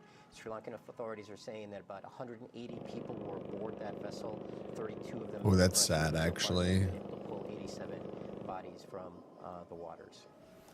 And Karen, President Trump has offered some shifting Damn, I feel bad for those Iranians, on man. the reasons for and the objectives in this war, and how is that It's not like you chose, right? Like, you're just following orders, so. From the administration, the president, all right, I gotta go to the highway Secretary of camp. State. We had heard Marco Rubio, the Secretary of State, earlier this week say that the reason the administration took this action, that the U.S. launched these strikes, was because of fear of retaliation, that if Israel launched strikes, then Iran would strike back. And they didn't want that to happen with the potential of high casualties. Oh, we did spawn a little late. Looks like there's a man up there in the. And she pushed the president on this and asked him about the Maybe not. timeline Maybe and that's the a probe on decision him. making. Here's what he had to say. Israel forced your hand to launch these strikes against Iran. Did Netanyahu pull the United States into this war? No, I might have forced their hand. I think they were going to attack first, and I didn't want that to happen. So if anything, I might have forced Israel's hand. And Diane, you know, later in that same photo op with the president, he also went off on how Iran, in his view, are evil. He said that the regime was was a group of lunatics, and that something had to be done. And he said somebody had to do it. It was a message later echoed on Capitol Hill by Secretary of State Marco Rubio, and that ended up being almost the most simple explanation from the administration after a lot of contradictory statements over the last 3.5 days. The Secretary of War says we have had incredible results in just the first few days of this war. What's the Pentagon saying about the operations moving forward? Unloaded. Well, the operation, according to Secretary of Defense Pete Hegseth, is that it's been a success so far. To put it very simply, he provided some statistics about how the number of drones being launched by Iran have gone down significantly. They're the same within the same number of ballistic missiles that they have. We know that Iran has about 2,000 ballistic missiles or more, and we've seen how they've been launching them indiscriminately around the area there in the Middle East. But one of the concerns has been, are there enough U.S. interceptor missiles or from our allies in the region to shoot down all of those? I probably should have put a silencer on this bad boy. Confidence from both Secretary of Defense and from General First time I fire this fucker off, it's gonna track every arc. does have enough missiles to go on the World. opposite defense.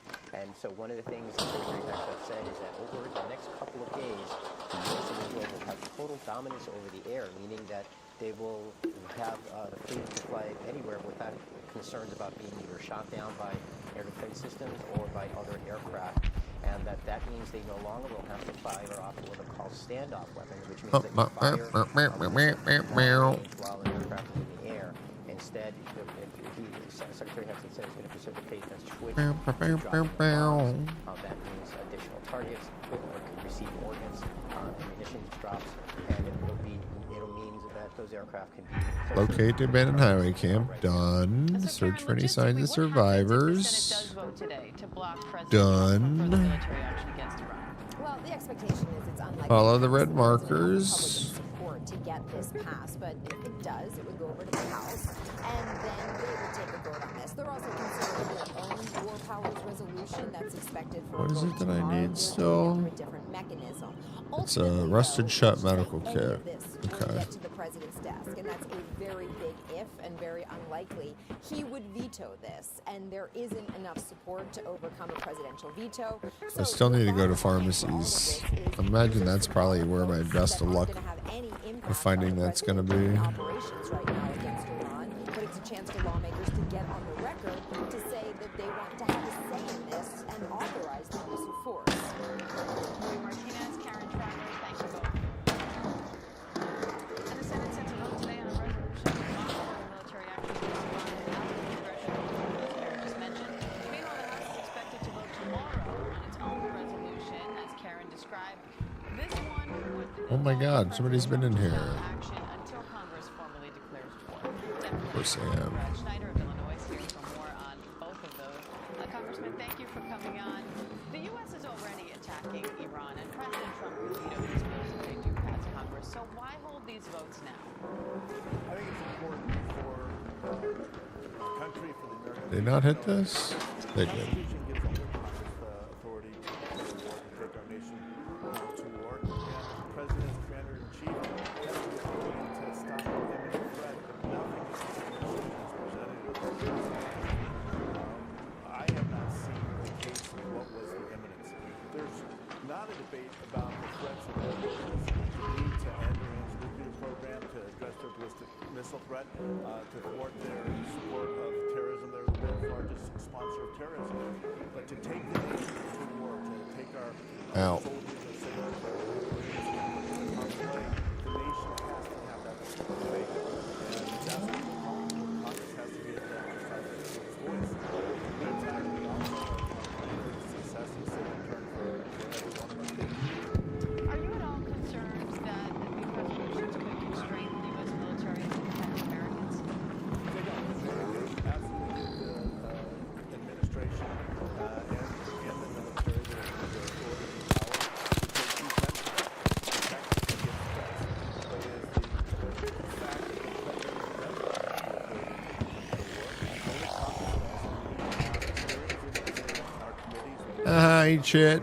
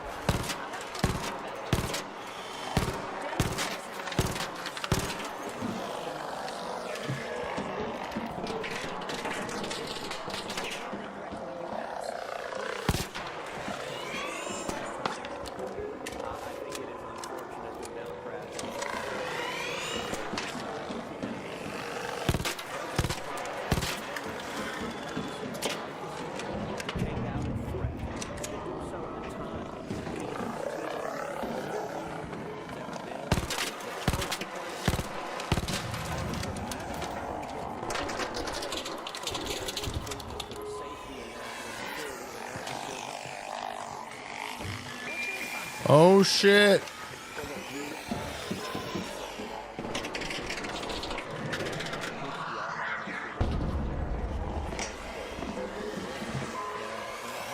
Wonder all out assault, man.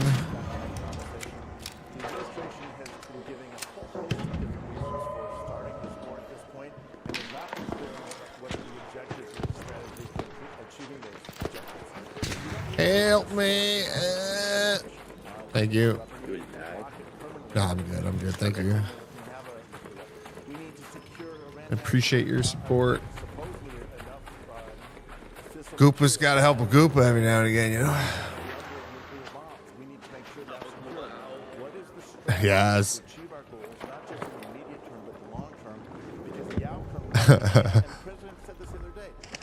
Goopa's got to help a Goopa.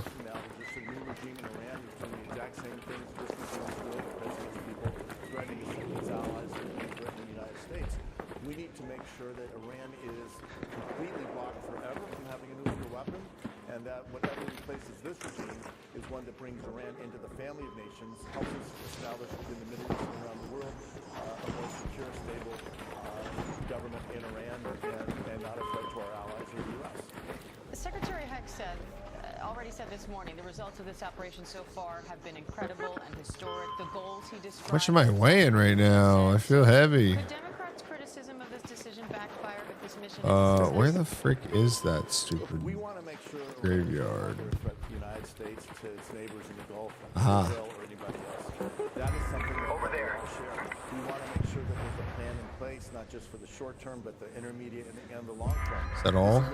Is that all? Justifications all over the board. They're blaming others. Yeah. Not taking Okay. responsibility. Rusted shut medical kit is the last. Needs to have its voice heard, and we need Last thing I'd be needing. to take the nation to war, to decide when the nation goes to war. What Congress needs to hear from the administration, the facts, clear and Hey there. classified, but also in many cases very public place where the American people are prepared to stand by our nation. I'm gonna drop in on this laboratory. How are you and other lawmakers working to help evacuate Americans trying to get out of the You not jumping on this one? Maybe not. This guy's going at it with the lead.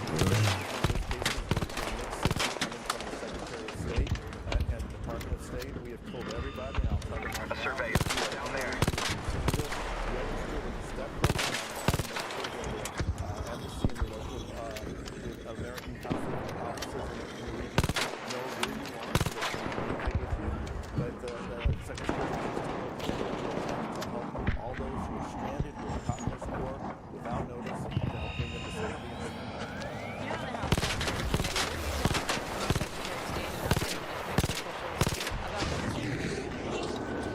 Help!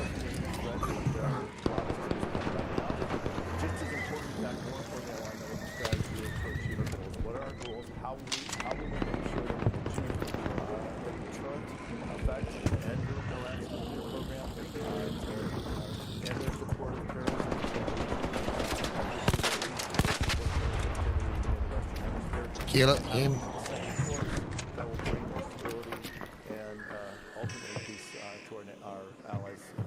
All right, Democratic Congressman Brad Schneider of Illinois, thank you. Thank you. And Homeland Security Secretary Kristi Noem's back on Capitol Hill today after a heated Senate Yo, I need a cracked, sorry, rusted shut medical kit. Now, House Judiciary Committee members are questioning her. Wouldn't happen to have one, would you? Alex Malin for more on the hearing. Alex, yesterday's hearing got pretty heated. How's today shaping up so far?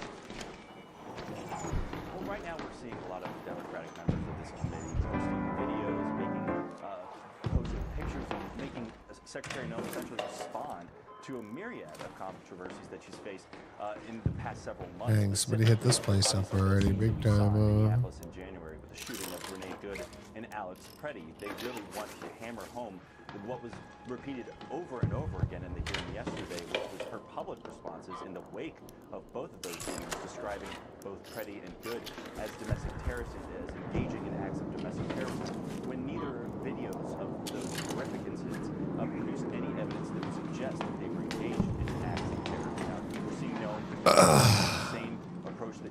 yesterday. All right, they weren't domestic She did not terrorists, but apologize for either of her they statements certainly. saying that They're just a bunch of fucking idiots. What they was. Come on now, let's just call it like it is, all right? eventually support the And issuing some sort of apology for her statement. She would issue it then, but I would not expect that to come out of this hearing. I think what to watch during this hearing is what we saw yesterday was 2 Republican members on the Senate Judiciary Committee coming out and asking really uncomfortable questions about her leadership of the department these past several months. We're not clear whether we're going to see that from any of the House Republican members. We have not seen that in the hearing thus far. You see a lot of people on the House Judiciary Committee, very staunch allies of this White House, looking to hammer home things like support for the president's immigration agenda and also this ongoing funding lapse at the Department of Homeland Security amidst, obviously, a really tense time for the Homeland right now in the wake of those strikes in Iraq. Thank you. I think this thing's like stuck right here, huh? And we're getting the first primary results heading into the midterms after a chaotic voting day in Texas. The judge extended polling hours after long lines and confusion. But then the Supreme Court overturned the order and said ballots cast after 7 p.m. should be separated. Now Senator John Cornyn's expected to face a runoff against State Attorney General Ken Paxton in the Republican Senate primary, and state lawmaker James Tallarico is the projected winner in the Democratic primary, defeating Congresswoman Jasmine Crockett. ABC's Washington Bureau Chief Rick Klein's here with more on that. Hi, Rick. So Democrats haven't won a statewide race in Texas for more than 30 years. So why do they see an opportunity here? Well, look, this has been the kind of the white whale for Democrats for a long time, as you mentioned, and a lot of Republicans are saying, hey, you know, Phil Smith spent a lot of money, just like he did on Beto O'Rourke versus Ted Cruz. It's going to have the same outcome. There's reason to think this could be different, starting with James Tallarico. He's dynamic. He's got an energy to him as someone who's training to become a minister, talks about his faith.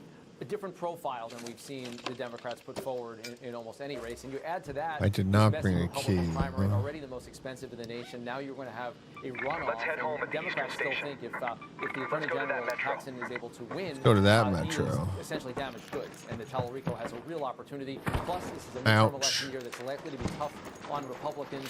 We've seen close races before in Texas, but there's every reason to think this one can be just as close, if not turn out the other way for Democrats. That's at least their hope.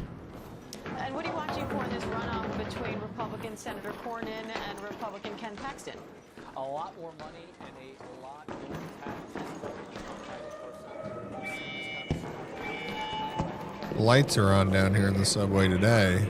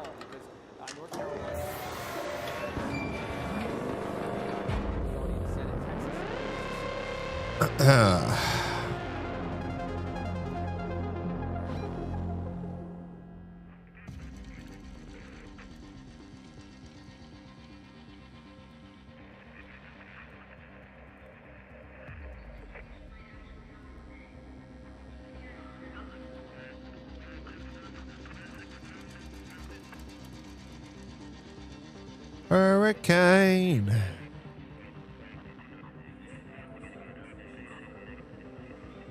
Mark 2.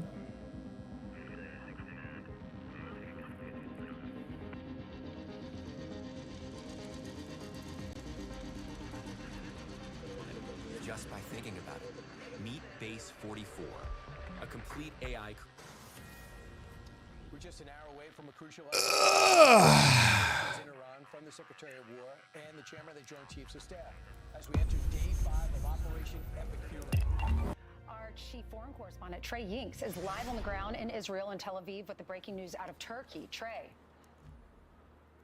Yeah, guys, this is breaking news. Turkey's Ministry of Defense says that an Iranian ballistic missile was launched toward their country and shot down by NATO air defense systems. Fragments of that missile landing in southern Turkey. This is a major development and the first time that a country like Turkey has received incoming Iranian ballistic missile fire. This comes as the Israelis are going after more of those launching positions inside of Iran. We also have some new video of strikes against the Iranian capital of Tehran. It's been a lot of back and forth. Alerts went out on the phone here this morning after an Departure building, pattern house, and and dam. actually, we're getting sirens right now, and I'm Market. not sure where this missile is coming from. It may not be Iran. It could be Lebanon. Let's get off the sticks here just to prepare. The reason I'm not sure if it's from Iran is because we just got a notification from the Army that people could leave bomb shelters, and these sirens just started to sound at the last minute, and so we'll have to see where this incoming fire is coming from. But just to give you a sense of what's happening here, this is a conflict that is expanding regionally. And this information that we're getting from the Turkish Defense Ministry indicates that the Iranians are launching more of their long-range ballistic missiles.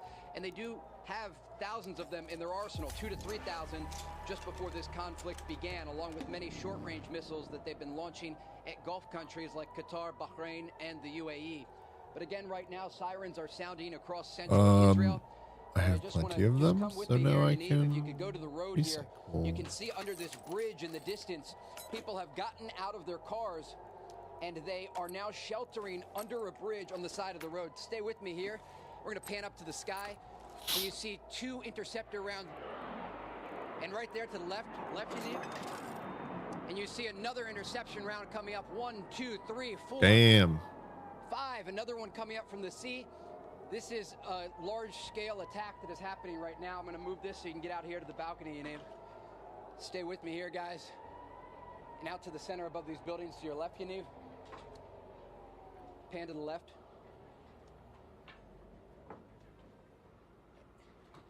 And so, a large attack again, and you can hear those explosions now ringing out throughout Tel Aviv.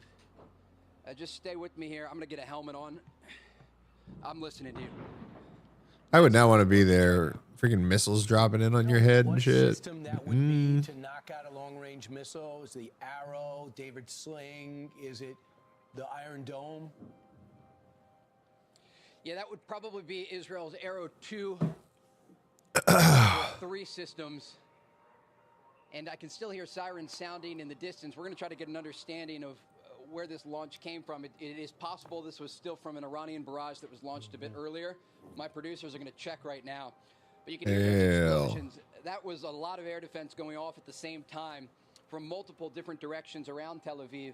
And again, That's crazy. the alert had just gone out from the Army telling people they could leave bomb shelters, and you saw those people behind me that were sheltering underneath that bridge. This is really the reality. I should have for the kept the Israeli Media people as Magazine this mod. conflict continues. We have this gear on and a helmet we have seen in the past when these missiles get intercepted overhead. Large fragments of the missile falling to the ground below.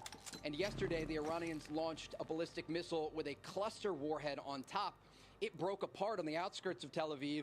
And when we arrived at one of the scenes in a community called Bnei Brak, just outside of the city, you could see how one of these missile fragments ADS speed, reduce vertical recoil. That's pretty huge. We should also note the Iranians are reducing the amount of missiles they're launching because the Americans and the Israelis are hitting these launching positions so frequently they're not able to get off these large barrages. And again, I'm just going to check my phone here and see if we have any information on where these launches Trey, came real from. quick, what made you think that it could have possibly come from Lebanon? And so Israeli media is reporting right now, and I don't have an individual source on it, so we're going to cite it to Israeli media. They're reporting that there was a joint attack from Iran and Lebanon at the same time. And so Iran using its proxy in southern Lebanon, Hezbollah, to launch a missile, a long-range missile toward Israel as they were launching ballistic missiles. And again, this is done to try to overwhelm Israel's air defense systems. A little bit of information for you on Hezbollah. Israeli intelligence sources tell Fox News the organization still has 11,000 to 12,000 missiles and rockets that they can use to launch toward Israeli cities. And the Israelis are also concerned about the possibility that these Hezbollah ground forces could try to push into northern Israel. And that is why we understand, according to the IDF, Israeli troops are now in southern Lebanon. And just this morning, before we got on air, they issued an evacuation order to Lebanese civilians south of the Litani River to get out of harm's way, understanding that this conflict is now expanding north. And the Israelis, we have some video of it, have been striking the Lebanese capital of Beirut overnight and this morning, hitting the Dakhia neighborhood just south of Beirut, where Hezbollah is coordinating the current attacks that you're watching now against Israel.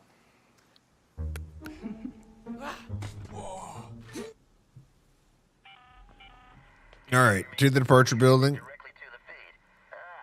I'm late. Son of a bitch.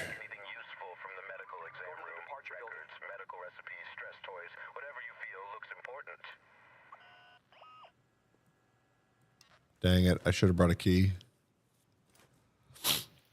That's all right. Not a huge deal.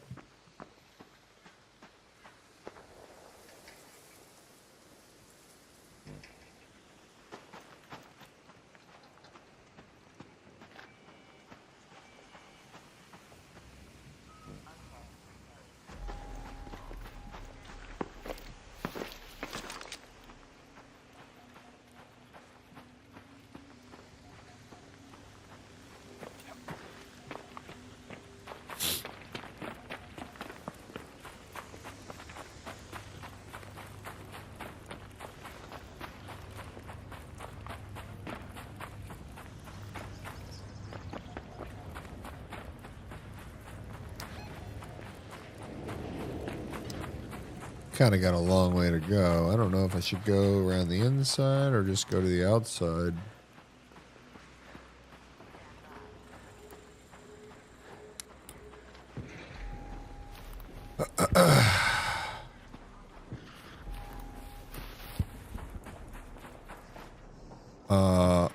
Definitely going to the outside, bro. After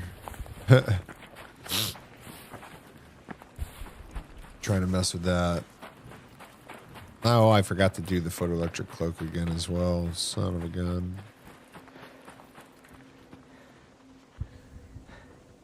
Oh no.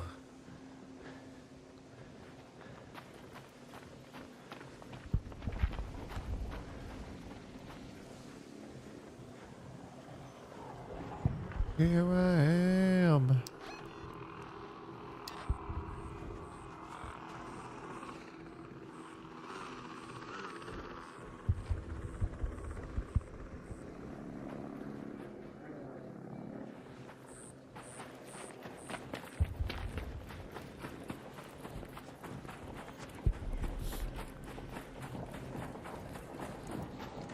It doesn't come out here, does it? No, it can't. Good.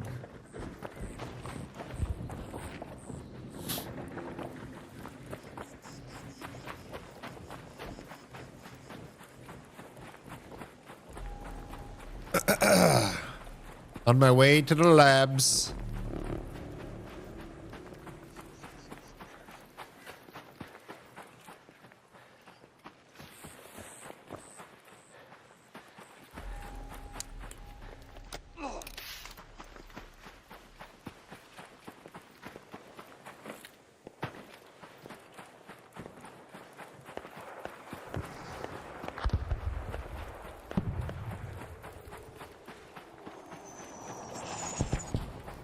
Shit.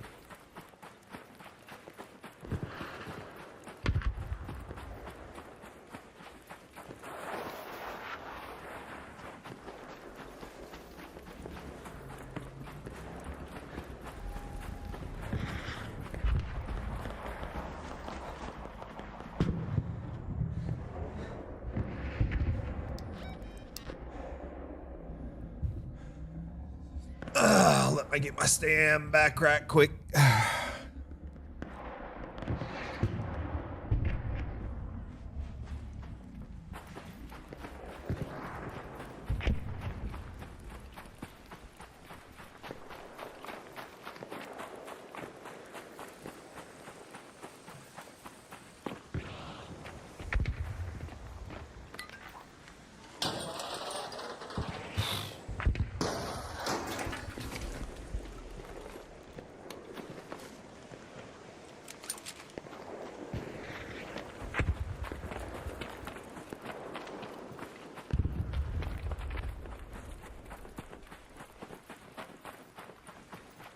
Oh, jeez.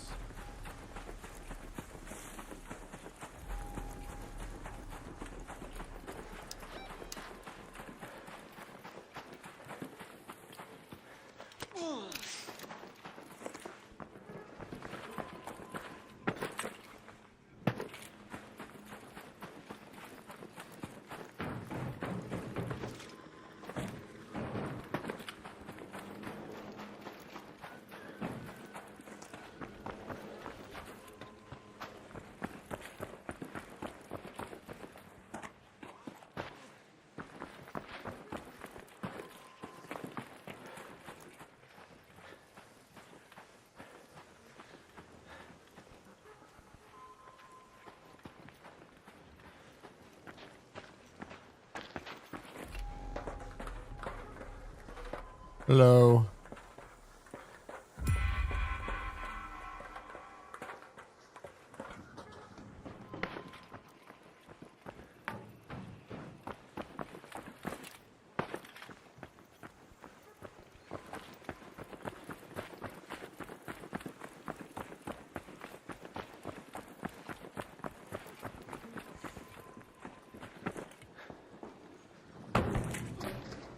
Hey there.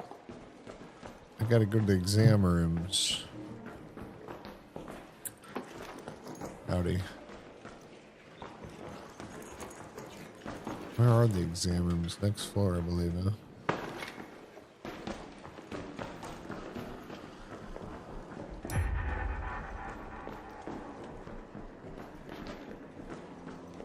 Now what?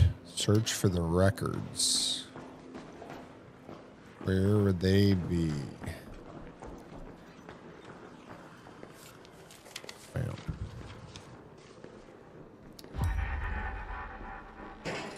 Easy.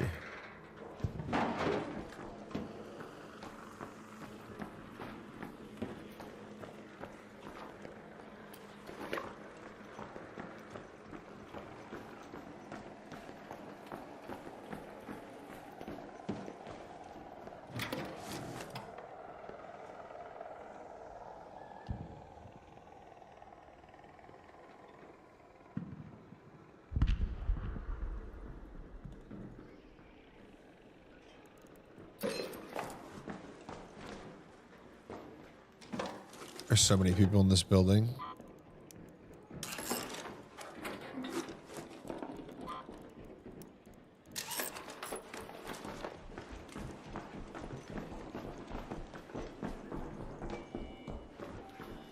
I think it's time to get the freak out of here, huh? Ugh.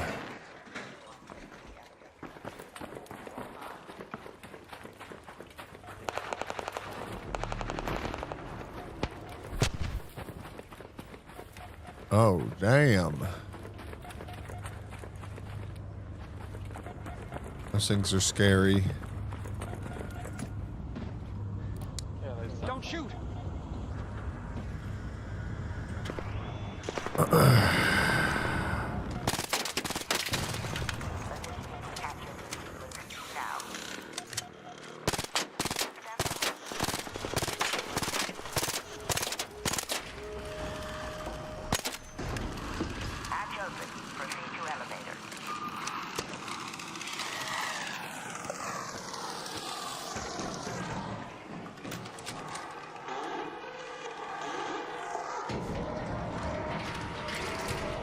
Jeez, bro.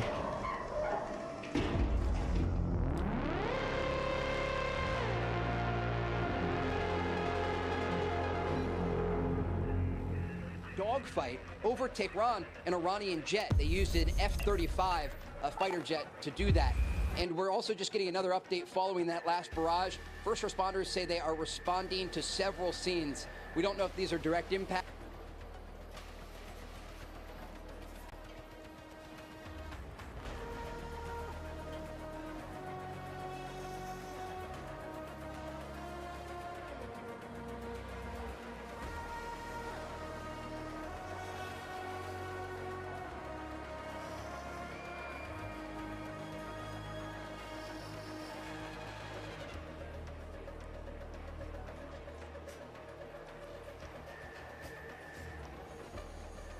Is there a way to filter on YouTube by live stuff or what?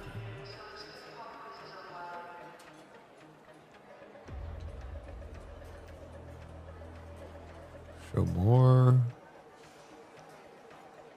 News.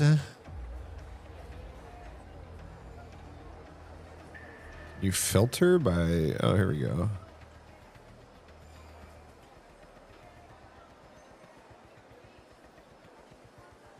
Show more.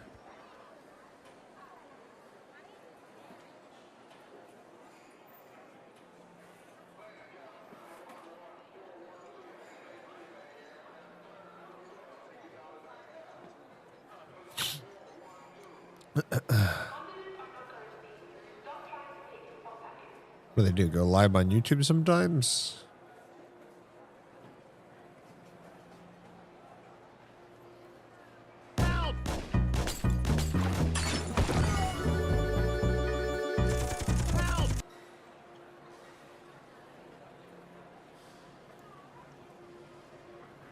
Looks like the hearing's over, or they're going to lunch.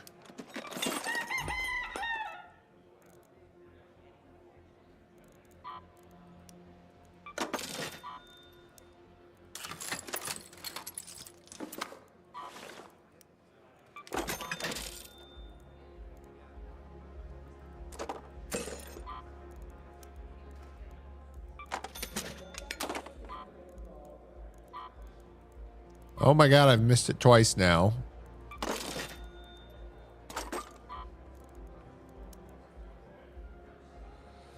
Damn, 3 mechanical components to fix this motherfucker. Lord of mercy, dude. Probably need mechanical components for that too,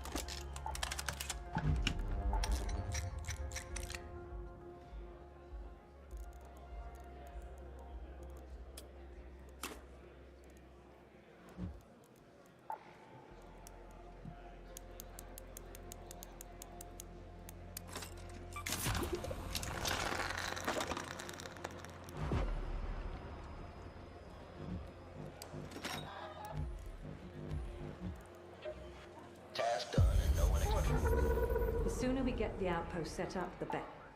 This goes beyond bad luck. The electrical substation is south of Spaceport again.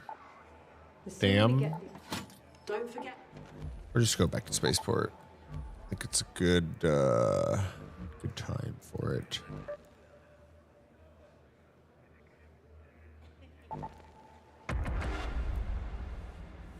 Off you go now.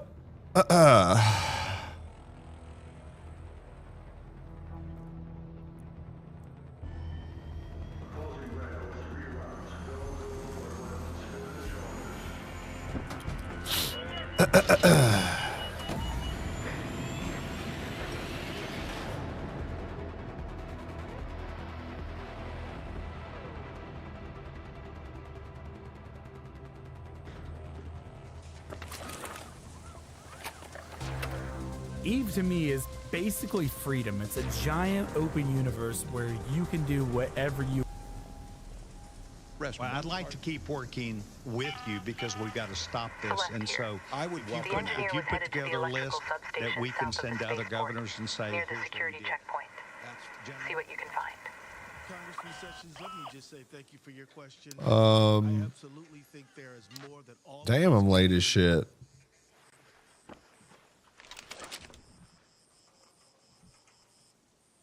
Sign making all that noise?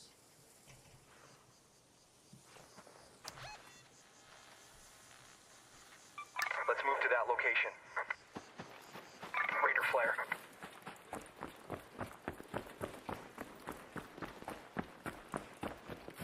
Got a long run.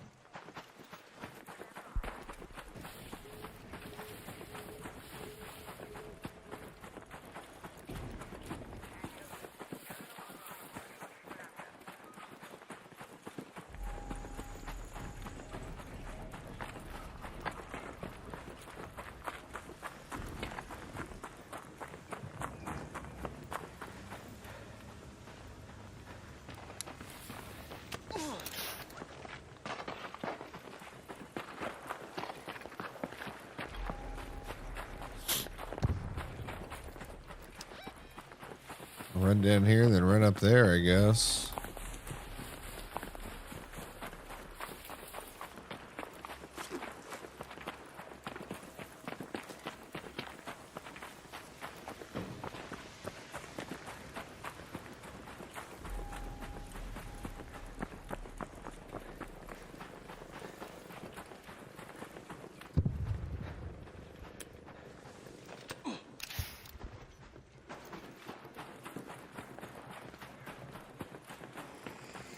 Oh, fuck me. We good. We good. We good.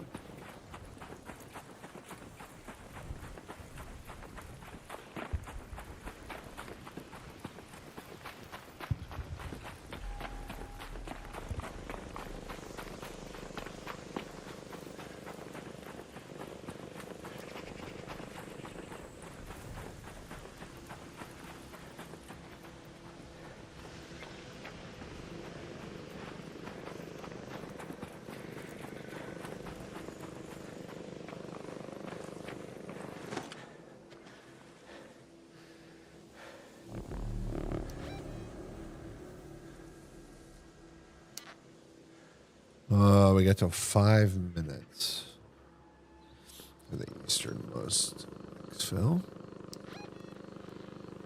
Head home at the east elevator. Go to that location.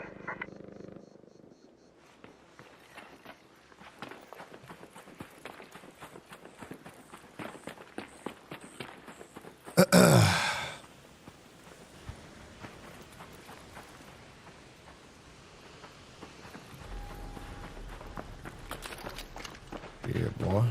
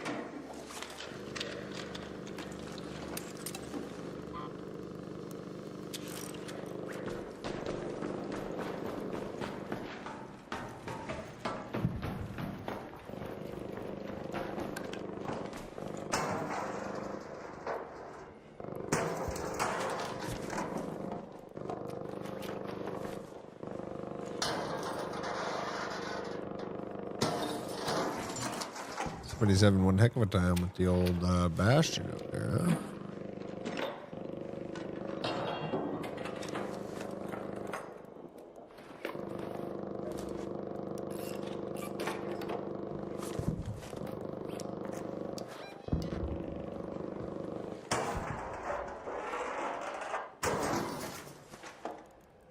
Where's the field depot around here? Okay. Let's go to that field depot. All right, fine.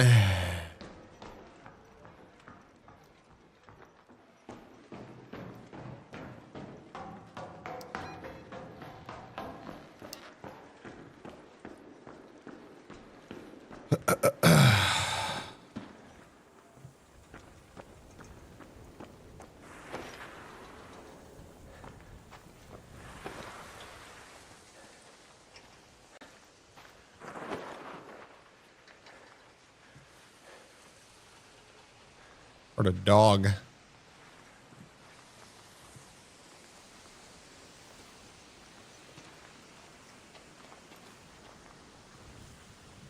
Sounded like a little doggo barking.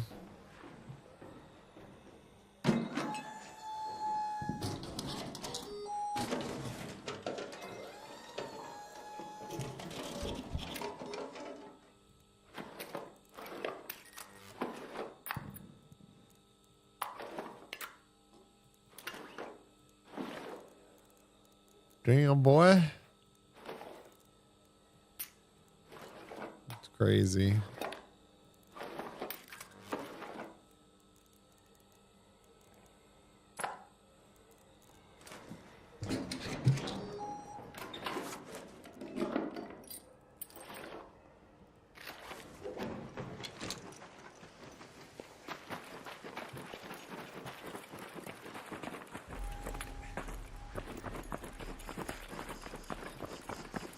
fuck was that? Let's go to that location.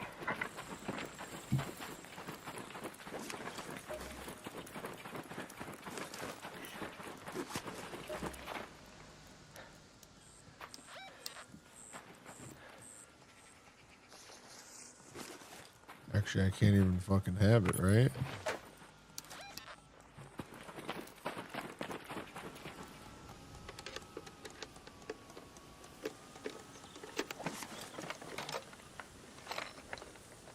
Got 5 minutes.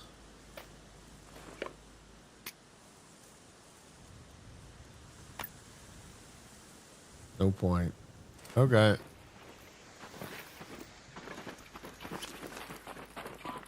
Chemicals. Speaker component.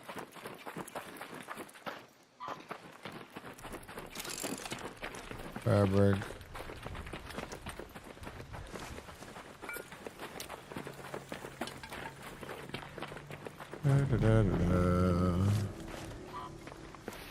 Plastic cards.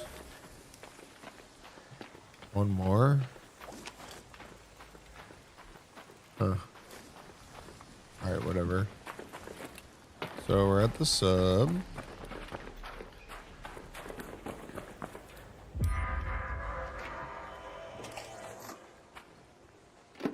Some battery in here. Install the fuse. Turn on the power. Bam. Easy. Primary power. Go to that location. So? Head home at the east elevator. And one of our operators spotted the injured engineer crawling into one of our hatches. Okay.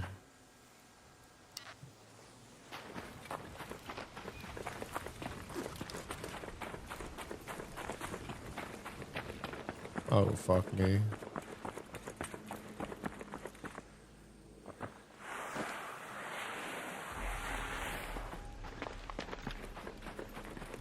Oh, no, babe.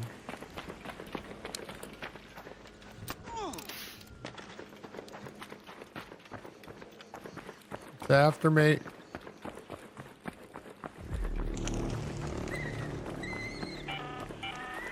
Arc orbiter is en route. The safe window is closing. You have 10 minutes to return to Speranza. I repeat, 10 minutes.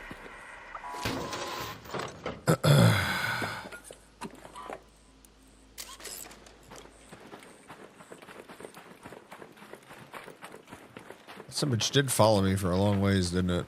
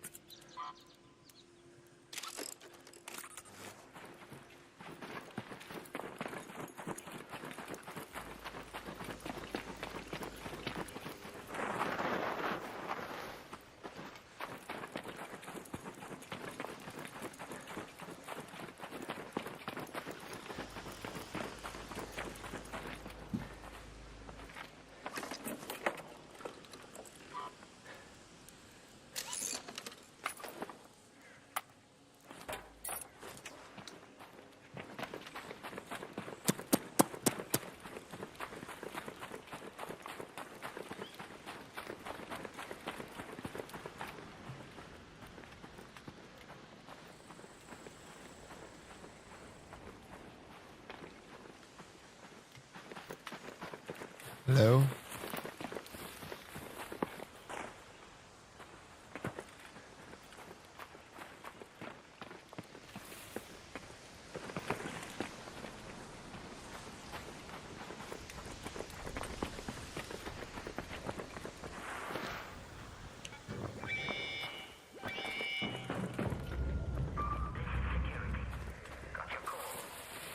Everything looks good, so I'm sending the elevator. Stand by.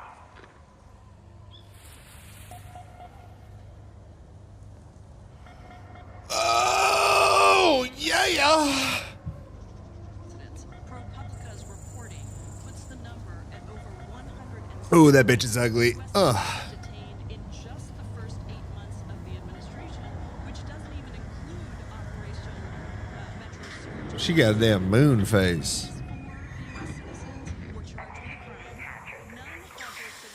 Questioned, and all were lawfully exercising their First Amendment rights. Anything you want to say to them? The millions of Americans and citizens across the country are watching this and horrified at what your department is doing. Context is critical in each of these situations to know the full range of what happened in each Hey.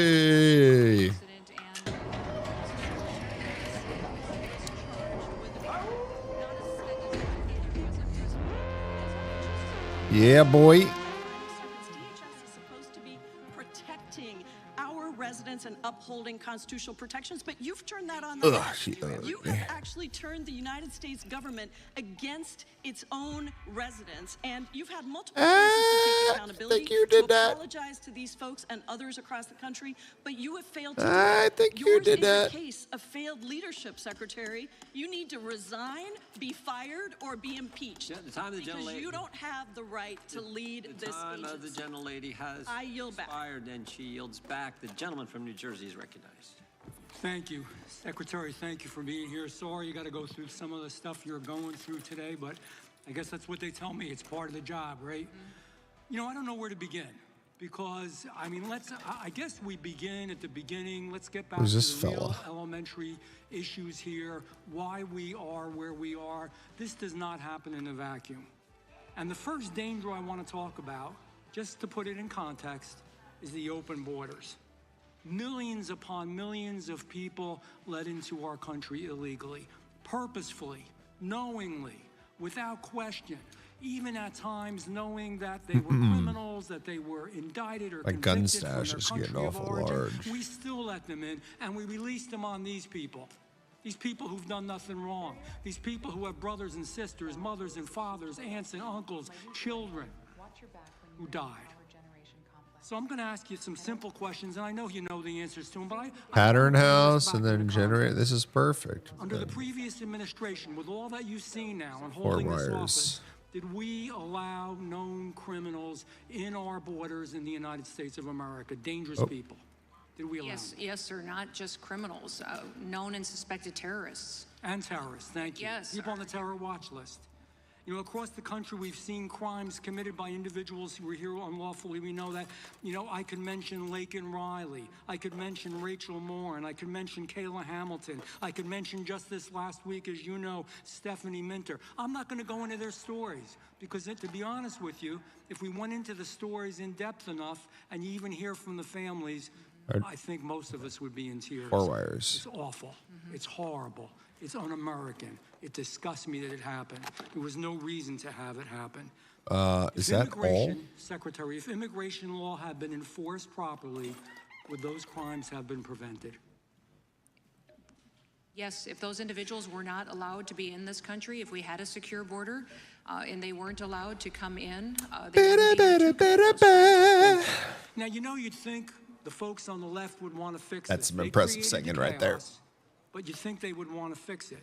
One of the ways to fix it is to work with federal law enforcement when they are on the street to do crowd containment, to do other things that help the federal officials. Because one of the reasons that we see everything that we see on the street and we see those videos is that local law enforcement, and when you talk to them off the record, they're not allowed in these blue cities, sanctuary states to help out. The job of ICE is not really crowd control.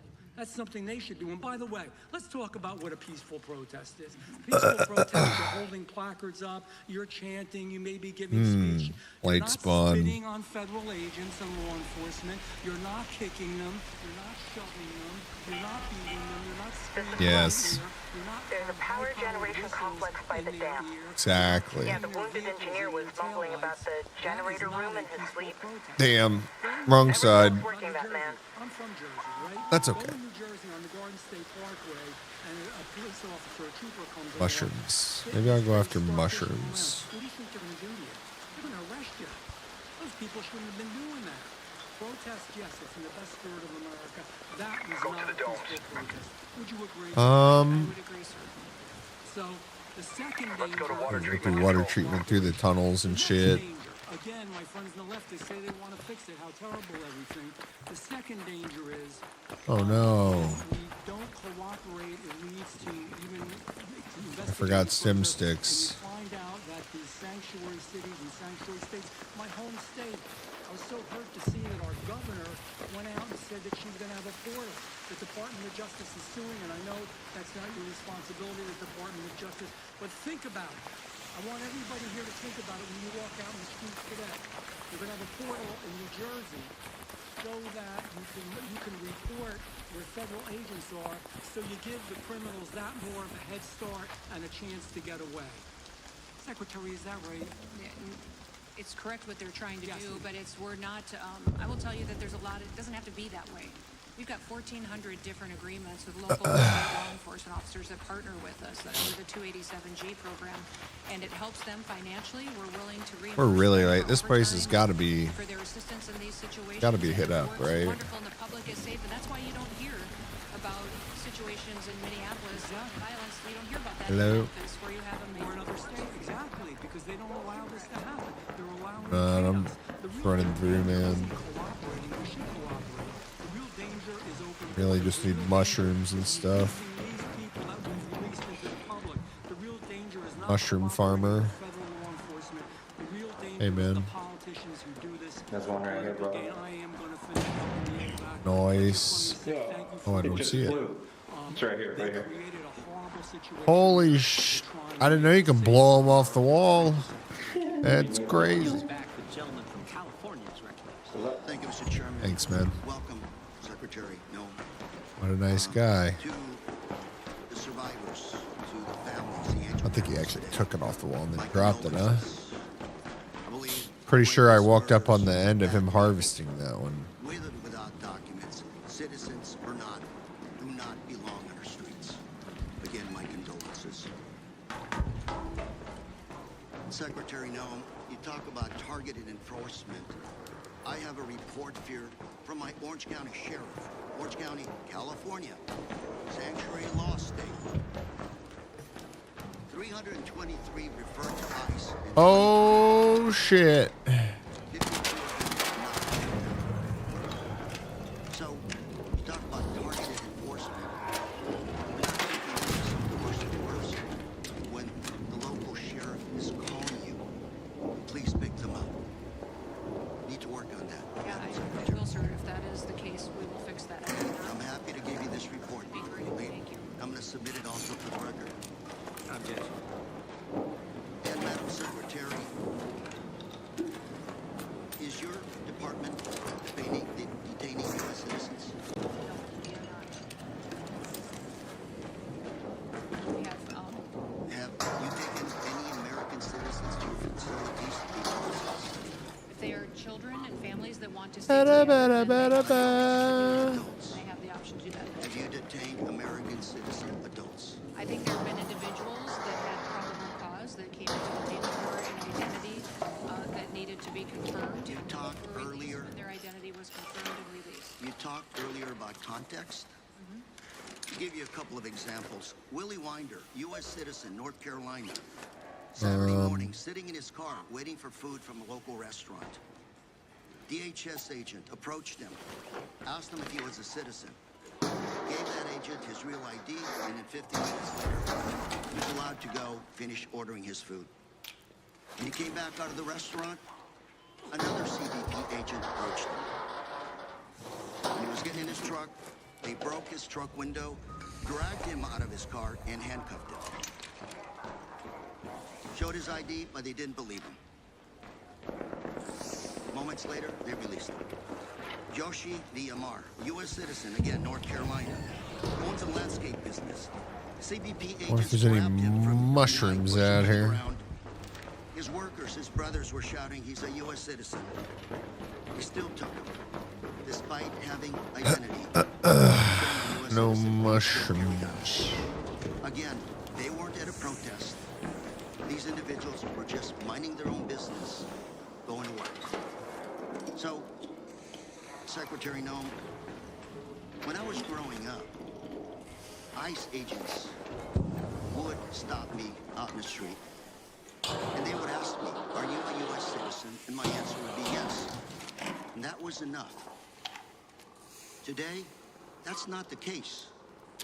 So what would you say, what do you suggest I tell my citizens back home? Have a passport with you all the time? No, I would tell your citizens to be grateful they live in this country where President Trump is We upholding are, the law. but ma'am, Those that if are you're here stopped as a illegally- U.S. citizen out in the street, Those that are here and you illegally- tell people U.S. citizen and you're still held, Return back to their that is not the country we're supposed that we to live in. voluntarily help them self-deport if they would like to. These are American citizens, ma'am. Do I tell my children to carry a U.S. passport? No, I would not say they would have to. But I they're would say stopped, if and they are legal sometimes citizens, they don't take have to those pay for it. passports, your agents throw them out, and they grab them anyway. You're terrorizing American citizens. Ah, terrorizing. Databases. One of the organizations in Maine recently told an observer that they're creating a database. Are you creating a database, ma'am? No, of we're Americans? creating a database. Let's watch a video here. To record. Exactly. Yeah. That's what we're doing. Yeah. Why are you taking my information down? Because we have a nice little database. Oh, good. And now you're considered a domestic terrorist. So We're videotaping you? Are you crazy?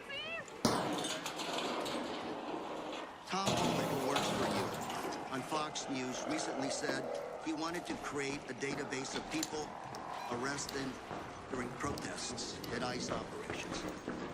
Yeah. What are you going to do with that database? I don't know why he said that. We're not creating a database. But he did say it. He works for you. He's not an agent, he's an employee. He works for the president. He doesn't work for He me. also works Head home for at the you. water he treatment What do you want elevator. to do with that database? We're not This is creating a database of American citizens. Ma'am, I'm out of time, but what I'd like to do is send you a list of these questions that I've asked of you and have the opportunity to answer them. Absolutely. To be clear and to be on the record. Thank you. Madam Secretary, thank you for being here today. Gentlemen, So we're listening in there live as you're taking a live look on Capitol Hill. We do need to step away just for a brief moment, but what I wanted to do is share this QR code right there on your screen. We are streaming Secretary Noem's testimony in its entirety on our YouTube stream. Hello. Here has to take a commercial break. You can just scan that QR code.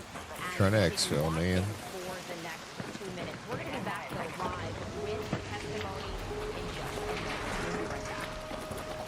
What's up, G?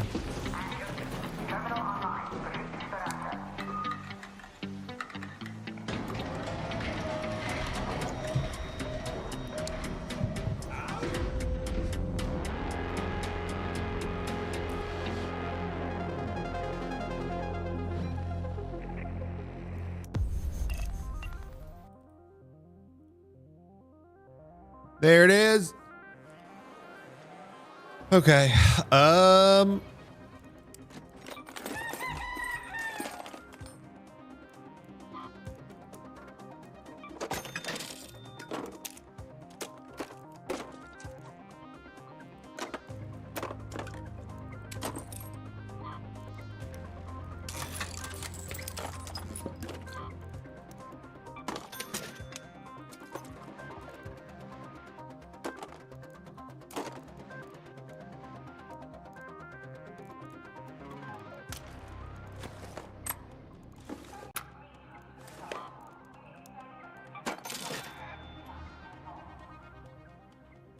Okay, well, I'm gonna get off here.